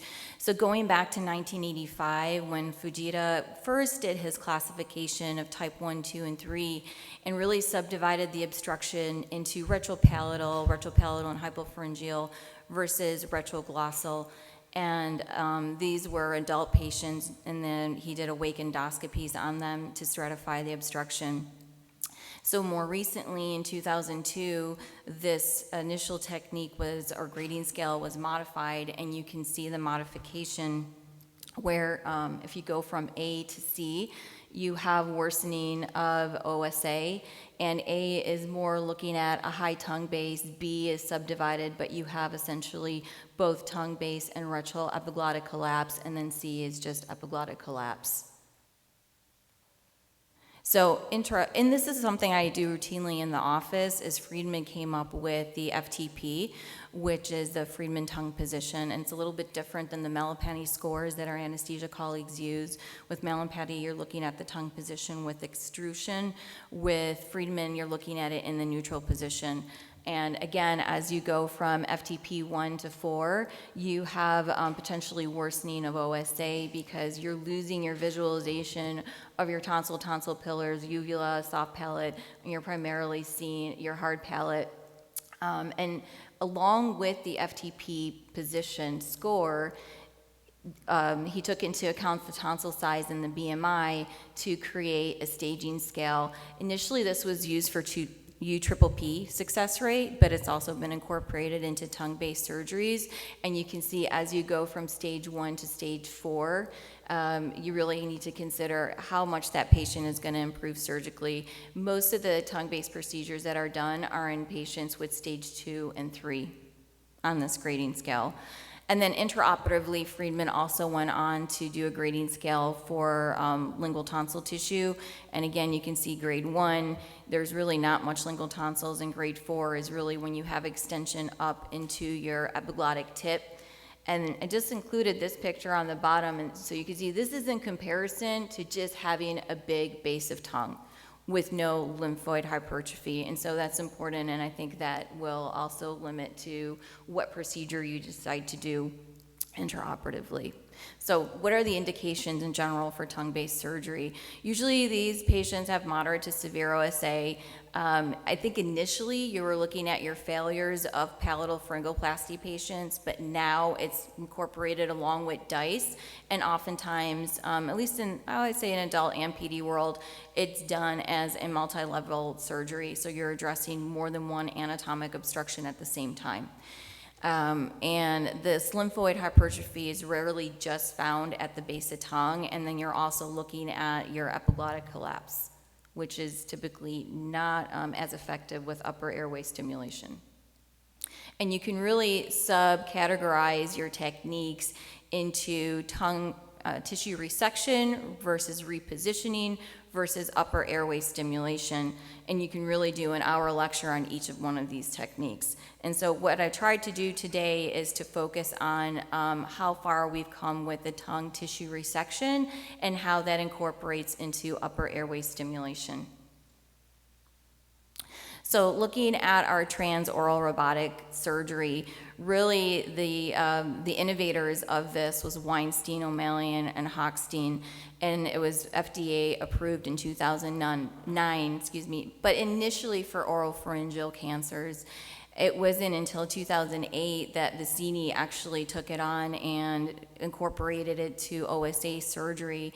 He published his technique for OSA in 2010, and then in 2012, we had our first prospective trial looking at how it was going with TORS. So this is a follow-up study after it's been out for a few years, well, including 39 papers, and the one factor that they identified is that just like many other procedures we do, that the success rate varied with BMI, and you can see that there is a significant difference with the effectiveness of TORS if you're doing it in a non-obese patient versus a non-morbidly obese patient versus a morbidly obese patient.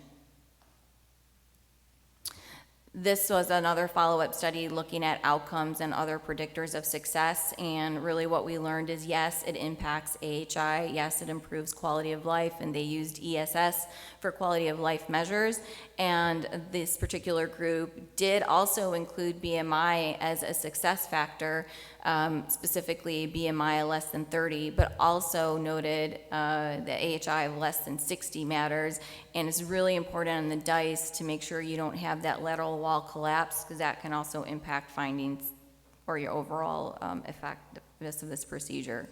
So who is a good candidate for TORS? Ultimately, again, you want to take into account your BMI, your Friedman's gauge, your AHI, your DICE findings, evaluating that lateral pharyngeal wall collapse. And then the nice thing about TORS is you can actually measure subjectively of how much, or objectively how much tissue you're taking out. And the studies have shown to be effective, the average amount of tissue that's taken out is about 10 cc's, but it averages between 7 to 20.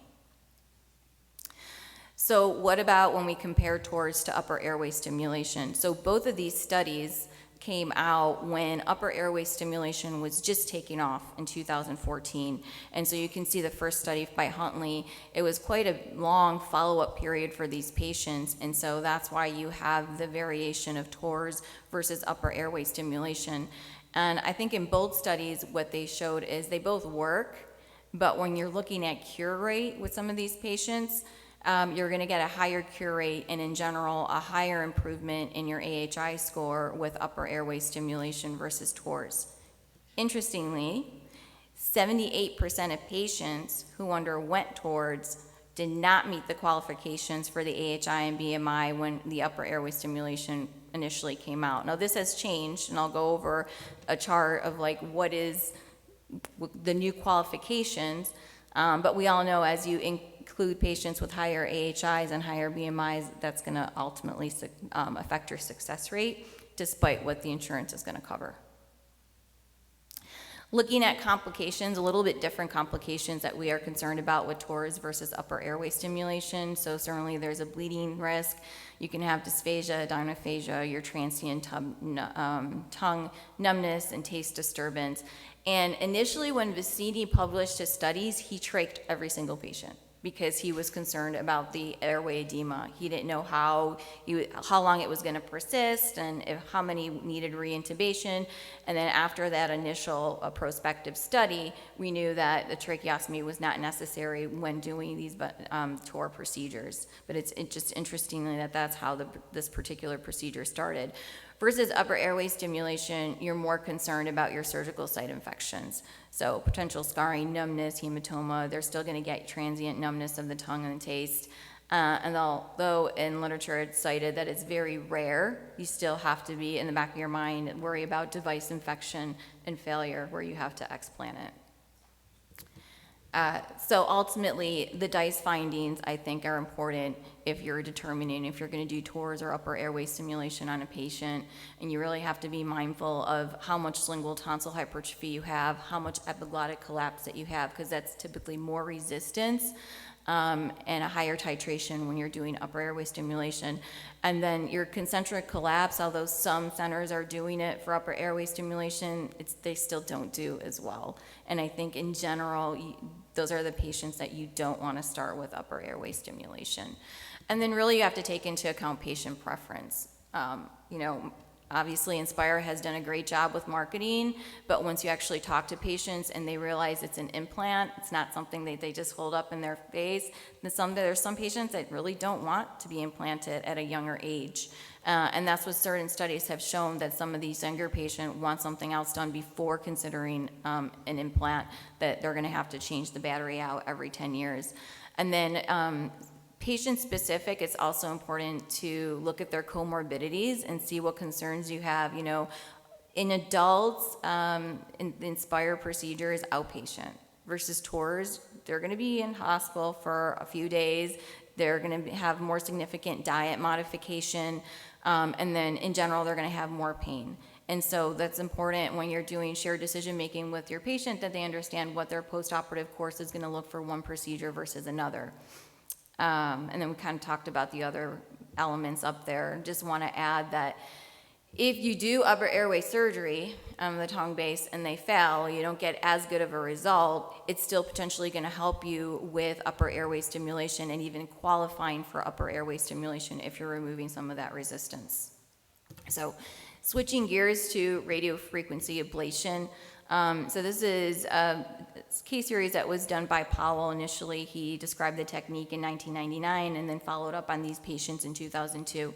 And in this particular situation, there was 18 patients, and they all had failed palatal pharyngoplasty. And this is kind of the new wave of when we were readdressing how do we treat the tongue base in these patients. And what they found was they followed them actually for 28 months, which is pretty good. And then your follow-up PSG did show a persistent improvement in AI. How it was interesting that they noticed a trend that their LSAT was worsening. And then as far as quality of life, they did show persistent improvement in quality of life after 2 years. And so, you know, we're looking at radiofrequency versus plasma coablation, and I guess one of the benefits is they both use lower temperatures, and so you're being selective of what tissue necrosis that you're causing. One is using bipolar with focal coagulation necrosis, and then the other one is, you know, our typical coablation that, again, still it's very targeted at what tissue necrosis you're doing. And then we talked about earlier this morning the various hand pieces that are associated with the coablator, and it's basically surgeon preference. You just got to try them out and see which one works best for you. So comparison of TORS versus coablation tongue resection. There was really not significant difference when you look at the elements of using TORS versus just a coablator. And so you could see it's very similar into length of stay, postoperative bleeding, taste dysfunction, and foreign body sensation.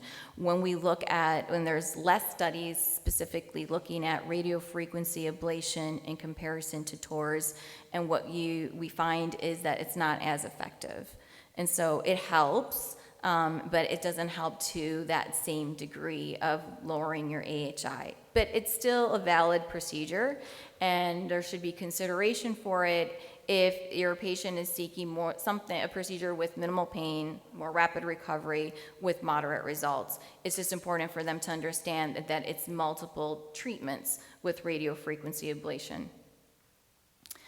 And so this is kind of the summary slide of, you know, you want to pick the best procedure for each patient, and certainly patient preference weighs into it, but so does surgeon preference. So your resource availability and really what you feel is best for each patient should weigh in. So just because they see a commercial and they want to Inspire, it's up to us to educate that patient if that's really the best procedure for them. And it may be, but it's important that they know what the other options are and expectations. So looking at healthcare inequity, I just wanted to mention this, that, you know, we're kind of in our little, even geographically in the United States, it may differ, but that difference widens when we look at it worldwide, because there's a lot of other countries that upper airway stimulation isn't even offered. And so they're really focusing on myofunctional therapy, invasive tongue techniques, still doing a lot of palatal pharyngoplasty.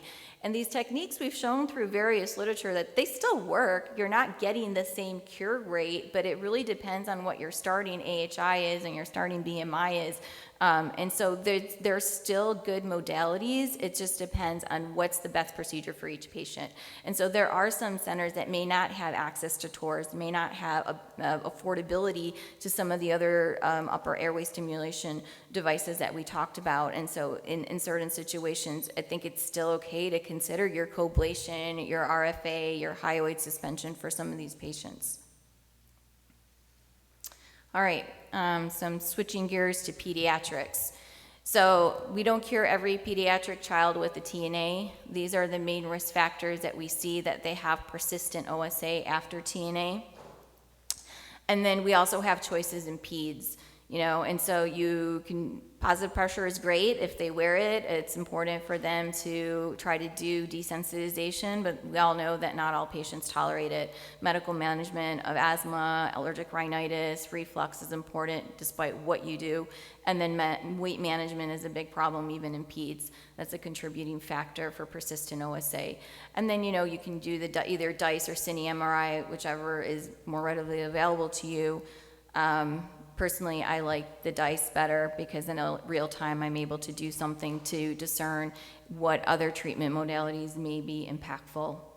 And which one you choose is really a shared decision. This is part of the tonsil guidelines when it was revised a few years ago by the American Academy of Otolaryngology. It's truly a shared decision with the parent. To see what they feel is best for their child. I mean, you can direct them in a certain pathway, but taking into quality of life impact and disease severity is also important. Why the tongue base? Because there's multiple studies that have shown in pediatrics similar to adults that the tongue base is one of the main anatomic sites where you're going to have persistent obstruction. And these initial papers, even though they're like multiple center review, you can see that your N number is really low, but it's the percentages can be up to 85%. And there's various procedures that we do in peds as well. So why do the lingual tonsils grow? No one really knows, but these are really the risk factors that have been studied. If they have a previous anotonsillectomy, there's just certain kids that are lymphoproliferators. So when you take the adenoids and tonsils out, the other lymphatic tissue that's in Waldemeyer's ring will just grow over time.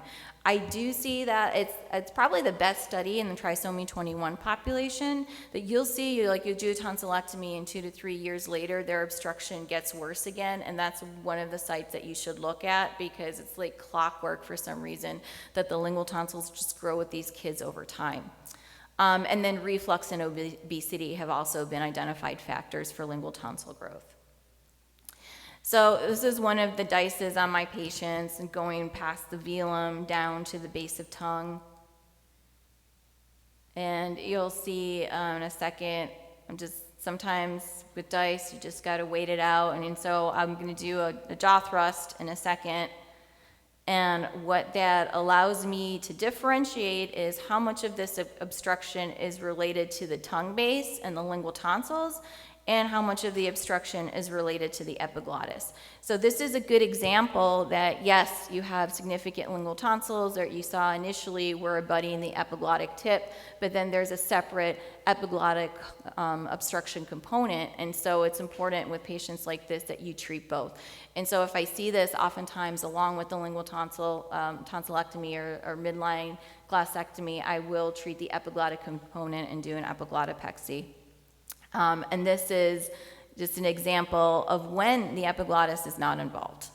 And so you're probably going to see more of this example where, again, huge lingual tonsils, grade 4 on the Freeman scale. Sometimes your epiglottis is buried. You can't even see it well on intubation, and those are different cases that we get called on. And so you don't necessarily have to treat the epiglottis in this particular case. And then huge improvement with jaw thrust, which is, again, one of the things that we're looking at, not at the level of the tongue base, but more at the velum when you're considering upper airway stimulation. There's various ways that you can take out the lingual tonsil, and over the years, my preference is coblation for my Down syndrome patients because of the macroglossia. I've tried various different laryngoscopes. I like the slotted Benjamin laryngoscope, and I use direct visualization with the Hopkins rod. And then does it work? Yes. Does it cure everybody? No. And so similar to the adult studies there is a significant improvement, and if you look at the pre and post-op AHI, you're going from severe to moderate OSA to mild to moderate OSA. What we're missing is the quality of life scores, because we all know that patients sometimes go from severe to mild and they're still struggling with quality of life, and then there's other patients that go from severe to moderate and they feel great. And so I think that's an opportunity for improvement, is to continue to gather data and standardize what quality of life measures we do. So this is unpublished literature looking at more patients to get a better understanding of how lingual tonsil impacts them. And so it was a multi-centered study. There was at least 10 centers that were included. And out of the 296 patients, it was a retrospective study, we had data for 169, or 179, 60% of them, and Down syndrome was one of the most common comorbidities. And you could see, similar to the adults, it was, in a lot of these cases, there was multi-level surgery that was done at the same time for these patients. And when we look at the outcomes, about 50% of them had quote-unquote cure rate with an AHI of less than 5. And that's what you have to be, that's important when you're looking at these studies, is everybody defines cure rate differently. Is the AHI less than 1? Is it AHI less than 5? So you're not really comparing apples to apples, and it's important to look at what does a cure rate really mean. And that's why it's just as meaningful to include a quality of life score. Because again, you're basing that on one PSG, one night. And we know that sleep fluctuates every night. Complications are really similar to your palatine tonsils. I'd argue that I don't have the same hemorrhage rate that was cited in this article, and so I think 6.9 is pretty high. I don't see that. I've only had 1 or 2, and most of it was because the kid was infected and they had a huge BMI. So I don't see a lot of postoperative bleeding, and I would actually argue that my lingual tonsil bleeding rate is lower than my palatine tonsil bleeding rate. So that's not, something you should be cognizant of, but shouldn't scare you from doing this if you're not already doing it. The restenosis, I think, or the oropharyngeal stenosis, I would take into consideration. In general, you have a smaller space in peds, and so I don't like doing palate work at the same time as base of tongue work. And so I would say that is one distinction, because that's routinely done in the adult studies, and I don't do that. I stage it. Because first of all, I don't even know if they need all that work. Again, it's pediatrics. They're still growing, and so that's why I'm doing a DICE to subcategorize where I feel the most obstruction is and where I feel I can make the most benefit, and what is going to be their primary procedure. And so I'm very cognizant of that. I will do inferior turbinates. I will do supraglottoplasty at the same time, but I don't like doing palate work with my base of tongue procedures. Regarding technique, it's really surgeon preference if you do oral versus nasal intubation. I do like the coblator for the midline glossectomy as well. I often get asked, how deep do you go? You can usually estimate about 2 coblators deep, and then you want to stay away from your vasculature, and so usually you want to stay in the midline and limit it to 1 to 1.5 centimeters. I don't always use a Doppler to mark out the vasculature, and I haven't had any problems, but there's always exceptions of that one kid that has very syndromic or a rare syndrome. It's not wrong to mark out where your artery is. And so this is an example that I recently did, and that's why I wanted to point out again, this kid did not have lingual tonsils. This is a big base of tongue. And so this was a true midline posterior glossectomy. And she was challenging. She was one of those kids like we talked about this morning. They did a split night study. Her AHI was over 100. It wasn't controlled with a CPAP of 14, which she wasn't tolerating. And so she went right to BiPAP post-op, but ultimately did well. So BMI is also a concern for peds, which is not surprising. And so this study looked at, when we have obese pediatric patients, you really should take the BMI into consideration, because what they showed that basically every patient that was normal weight in the study improved. And when they looked at the preoperative obese patients, which were 7, none of them improved. And so it's a big surgery. And so it's important to set expectations for parents that weight loss may be your primary goal before considering a bigger surgery. And then with this one, I wanted to bring it up because, again, you're just looking at outcomes specifically for if you do a lingual tonsillectomy alone versus if you combine it with a midline gastrectomy. And basically what they showed is the multiple parameters on your PSG improved, but again, we're lacking quality of life data. So what about the SMILE technique? So this is something that came in between TORS and upper airway stimulation. And I think I'd say both on the pediatric and the adult side, it's fallen out of favor. And one of the things is you can't, again, going back to TORS, you can subjectively say, like, I took this amount of tissue out. You're doing this blind, and especially in a pediatric patient, it's really hard. It's more difficult visualization, and it's harder to determine like when to stop. And so I would say, at least in pediatrics, this is not something commonly done. And I would say the same thing with TORS. You can do TORS in pediatrics, but none of the sleep doctors that I know are doing TORS, because I think we get good results, which is using suspension laryngoscopy as well as with the coblator. And so one last thing that I wanted to mention specifically with peds that we don't see as much with adults is our Beckman-Wiedemann syndrome. So I usually see about 3 or 4 of these kids a year where they really truly need a partial glossectomy. And the timing of it really depends on the child and how much they're struggling on the feeding, speech, and airway front. They all get a swallow study. They all get a sleep study, and then we basically time it based on each child, because nutrition is important, right? We know that for healing purposes. And so when you're seeing somebody that's less than 12 months, you want to take that into consideration before you do a big procedure like this. But they do well. And really, there's multiple papers looking at the pattern that you take out. This is one example. It's called a modified keyhole pattern, but it's really based on the thickness. With a lot of these kids, I've seen that the thickness is asymmetric. It's actually thicker on one side versus the other side. Some of them you need to do tip work revision, some of them you don't. And so basically you modify it based on what anatomy you're dealing with. And then lastly, here's the upper airway stimulation chart of what the new qualifications are. So for pediatrics, last year is when we got FDA approval for Down syndrome patients aged 13 to 18. The initial trials, BMI was included with a recommendation that they had to have BMI of less than 35. That's why I put it in red. Interestingly, with the new revision, BMI is not included for peds. But I would just say for those of you that are just starting out, I would still take that into account, because you want good outcomes. And we know that the higher your BMI goes, less effective any treatment modality will be. And then as far as the AHI for peds, it's 10 to 50. If you go on the adult side, there is also a lot of changes. So before you capped your AHI at 65, now based on Inspire, you can go up to 100. But again, what they're showing is when you start off at 100, you're not going to have as good results.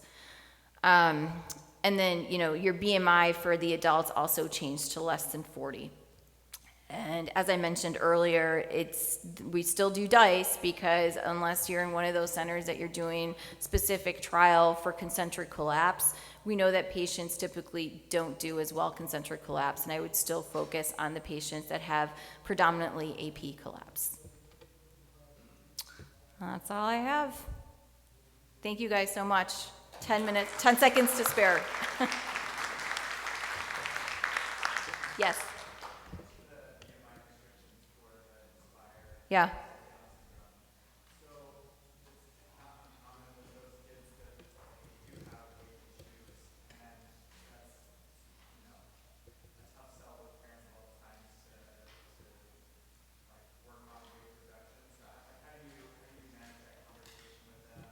Yeah.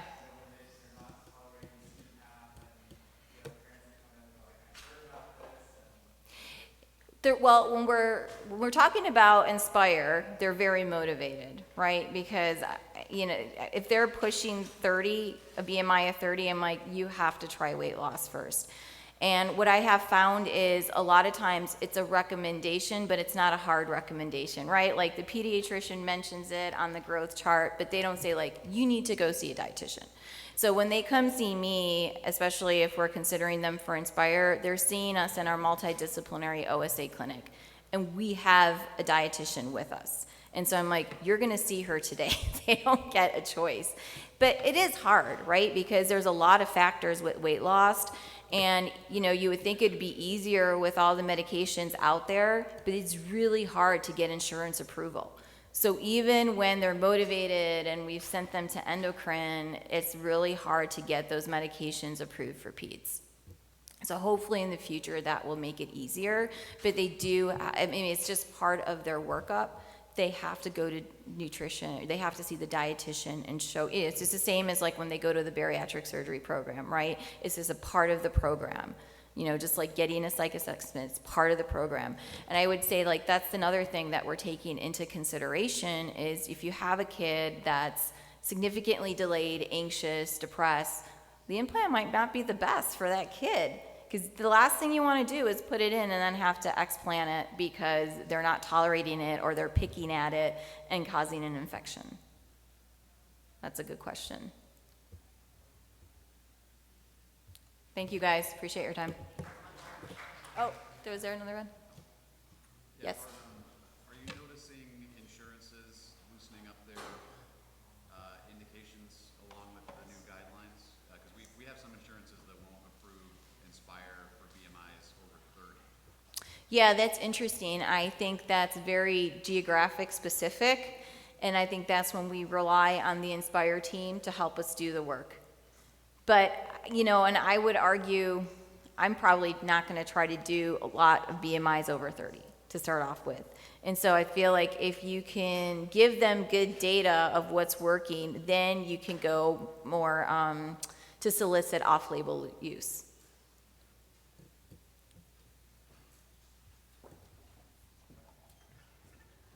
All right, well, you guys are free for lunch. Again, I would encourage you to go next door and sit and listen to Spend this a lot of time on spiel flap and enjoy your afternoon. and have risk of, flap necrosis and, other issues. But, so why don't you guys go ahead and do what you think, and then we can walk around. Is this on? Okay.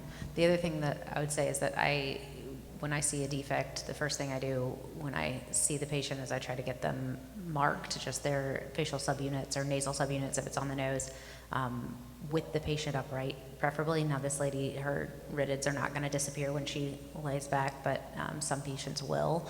And so if you're going to be putting them to sleep, before you put them to sleep, marking out some of those relaxed skin tension lines with dynamic movement can be really useful in planning your reconstruction. So in this area, the obvious things, we were just talking about, you'd like to put incisions along the relaxed skin tension line. So in this area, they're heading kind of this way. You also have the eye to deal with. So we don't want anything that's going to be putting downward traction on the lower eyelid. Otherwise, we're going to have pull down on the lid, and that's always a big no-no with Mohs repair. She's kind of got two subunits involved here, so you can't really tell, but this actually goes onto the nose. I usually don't like to cross the subunits with a flap, especially on the nose. That usually dies off if you try to yank it over. It also is going to leave dead space there that fills in with scar tissue and never really sits down. So usually what I'll do is do a cheek flap, end it right here at the nasofacial junction, and then I think we did a skin graft right in here for the nasal portion. But her incision goes this way under the eye and then down in the preauricular area. Now the key is, if you don't want anything to pull down on the lid, you have to make your turn lateral to the lateral canthus. So you want all of the tension going horizontal in this area. You don't want any up and down tension. So if you make your incision, you're going this way, and then you turn down out lateral to the lateral canthus, the first thing I'll do is when I have that flap is I'll hang the flap right here. I'll put it my first stitch right here, a Vicryl, to hang the flap, and that's where all the tension is. So that's kind of yank the flap up, and then I'll just lay the flap over, and it should, if you've rotated and advanced it appropriately, it should just lay this way into the defect. And the tension is here, the eyelid is safe, and you can see she's got no pull down. Especially in a senile, eyelid. So, this is somebody with loose skin, she's older, she's definitely at risk for having a cicatricial ectropion after something like this. So what else? Anybody else got other ideas? Well, yeah. So I'm from a really rural area. Mm-hmm. Yeah. The pathologist is only there 5 days a week. 5 days a month. Yeah. And so I wind up doing these without growth. So I don't close these right away. Yeah, that's fine. But what happens is, I'd say 60 to 70% of them, by the time I get a path report back from Dartmouth, it can be 2 to 3 weeks. So by the time they come in, they're already granulating and healing. Yeah. Most patients, elderly go, I don't want to come now. Yeah, that's a problem. That's a long time to wait for a path report.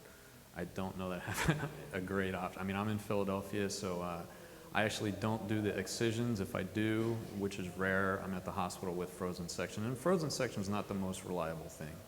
Sometimes they're wrong. And so, yeah, I mean, you could, depending on what you're dealing with, if you're dealing with a basal cell, you could close it and just know where the native edges are if you had to go back and take some more. Yeah. A more aggressive tumor, I probably wouldn't recommend doing that. You're probably best just leaving it open. 2-3 weeks, it depends on how somebody heals. That thing might be mostly healed, but if it's not,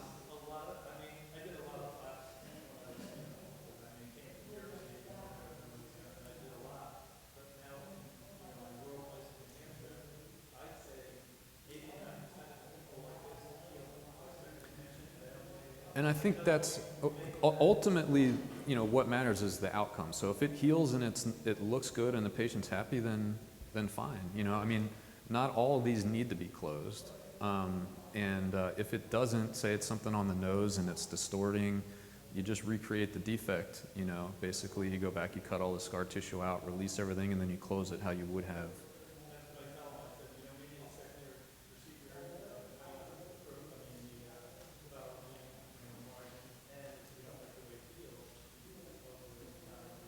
Yeah, I think that's the best you can do. I mean, the most important thing is to get rid of the tumor, and the cosmesis comes secondarily. But like I said, most of these things, the body's an amazing thing. It'll heal itself, and it's yeah.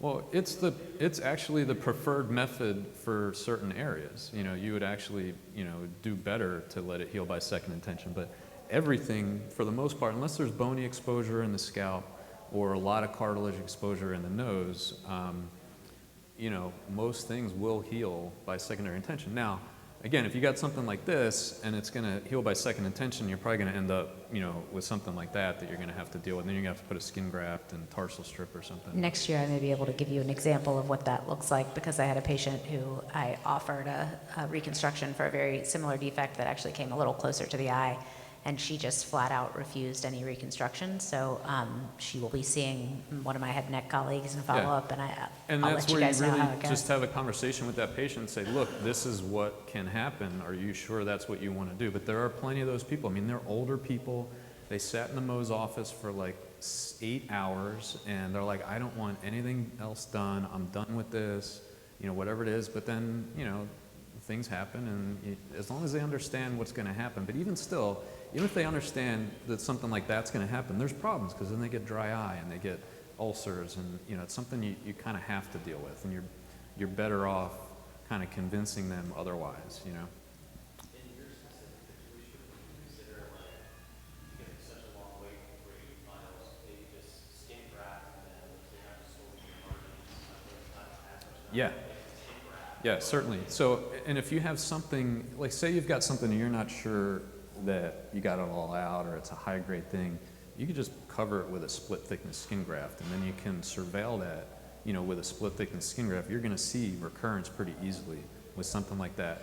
That'll contract somewhat, but not as much as it would if it was second intention, and then you could always go back and recreate the defect after you're comfortable, that the tumor's out.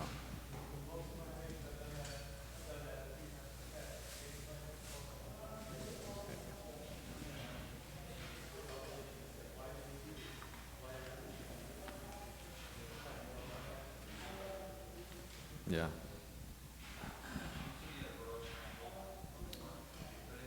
So you try to get it into the nasolabial fold.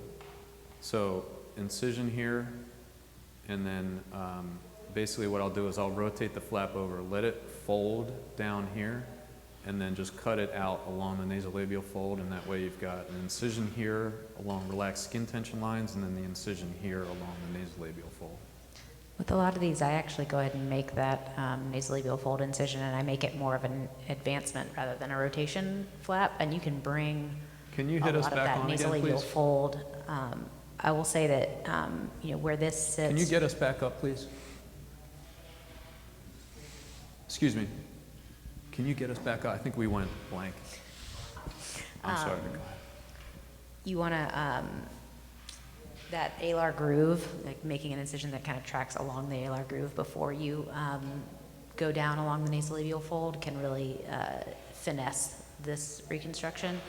And then if it comes up nearer to the eye, but even in this case, to some extent, you should always remember you have a lot of excess upper lid skin there. So if you feel like there's going to be downward tension on the lid, one thing that you can do in a situation like this is do an upper lid transposition at the upper part of your advancement rotation flap, and kind of use that to recreate the lid skin portion, and have your flap be more of the cheek reconstruction. So you'll also get, I don't know if you were talking about laterally, but when you do this flap, you'll have a mismatch of tissue.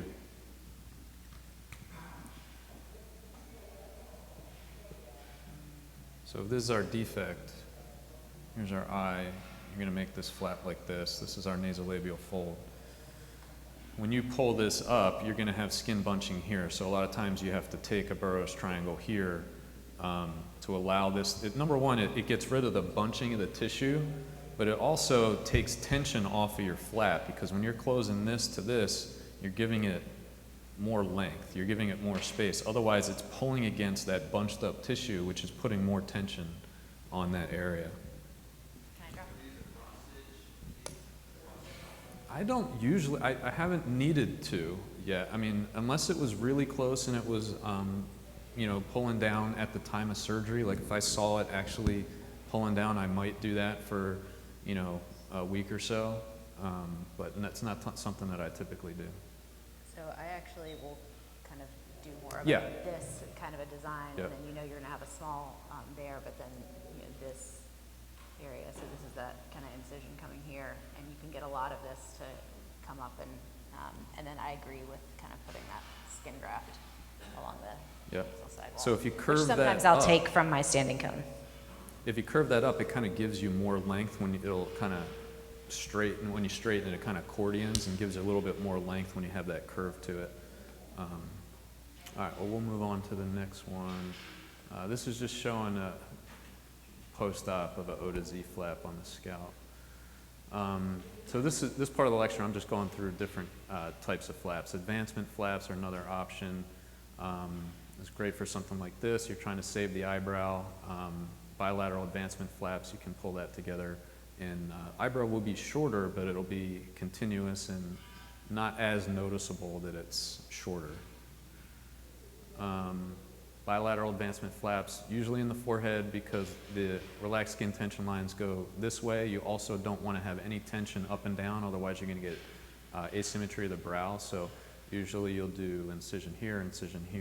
It's kind of an H shape that it'll come together here in the middle. In this case, you had a little bit of hair-bearing situation that we were able to save.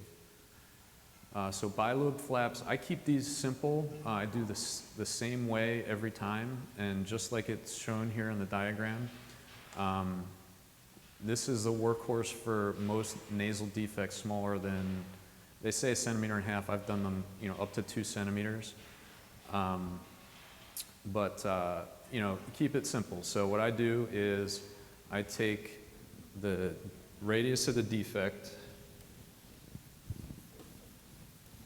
and I think, is there one in the packet for this? So maybe you guys want to do that with me. Yeah, this guy here. So there's lots of variations to this, but especially when I'm teaching the residents, I try to keep it simple. So you take the radius, if this is the radius of the defect, draw a line. You have to figure out where you want to put your pedicle, but draw a line equal to R. So it's equal to the radius, and that is your point, your pivot point, so your point of rotation. So now I've got a line here. I'll simply draw a right angle line and then a 45-degree angle line. Now, the primary flap has to get to here, so it's equal to the height. But the width can be about 80% the width. So I'll make this is 80%, and this is equal to the height of the defect. The secondary flap is at a 90-degree angle. It's 1.5 times the height, and this can be about 50% the width, because this just needs to fill in here, and you're going to end up trimming that. So basically, this comes into here, and then this comes into the secondary defect, and then you trim this off. This closes in a straight line. So the defect that you end up with looks something like that. The reason to use reason it's 2 lobes is because it helps to take the tension off. If you were just to use 1 lobe, there'd be more tension there, but the 2 lobes helps to distribute the tension better. Now, when you think about this, you have to think about where, so this is the only place, this is getting its blood supply from the subdermal plexus, so it's all coming in here, right? You've got incisions here, incision here, so all the blood flow's got to get here. You want to make sure that's not too narrow, and you want to make sure that you have something that has good perfusion pressure coming from that direction. So usually when we're on the nose, I'll leave this lateral, and the angular artery is running here, usually feeding these vessels. You had a question? Yeah, always. These are always sub-SMAS. So you do have 2 angiosomes there, so it's not necessarily all just sub-Q plexus, but I always leave the muscle on the undersurface of that, yeah. So anytime, when you're raising this, you got to raise the entire nose in the submuscular plane. And that's going to allow it to redrape, and there's packets over here for you guys. Whole thing. Yep, the entire nose gets undermined. I've taken down dorsal humps in the midst of various nasal reconstructions in order to get, I've become bullish on the dorsal nasal flap recently, and it's really great when you've got that open. First of all, it's great for teaching, but you can take down a dorsal hump and actually get a lot more recruitment of skin just by taking that. It's acted as your tissue expander, as it were. Yeah, it's a great point. So you'll get, if it's a little tight, you can take down a hump and you'll get more length because that flap doesn't have to go over that convexity, and you get a little bit more length, less tension there. Or similarly reducing tip cartilages, same idea. All right, so moving on. So this is an example here. This is a typical, perfect guy for a bilobe flap, small defect on the tip. I've done these, they say, I used to get worried about when these were real close to the nostril margin. I do them, pretty close to the nostril margin. You would think that it pulls up. A lot of times it actually pushes it down. You can do this pretty much anywhere on the nose. I usually do it in the lower half and the lateral aspect of the nose. Like I said, less than 1.5 centimeters is the board answer, but 2 centimeters, you can get away with it sometimes. So rhomboid flap, you've probably heard of these. You have usually 8 options with a rhomboid flap. This is a guy that's in the packet. So again, there's lots of different ways you could go about this. I did a rhomboid flap in him. Usually the skin down here is mobile. You know, this is like if he had a facelift, you could yank this all the way up here. This is all, you know, loose. The forehead does not move this way, so you're not going to get much movement this way. So pretty much everything you're doing is recruiting up. So, you know, go ahead. You guys have the packet, you know, come up with some ideas, you know, other than what I did, but there are other ways you could have done this. What I did was made an incision this way and then this way. So this was my rhomboid flap. My blood supply came from here and then turned it up into this way. So you can see we had dog ear going, or this is my incision that I made for the flap here and here, and that's what I'm closed here. And then the flap transposes over into the defect. This is him after a couple of months. But anybody else got other options for that?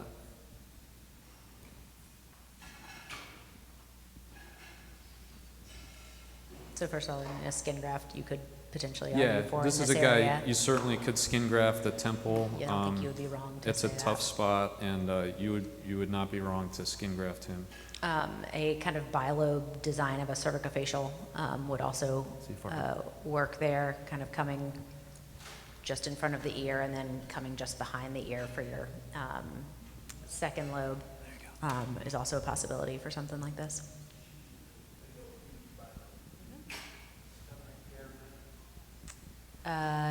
No, not the way, because I would kind of start it, I would make my first lobe in front of the ear and the second one just kind of back behind the ear. Yeah, but the key is you're only getting skin to move from down here. Up here, it just goes nowhere. And the hair, you're not going to do anything with that. So it's got to come from down here somewhere. You know, it was pretty close to the orbital rim. I didn't think like a facelift type of thing was going to really cover that medial part. So we did this, and it's worked out okay. Again, there's many different ways to get to the same spot. So You medial resurface. flaps. Do you resurface any of your, Yeah, like especially these bigger flaps? I do dermabrasion if they need it. I've started doing dermabrasion, or in patients who have the means to just do a cosmetic resurfacing. I've been doing some microneedling sessions for the Yeah, I new usually scars. do dermabrasion in the office. I do it at 3 months, or anytime after 3 months that they want to do it.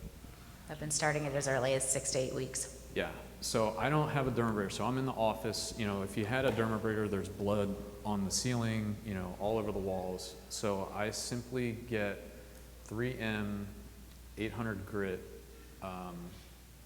sandpaper. We sterilize it.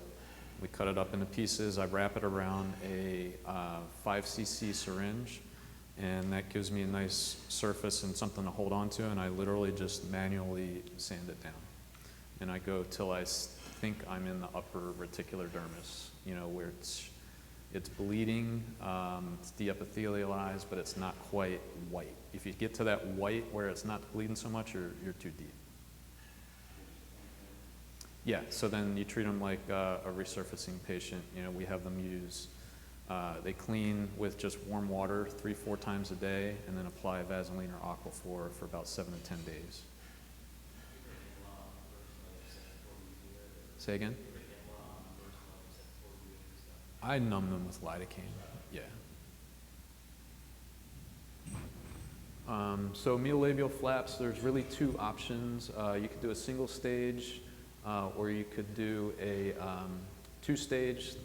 I did those drawings, not proud of them, but I'll show you some examples. So this was a single stage medial flap. So the way I figure out which one I want to do, and this isn't anything that I saw in any textbook, just from my own experience. If the nasolabial, if the alar crease, if the defect is above the alar crease, then I do a single stage flap. If the defect stays below the alar crease, then I'll just resurface the entire ala and I'll do a 2-stage flap. When you're bringing the 2-stage flap in, I just think the shape of it, because it's more of a sort of a football or elliptical piece of skin, you rotate it in and it just mimics the shape of the ala much better, whereas the single stage flap, what you're doing is you're making an incision down here, and here, let me see if I can draw it a little bit better for you. But basically what you're doing is you're taking the nasolabial skin and you're transposing it over and just sticking it on the nasal defect.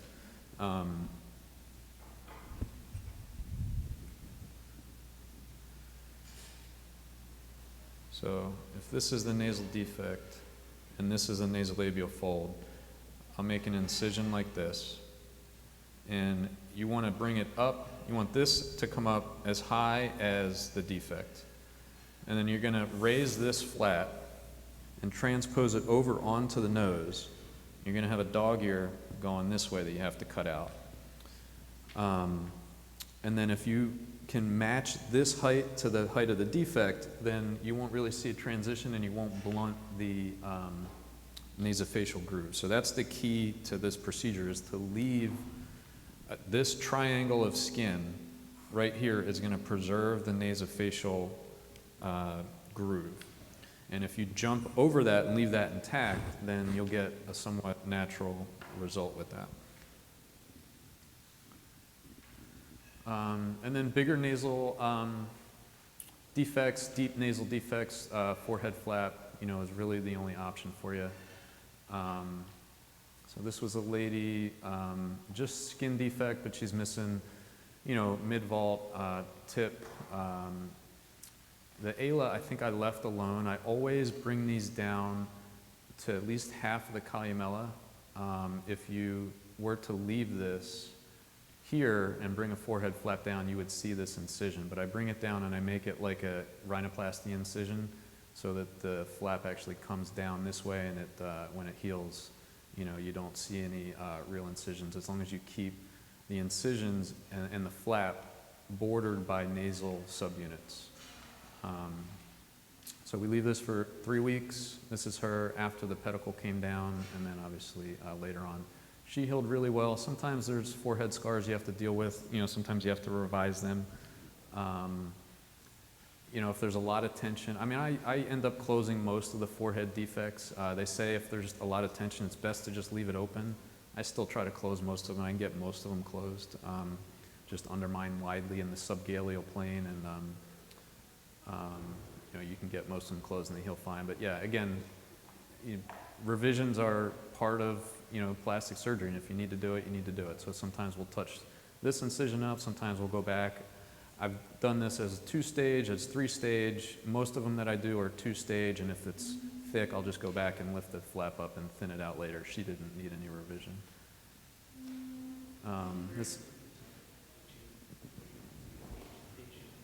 No, just 3 weeks. Do you do anything different? Maybe smoker, you might do a 3-stage flap. So a 3-stage in a flap. smoker, I tend to do more like 4 weeks. Just give it a little extra. You do 4 weeks for everybody? For a smoker. For a smoker, yeah. Mm-hmm. So yeah, the other option is if you have a smoker or somebody who, say they have had previous Mohs surgery, they've got scars up there, you could do it as you could do a delayed flap, first of all. So you could lift it up, just put it back down. It's got better blood supply when you now bring it back down 3 weeks later. Or you could leave the muscle underneath the flap, because usually we'll take the frontalis off of it so that it has good contour. You leave the muscle if you're worried if it's a smoker or other reasons to worry about blood supply. And then do a second stage where you go and you thin the flap. So you basically just lift it off the nose, thin the flap, and then you put it back down for another 3 weeks, and then you come back. It's a long road, but a lot of people aren't down with that when you try to explain it to them. Most people want the shortest outcome, but again, it comes down to explaining the risks to them and letting them make a decision. I think cosmetically, you can do better with the 3-stage flap, but it's a lot to ask somebody to go through. So this was just another guy, just a skin defect. We resurfaced his entire tip with a forehead flap. The pedicle? So I don't do any skin grafting. What I do is I'll put Surgicel around it and then Xeroform, and I cauterize it. So I don't worry too much about cauterizing the sides of it. You have to be careful, but the blood supply is in the middle of that piece of meat. So it's in the middle. You shouldn't be able to bother that with cautery. So I cauterize the sides of it. I'll knock on wood, haven't had a problem with that. and then I just wrap it, and it'll ooze a little bit. I tell them to expect, that it's going to be a little bit messy, but it's not anything life-threatening. So, I skin graft almost all of the backside of mine. Yeah. I find they bleed less and they contract less, and so I've started skin grafting the backside of mine. This is another one. This one I put in here, this was early on. This is what I was talking about. If you just resurface this, if you look close, I know the picture's not great. This is his incision, and this is one that if I had it back, I would have brought the incision, I would have resected half of the columellar subunit and brought the flap down here, but he was happy with this. This was probably my first year in practice, and so it's an example of what not to do. Skin grafts. So yeah, I don't know any other way to fix this than a skin graft, something big. Luckily, he didn't have any bony exposure, so we did a split thickness skin graft for him. Now, again, skin grafts. So this guy, you wouldn't, offer this guy a skin graft right off the bat. So he came into the office, and I started explaining, it's a little big. We might be able to get a bilobe flap. We might have to do a forehead flap. He's got some cartilage exposure. And he was like, well, I've got a cruise booked like next week. He's like, how's this going to work out? And I was like, there's no way, we're going to be able to do a forehead flap and you're going to go on a cruise. I mean, you can't, but I wouldn't recommend it. So he really had no other option. So our plan was, okay, fine, we're going to do a skin graft, and we're going to expect that it's probably not going to turn out great. And then after your cruise, we'll come back, recreate the defect, and we'll do a forehead flap. And this is him. He came back, and we didn't have to do anything else. So you can get pretty good results with a skin graft. I didn't even have to dermabrade him, but usually I would tell them if we're skin grafting that we would plan on probably dermabrasion 3 months later. I believe I took it from the preauricular area in him. So usually on the nose, preauricular is good. The forehead is best if you can find a place to put the incision. The forehead skin really matches the thickness and the color of the nose, but those are the things you got to pay attention to. The thickness, the color, texture, you want to try to match them, best you can. Do you ever use like a Riger flap or dorsal nasal in a patient like this? I think it's a little low for a dorsal nasal flap, down there all the way by the ala. I don't know that I would do that. Usually a dorsal nasal flap I'll use for like a midline, upper, middle third, upper nasal defect. I haven't used them for anything down that low. I've done a couple that I've kind of stretched the limits of what I thought I could do and actually really liked the outcome, but I agree possibly needing to put some auricular cartilage if you were going to do it this low. Yeah. So anything this low, even if the cartilage is intact, you have to think about putting some cartilage here because the forces of scar contraction are going to cause this to notch. So even though he's got his native cartilage intact, you have to put like a rim graft here. You put a piece of ear cartilage usually, almost always. In his case, we did a skin graft, and so we didn't do that. I think he did okay. Maybe he's got a tiny bit of notching there, but nothing, terribly noticeable. Composite grafts, something like this, a full thickness defect. Composite grafts are fickle. I tell people you've got about a 50% chance that it's going to survive. I don't promise them anything. We take it from the ear and put it on there. It usually looks like shit for the first couple of weeks. This one, if it's purple like this looks great. I was happy with this. Usually they look dead for the first couple of weeks, and you just let them ride it out. The eschar falls off, and they usually heal pretty well unless you get a total loss, but usually make them a little bit bigger than the defect, expecting that it's going to contract and maybe lose some tissue. So you notice that this one's a little bit bigger than what you might expect here, but this one did well for this guy. Don't put any, skin grafts we'll put a bolster on. These types of things we do not. So I just sew them in there and just let them sit.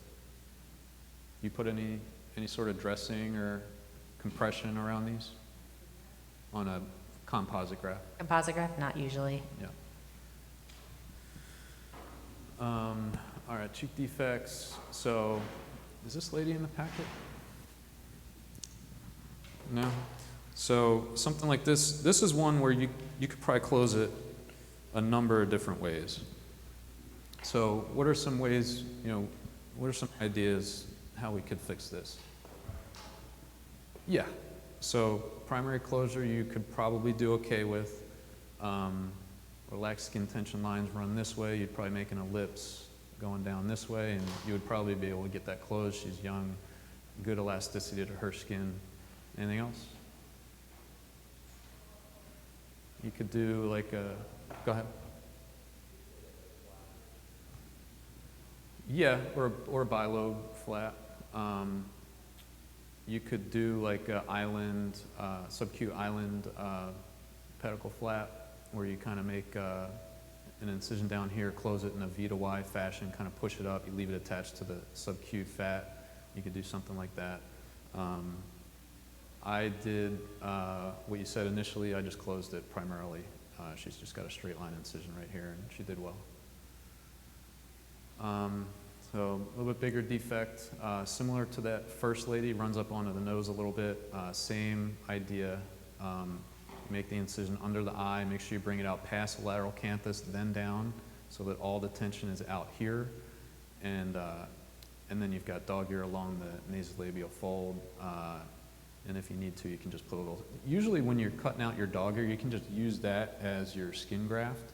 So if you need a little skin graft for here, you just take it when you cut out your dog ear down here, use that skin.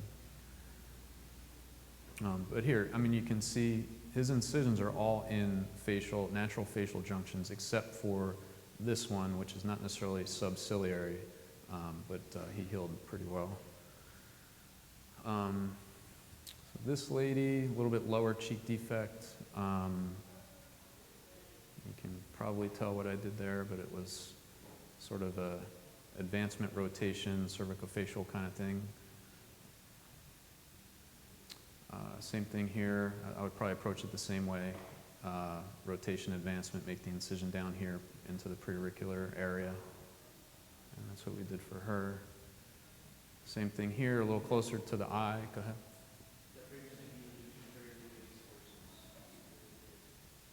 ahead. Yeah. So incision would be here, so pedicle would be coming from this way. Same thing here.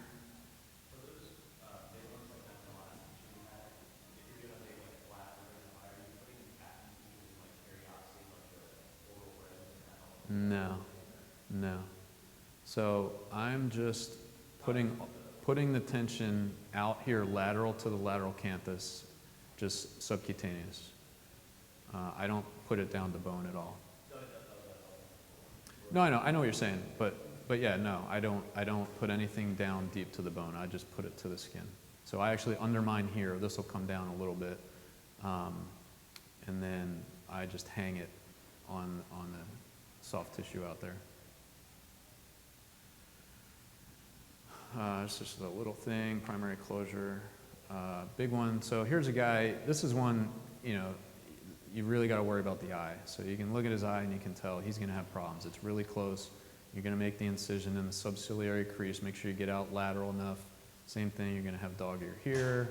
He did well, but yep, he's got a little bit of ectropion. It doesn't bother him. He doesn't have dry eye. He's fine, but if it did bother him, you could come back, put a skin graft in, and maybe a tarsal strip or something to push that back up. That's where I think that upper lid transposition flap at the first surgery can be really helpful. If you leave it pedicled laterally and do an upper, like he's got plenty of upper lid skin, so basically do the incision you would for an upper blepharoplasty medially and leave it pedicled laterally, flip it down, and let that kind of be between your subciliary incision and where you're advancing the flap from inferiorly, and you have this thing that resists that downward contracture. Yep. On those patients, do you do temporary tarsorrhaphy or frost stitches or anything like that? Yeah, somebody asked that earlier. I usually don't, unless I really see that it's pulling down intra-op, but I usually don't need to. Again, like all of my tension is going to be out in this area. So I make sure that this is tight, this is the part where it's pulling, and then this part is just laying across. So if I've rotated it and advanced it enough, you know, it's really pulling here, but this part is just falling straight across into the defect.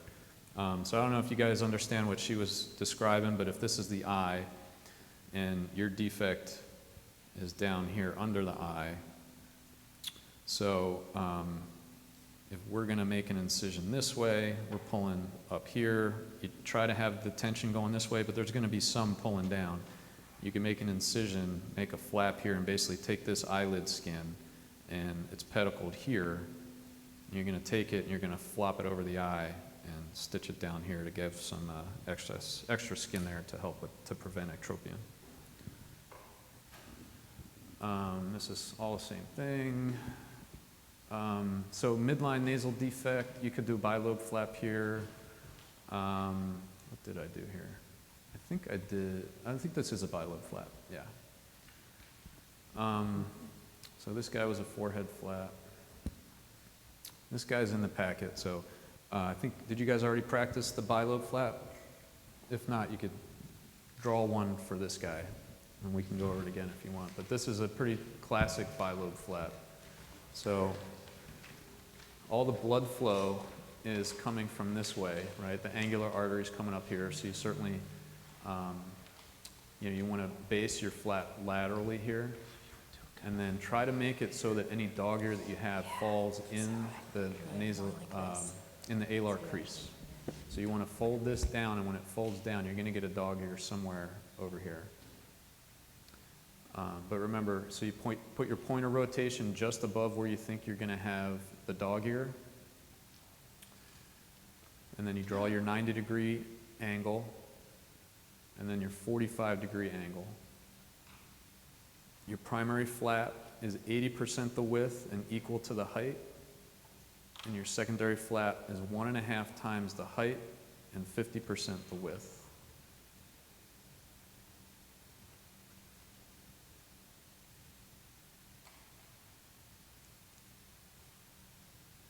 And that's him afterwards. And he's somebody I would offer dermabrasion for this sort of thing.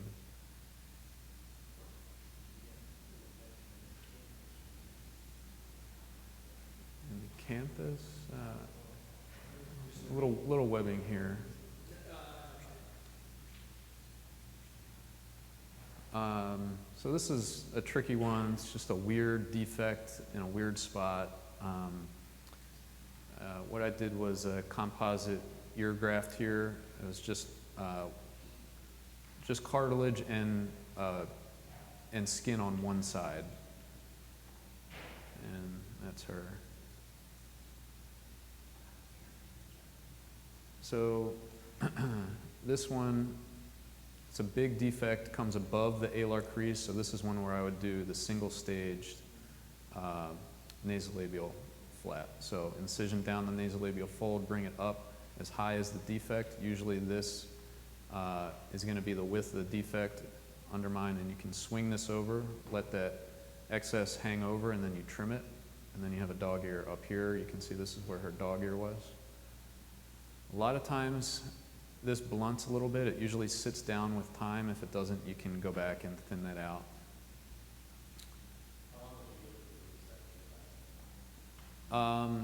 It depends on what they look like, but probably, 6 months, I would say.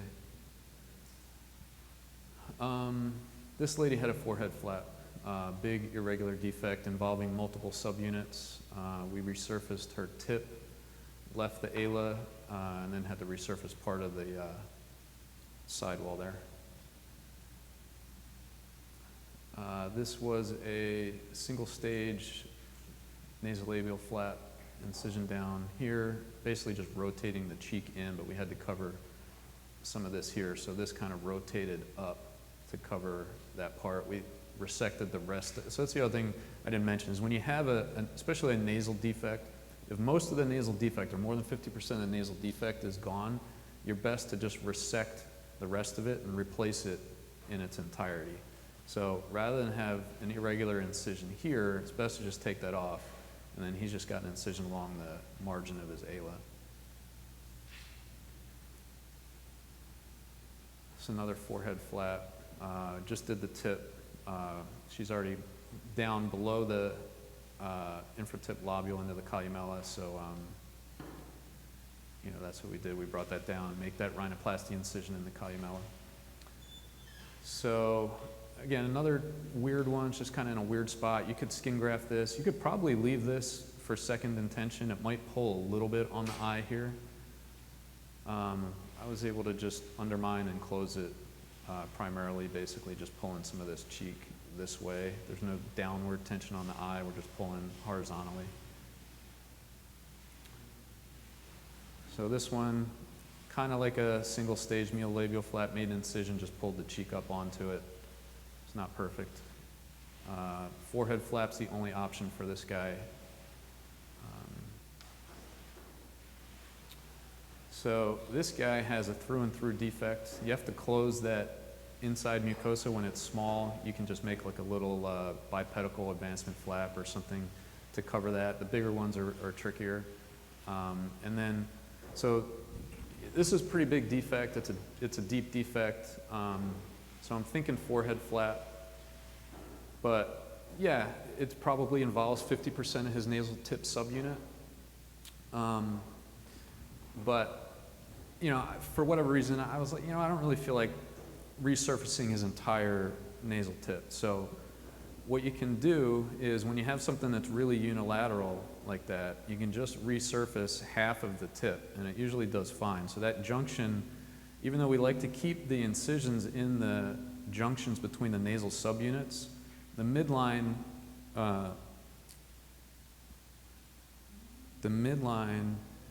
actually can sort of act as a junction. So in his case, that's what we did. We did basically half of a forehead flap. We resurfaced half of his nasal tip, and that worked out well for him. So this guy was a single stage medial flap. So incision, nasolabial crease, back cut up this way, swing it over, and try to sew it down into this groove best you can.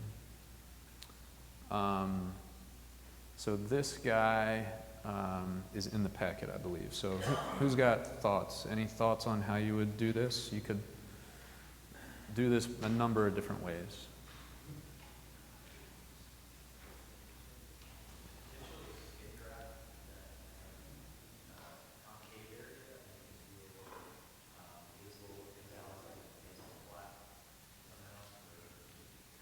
You could. Or you could just put 2 skin grafts on there. That would be fine too. Whenever I see a defect like this and it's got a thin piece of skin in between, it's best to just make it one big defect. So we just take this skin out, and now we have what is essentially a complete alar subunit defect. End up resecting the rest of the ala, and we did a two-stage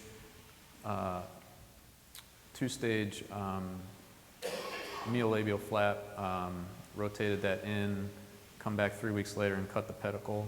It's a subcutaneous pedicle that just kind of bulges here for 3 weeks. It's much less obtrusive than the forehead flap. And again, when it's below that alar crease, when you put that flap in, it just kind of mimics the alar crease, and it just looks like a natural nose. This lady was a little tricky. It's hard to tell in the picture, but this involves the ala and the cheek a little bit.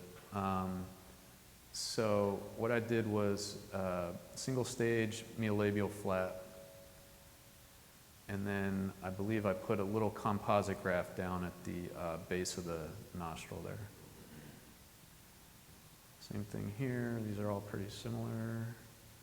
Same thing. This poor lady had cancer all over her face. She's got a glabellar flap here that I had done previously, and then she ended up coming back with this one. We did a single stage. Again, this goes up above the alar crease, so single stage, and that was her. You can see her glabellar flap here. Same thing here. We'll get to something different for you guys. There's a lot in here. All right, so this lady, honestly, I can't remember what I did for this lady. I think we did a skin graft and dermabrated this. Does she? Oh, maybe I did do a forehead flap. Yeah, you're right. I did. I brought a forehead flap down from here. Yeah. We've been over these enough. So this lady, this is a dorsal nasal flap, as you were. So this is where I'll usually do it. When it's mid-vault of the nose, you make an incision up. Here, I'll show you on the board. What happened to our, oh, here.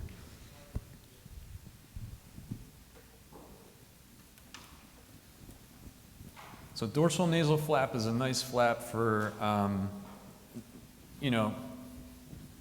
2 centimeter or less defect in the middle of the nose. Very similar to a glabellar flap.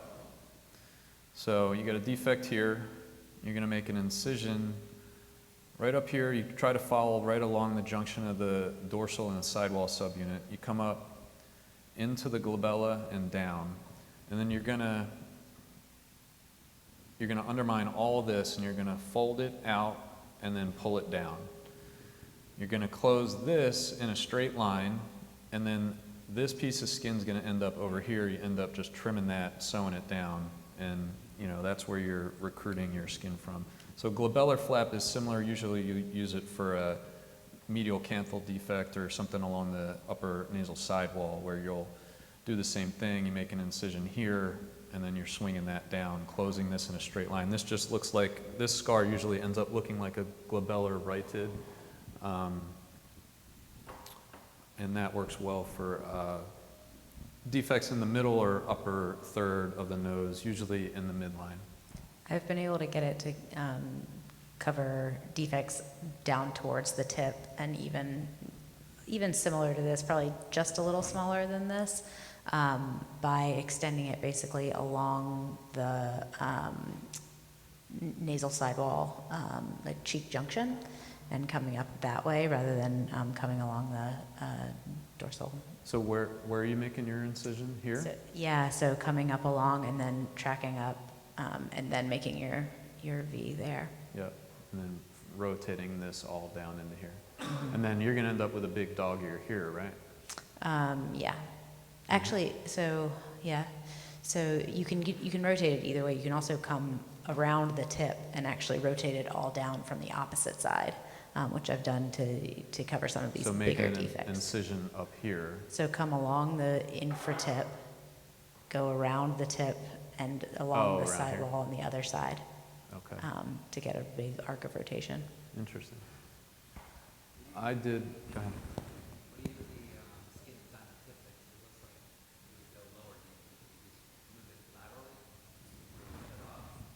You wind up, you'll have a small dog ear that you take out, but winds up settling. It's easier to show with pictures, but I don't have any. I just have them on my phone. I'm happy to show you afterwards.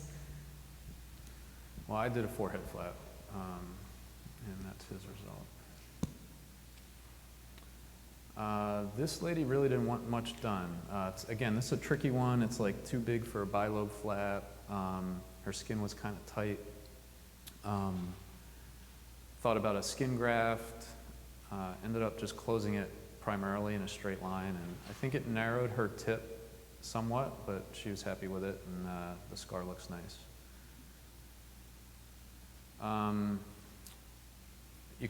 So this one's right in the midline. I struggle with these sometimes, when I'm thinking about doing a bilobe flap, it's perfect size and shape for a bilobe flap. When it's right in the center of the tip and it's in the midline, I don't like doing something that's a unilateral flap that's going to cause some asymmetry. So in her case, I said, let's try a skin graft and see what it does. And that's a full thickness skin graft without any dermabrasion. I would offer her dermabrasion if she wanted it. I don't think she came back for it. But you can get good results with skin grafts. So, it's not, you're not cheating the patient, by doing a skin graft. Sometimes you can get really good results with that. Temple defects. So this lady, it's a big thing. I really didn't want to do bilateral advancement flaps. It was just kind of big. Bilateral advancement flaps are one of the flaps that I always tell the residents you cannot squeeze the tips of those because they die off. You have to be really careful with them. They're just subcutaneous. You can't be under the muscle in this area, otherwise the forehead's paralyzed. And those are ones where I get a lot of tip necrosis of the flap. So in her case, this was high enough that I felt like I wasn't going to disturb the eyebrow. I did an O to Z closure on this, and that's her, and she did well with that. So I had an incision running here, and then here. Does that make sense? Yeah, it's like a bilateral advancement rotation flap. So, and these are great for the scalp. So scalp defects where you're trying to save hair-bearing skin. Basically, you pick a side of the thing, you undermine it, and you find out, you kind of pull it with the skin hooks and see like which side is moving best. And then it's an incision like the shutter on a camera. So it's like this. And then you're taking this and rotating it in here, and you end up with a Z-shaped or an S-shaped incision. Now, if you have something big, especially on the scalp, you can do that. You might not get it closed. So you've got two limbs here. You pull it, and it's just too tight. You can just drop a third limb like this and pull that in, and all these just close in like the shutter on a camera, and that'll usually get it closed. Mostly in the scalp is when I use those, like up in the hair-bearing skin. Say again? Not usually. I mean, if you need to, you improvise, but usually, the tips will come together, if it's, and you just, I use staples for most of them. I don't even put deep stitches in for those. I just rotate it in and put staples in, and they're good. This lady was, again, this is a weird one. It's like, do we want to do a bilateral advancement flap and then a separate flap here? So I made it one big defect and just did bilateral advancement flaps. The thing to pay attention to here, I think I mentioned it, but not only do the relaxed skin tension lines go straight across in the forehead, but that's where you need all the tension to be. You can't have any tension going up and down, otherwise the eyebrow becomes asymmetric. So everything is running side to side, horizontally. So this one, it's just a weird one. It went onto the ear. It's in a weird spot. She's got some laxity down here. I essentially did a facelift on her and brought this up. I was able to lay part of the skin over the ear, and she did well with that and looks pretty natural. Did you do the contralateral side for symmetry? No, I did not.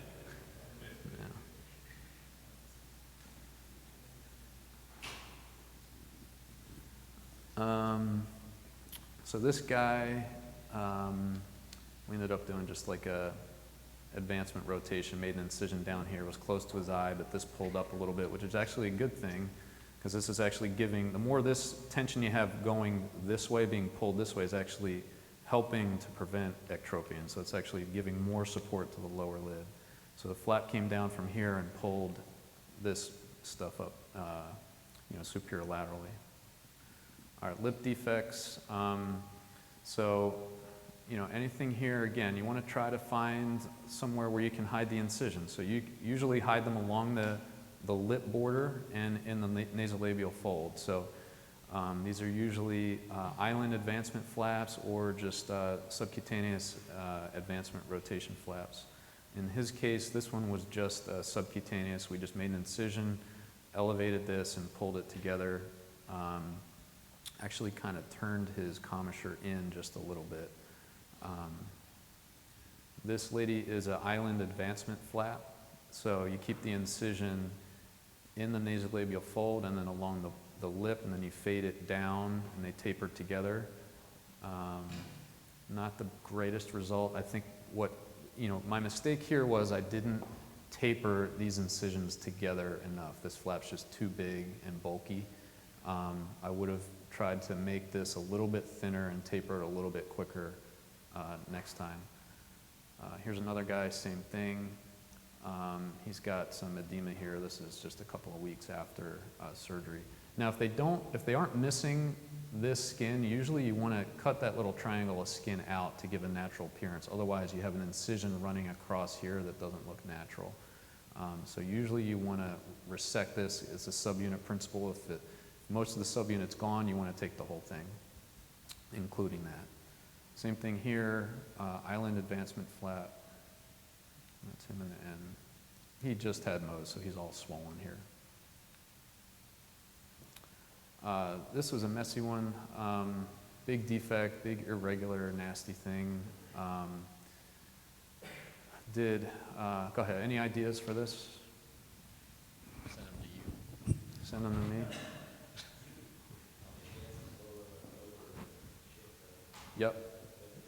Yep, that'll help. Anybody else? So I think what I did was, I figured let's try to make this a little bit easier, right? So he's got a big, deep defect. I actually did full thickness excision here to shorten his lip. So we shortened that. Now we've got a smaller defect to deal with. And then I did an advancement flap from this direction to cover that part, and then I was able to undermine here, do another advancement flap from the other side. And since I was able to shorten the defect, sort of like you would in a full thickness excision of the lip, I had a smaller defect to close, which then I closed with the bilateral advancements, and that's him in the end. He's got a little bit of something here where I had the incision, but, it's a trade-off. Similar thing here, smaller. We just did a advancement rotation on this. Went down this way into the neck and rotated it up and in. So these things are super fun cases. This one's a total defect of the vermilion. Sometimes you get partial ones. Even if it's partial, usually I'll end up resecting. I know it sounds crazy, but I usually end up resecting most of the entire vermilion, because otherwise you get asymmetries. But what we do here is undermine under the intraoral mucosa. You want to keep the minor salivary glands on the mucosa. That helps with blood supply. So you're leaving the muscle intact. You're between the muscle and the minor salivary glands. You undermine all the way down to the gingival sulcus, so all the way down as far as you can go. And then you're yanking that up and over to meet that skin edge. So I mentioned the bilateral advancement flaps. You can't touch the tips because they're tenuous. These are the same way. So you have to be very delicate skin hooks with these. When you're putting your sutures in, you're not grabbing the flap. But they usually do really well and look like a normal lip when they heal. So this was him afterwards. This does take a while to get, this is moist mucosa, right? So it takes a while, and it will change, and it will become more like the upper lip, but it is a little bit more red and can get dried out because it's used to being moist. Yeah.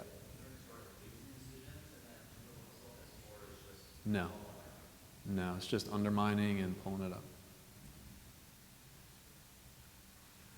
Medial canthus, so your options are glabellar flap. I showed you one before. This is incision up here this way. Take that flap, swing it down.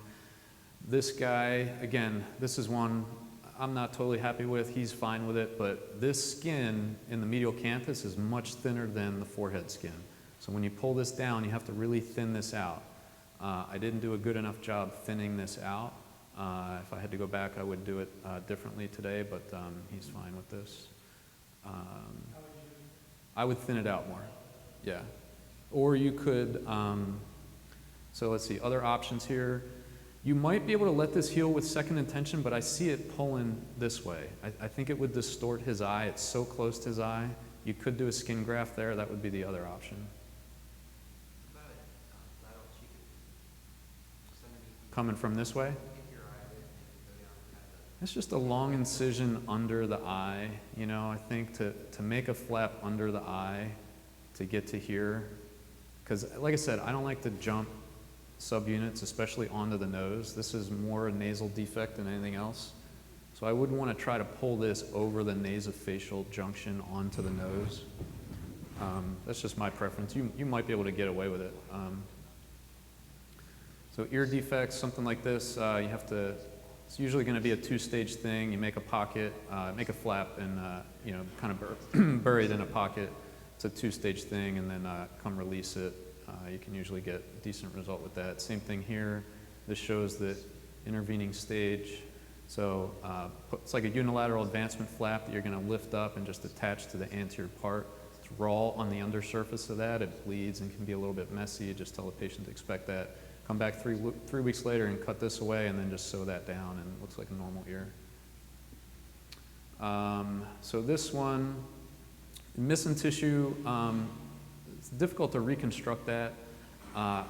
For this guy, I just told him, look, your ear is going to be a little bit smaller than the other side.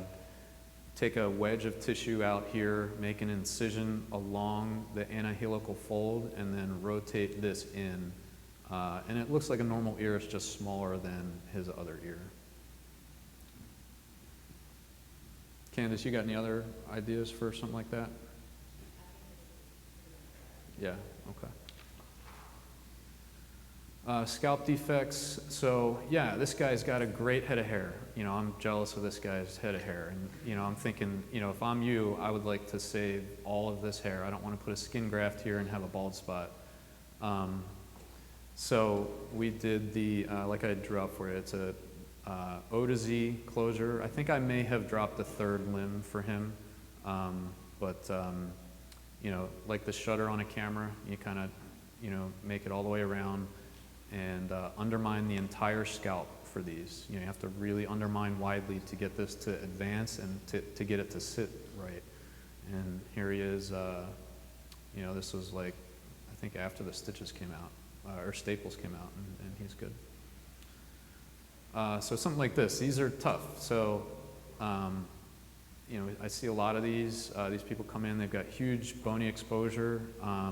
They're elderly people, you know, they don't want a lot done, they don't care what it looks like, but you can't just let them walk out with all this bony exposure. So what are you gonna do? So who's got ideas? Somebody help me out, because I...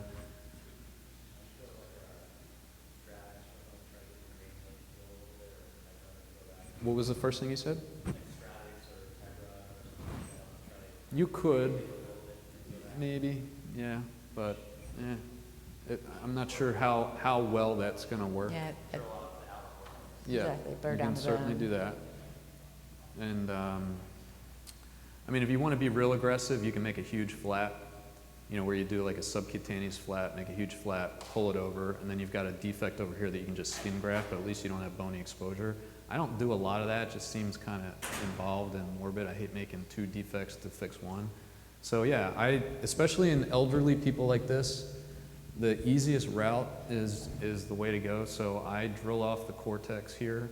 I use something called Oasis, which is similar to, I think, what you're talking about. But I think the key is you got to drill this off until you see blood vessels poking through. Those blood vessels will allow epithelialization and granulation, and it usually works. Sometimes it doesn't. Sometimes you have those older people that like to pick at their defects and wounds and things, and you know, just don't let them heal. But usually, if you do that, wrap it up, have them clean it. They got to have. If they don't have good help at home, I'll have them get a home nurse and to take care of it. Usually, within 3 weeks or so, you'll have granulation. And you can either then skin graft that or let it just epithelialize, which will take, usually I tell them 6 to 8 weeks. I almost never see a defect like that because my head and neck surgeon friends put a Free flap. lat hat on it. They put a what? A lat hat. A lat hat.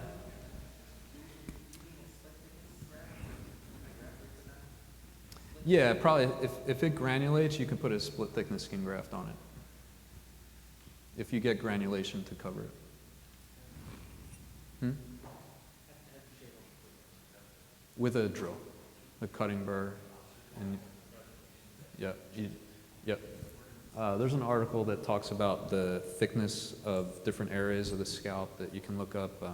Usually you've got, what, about 7 millimeters, even in the thinnest areas.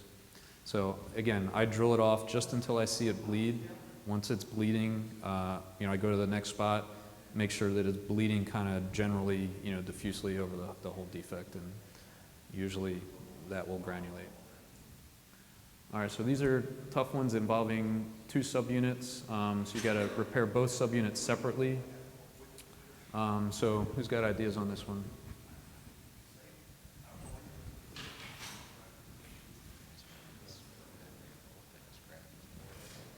So, yeah, so we're going to advance the cheek. So we did cheek advancement and a forehead flap.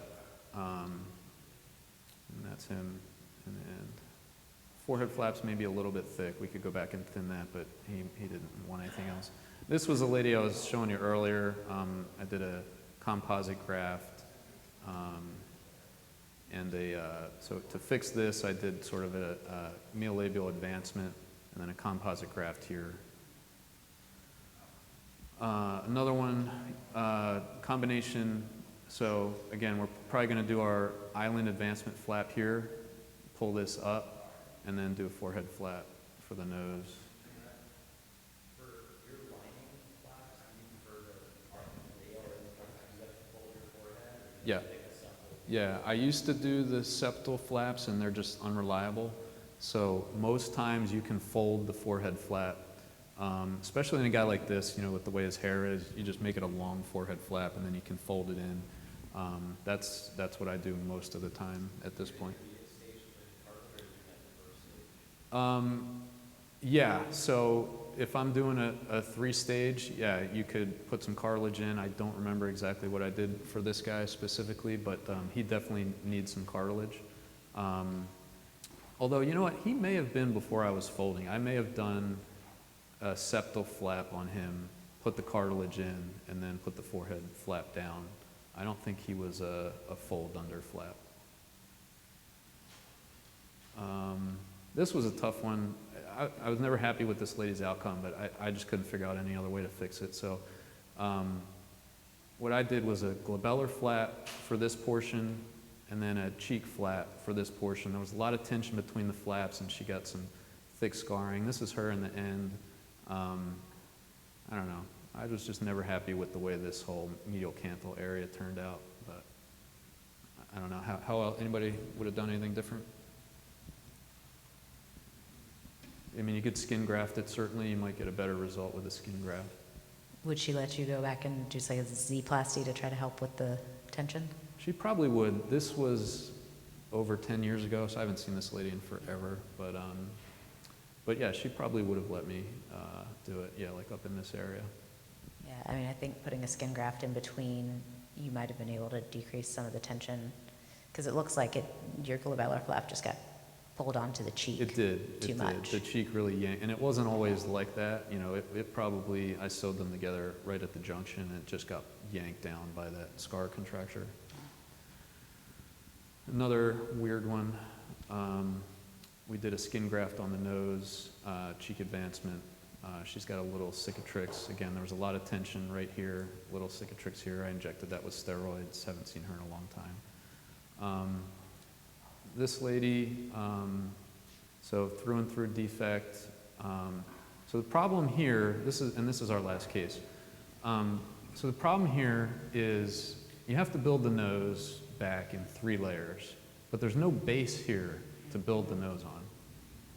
So the way that I do this is I make an incision this way, where sort of the nasolabial fold kind of would have been, and do a cheek flap where I'm kind of swinging the cheek this way. It's like a superior based flap, right? So the incision is here, and I'm pulling everything this way, and I'm trying to get this resurfaced. I'm trying to close the cheek defect first. So this is a multi-stage closure where the first stage, what you need to do is establish a base to build the nose on. If you did all this at the same time, you put the cheek flap and then forehead flap, there's too many different, scar contracture forces coming in too many different directions for you to be able to make a symmetric, stable nose. So I make them do this in a stage, and they're never happy about it, but I just tell them this is the way you got to do it. So the cheek flap first, and then I make them wait, I think I make them wait usually about 6 months. And then we come back and do the forehead flap. In her case, this was a fold under flap. I believe that I actually put cartilage in when I folded it. So I didn't have an intervening stage for that. So the other thing that I was able to do with her is, you can imagine this started to granulate in the time that the cheek flap was healing. So what you can do is make a hinge flap.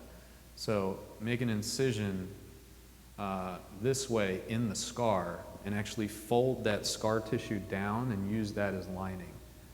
So you can only do that if they've granulated for a while and they have scar tissue there, but that's a nice way to bridge the gap if your fold in isn't quite getting there. So that'll give you a little bit more length of lining, and that does really well. So it's a hinge flap. Incision goes up this way, and this way, and then you're taking that and you're just folding it in, and now that scar is now the lining of the nose, and you have a raw surface here that you're just going to put your forehead flap on top of. So that's what we did for her. The problem with these is when they're big and nasty, they're usually like an aggressive tumor or a squamous cell, and a lot of times the dermatologist will recommend that they get radiation after. And you go and you do this, and usually you have to get the radiation within, there's a certain number of days that they like to do it. I think it's like 54 days or something that they want to start radiation. So if you can get your closure done before that, and then they get radiation, but when you do this big fancy closure and you're happy with it, and then they go and get radiation, and all this just scar contracts and notches up, and it just ruins the result. And there's really no great way to go about it. If they get the radiation before, then you've got shitty tissue in your field to try to work with. The forehead flap would have been outside the field, but the cheek wouldn't have. So it's really tricky, and luckily in her case, she did not need radiation. I've had a couple of those like that, and I've advanced the cheek basically to the nose junction, left it open, and just told them, look, it's going to kind of heal by secondary intention, and it's going to contract. And then after their radiation, I've had them come back, and we've done their nasal reconstruction separately. Yeah. And they don't love it, and I wait several months after radiation is complete, but I've had some good outcomes with doing that, and so that was advice that I got from one of my senior partners. So questions? Thanks for hanging out. I know this was probably one of the last things, so you guys are putting in time late, and I appreciate it. I have a couple of business cards that I'm happy to hand out that have my cell phone number. If any of you have Mohs defects that you're coming across and you're like, hey, I'd love to know what you would do, I'm happy to have you send me a text message. I learned from that. I'm happy to share that with you. Yeah, I think you can scan, can't you scan the thing and it gives your contact info? Did they give you the badge? Yeah, you can do that. But yeah, same for me. If you guys, I think I put my email up. My email is easy. It's markginsburg@gmail. You guys are welcome to email me anytime. All right, thanks for hanging out, guys.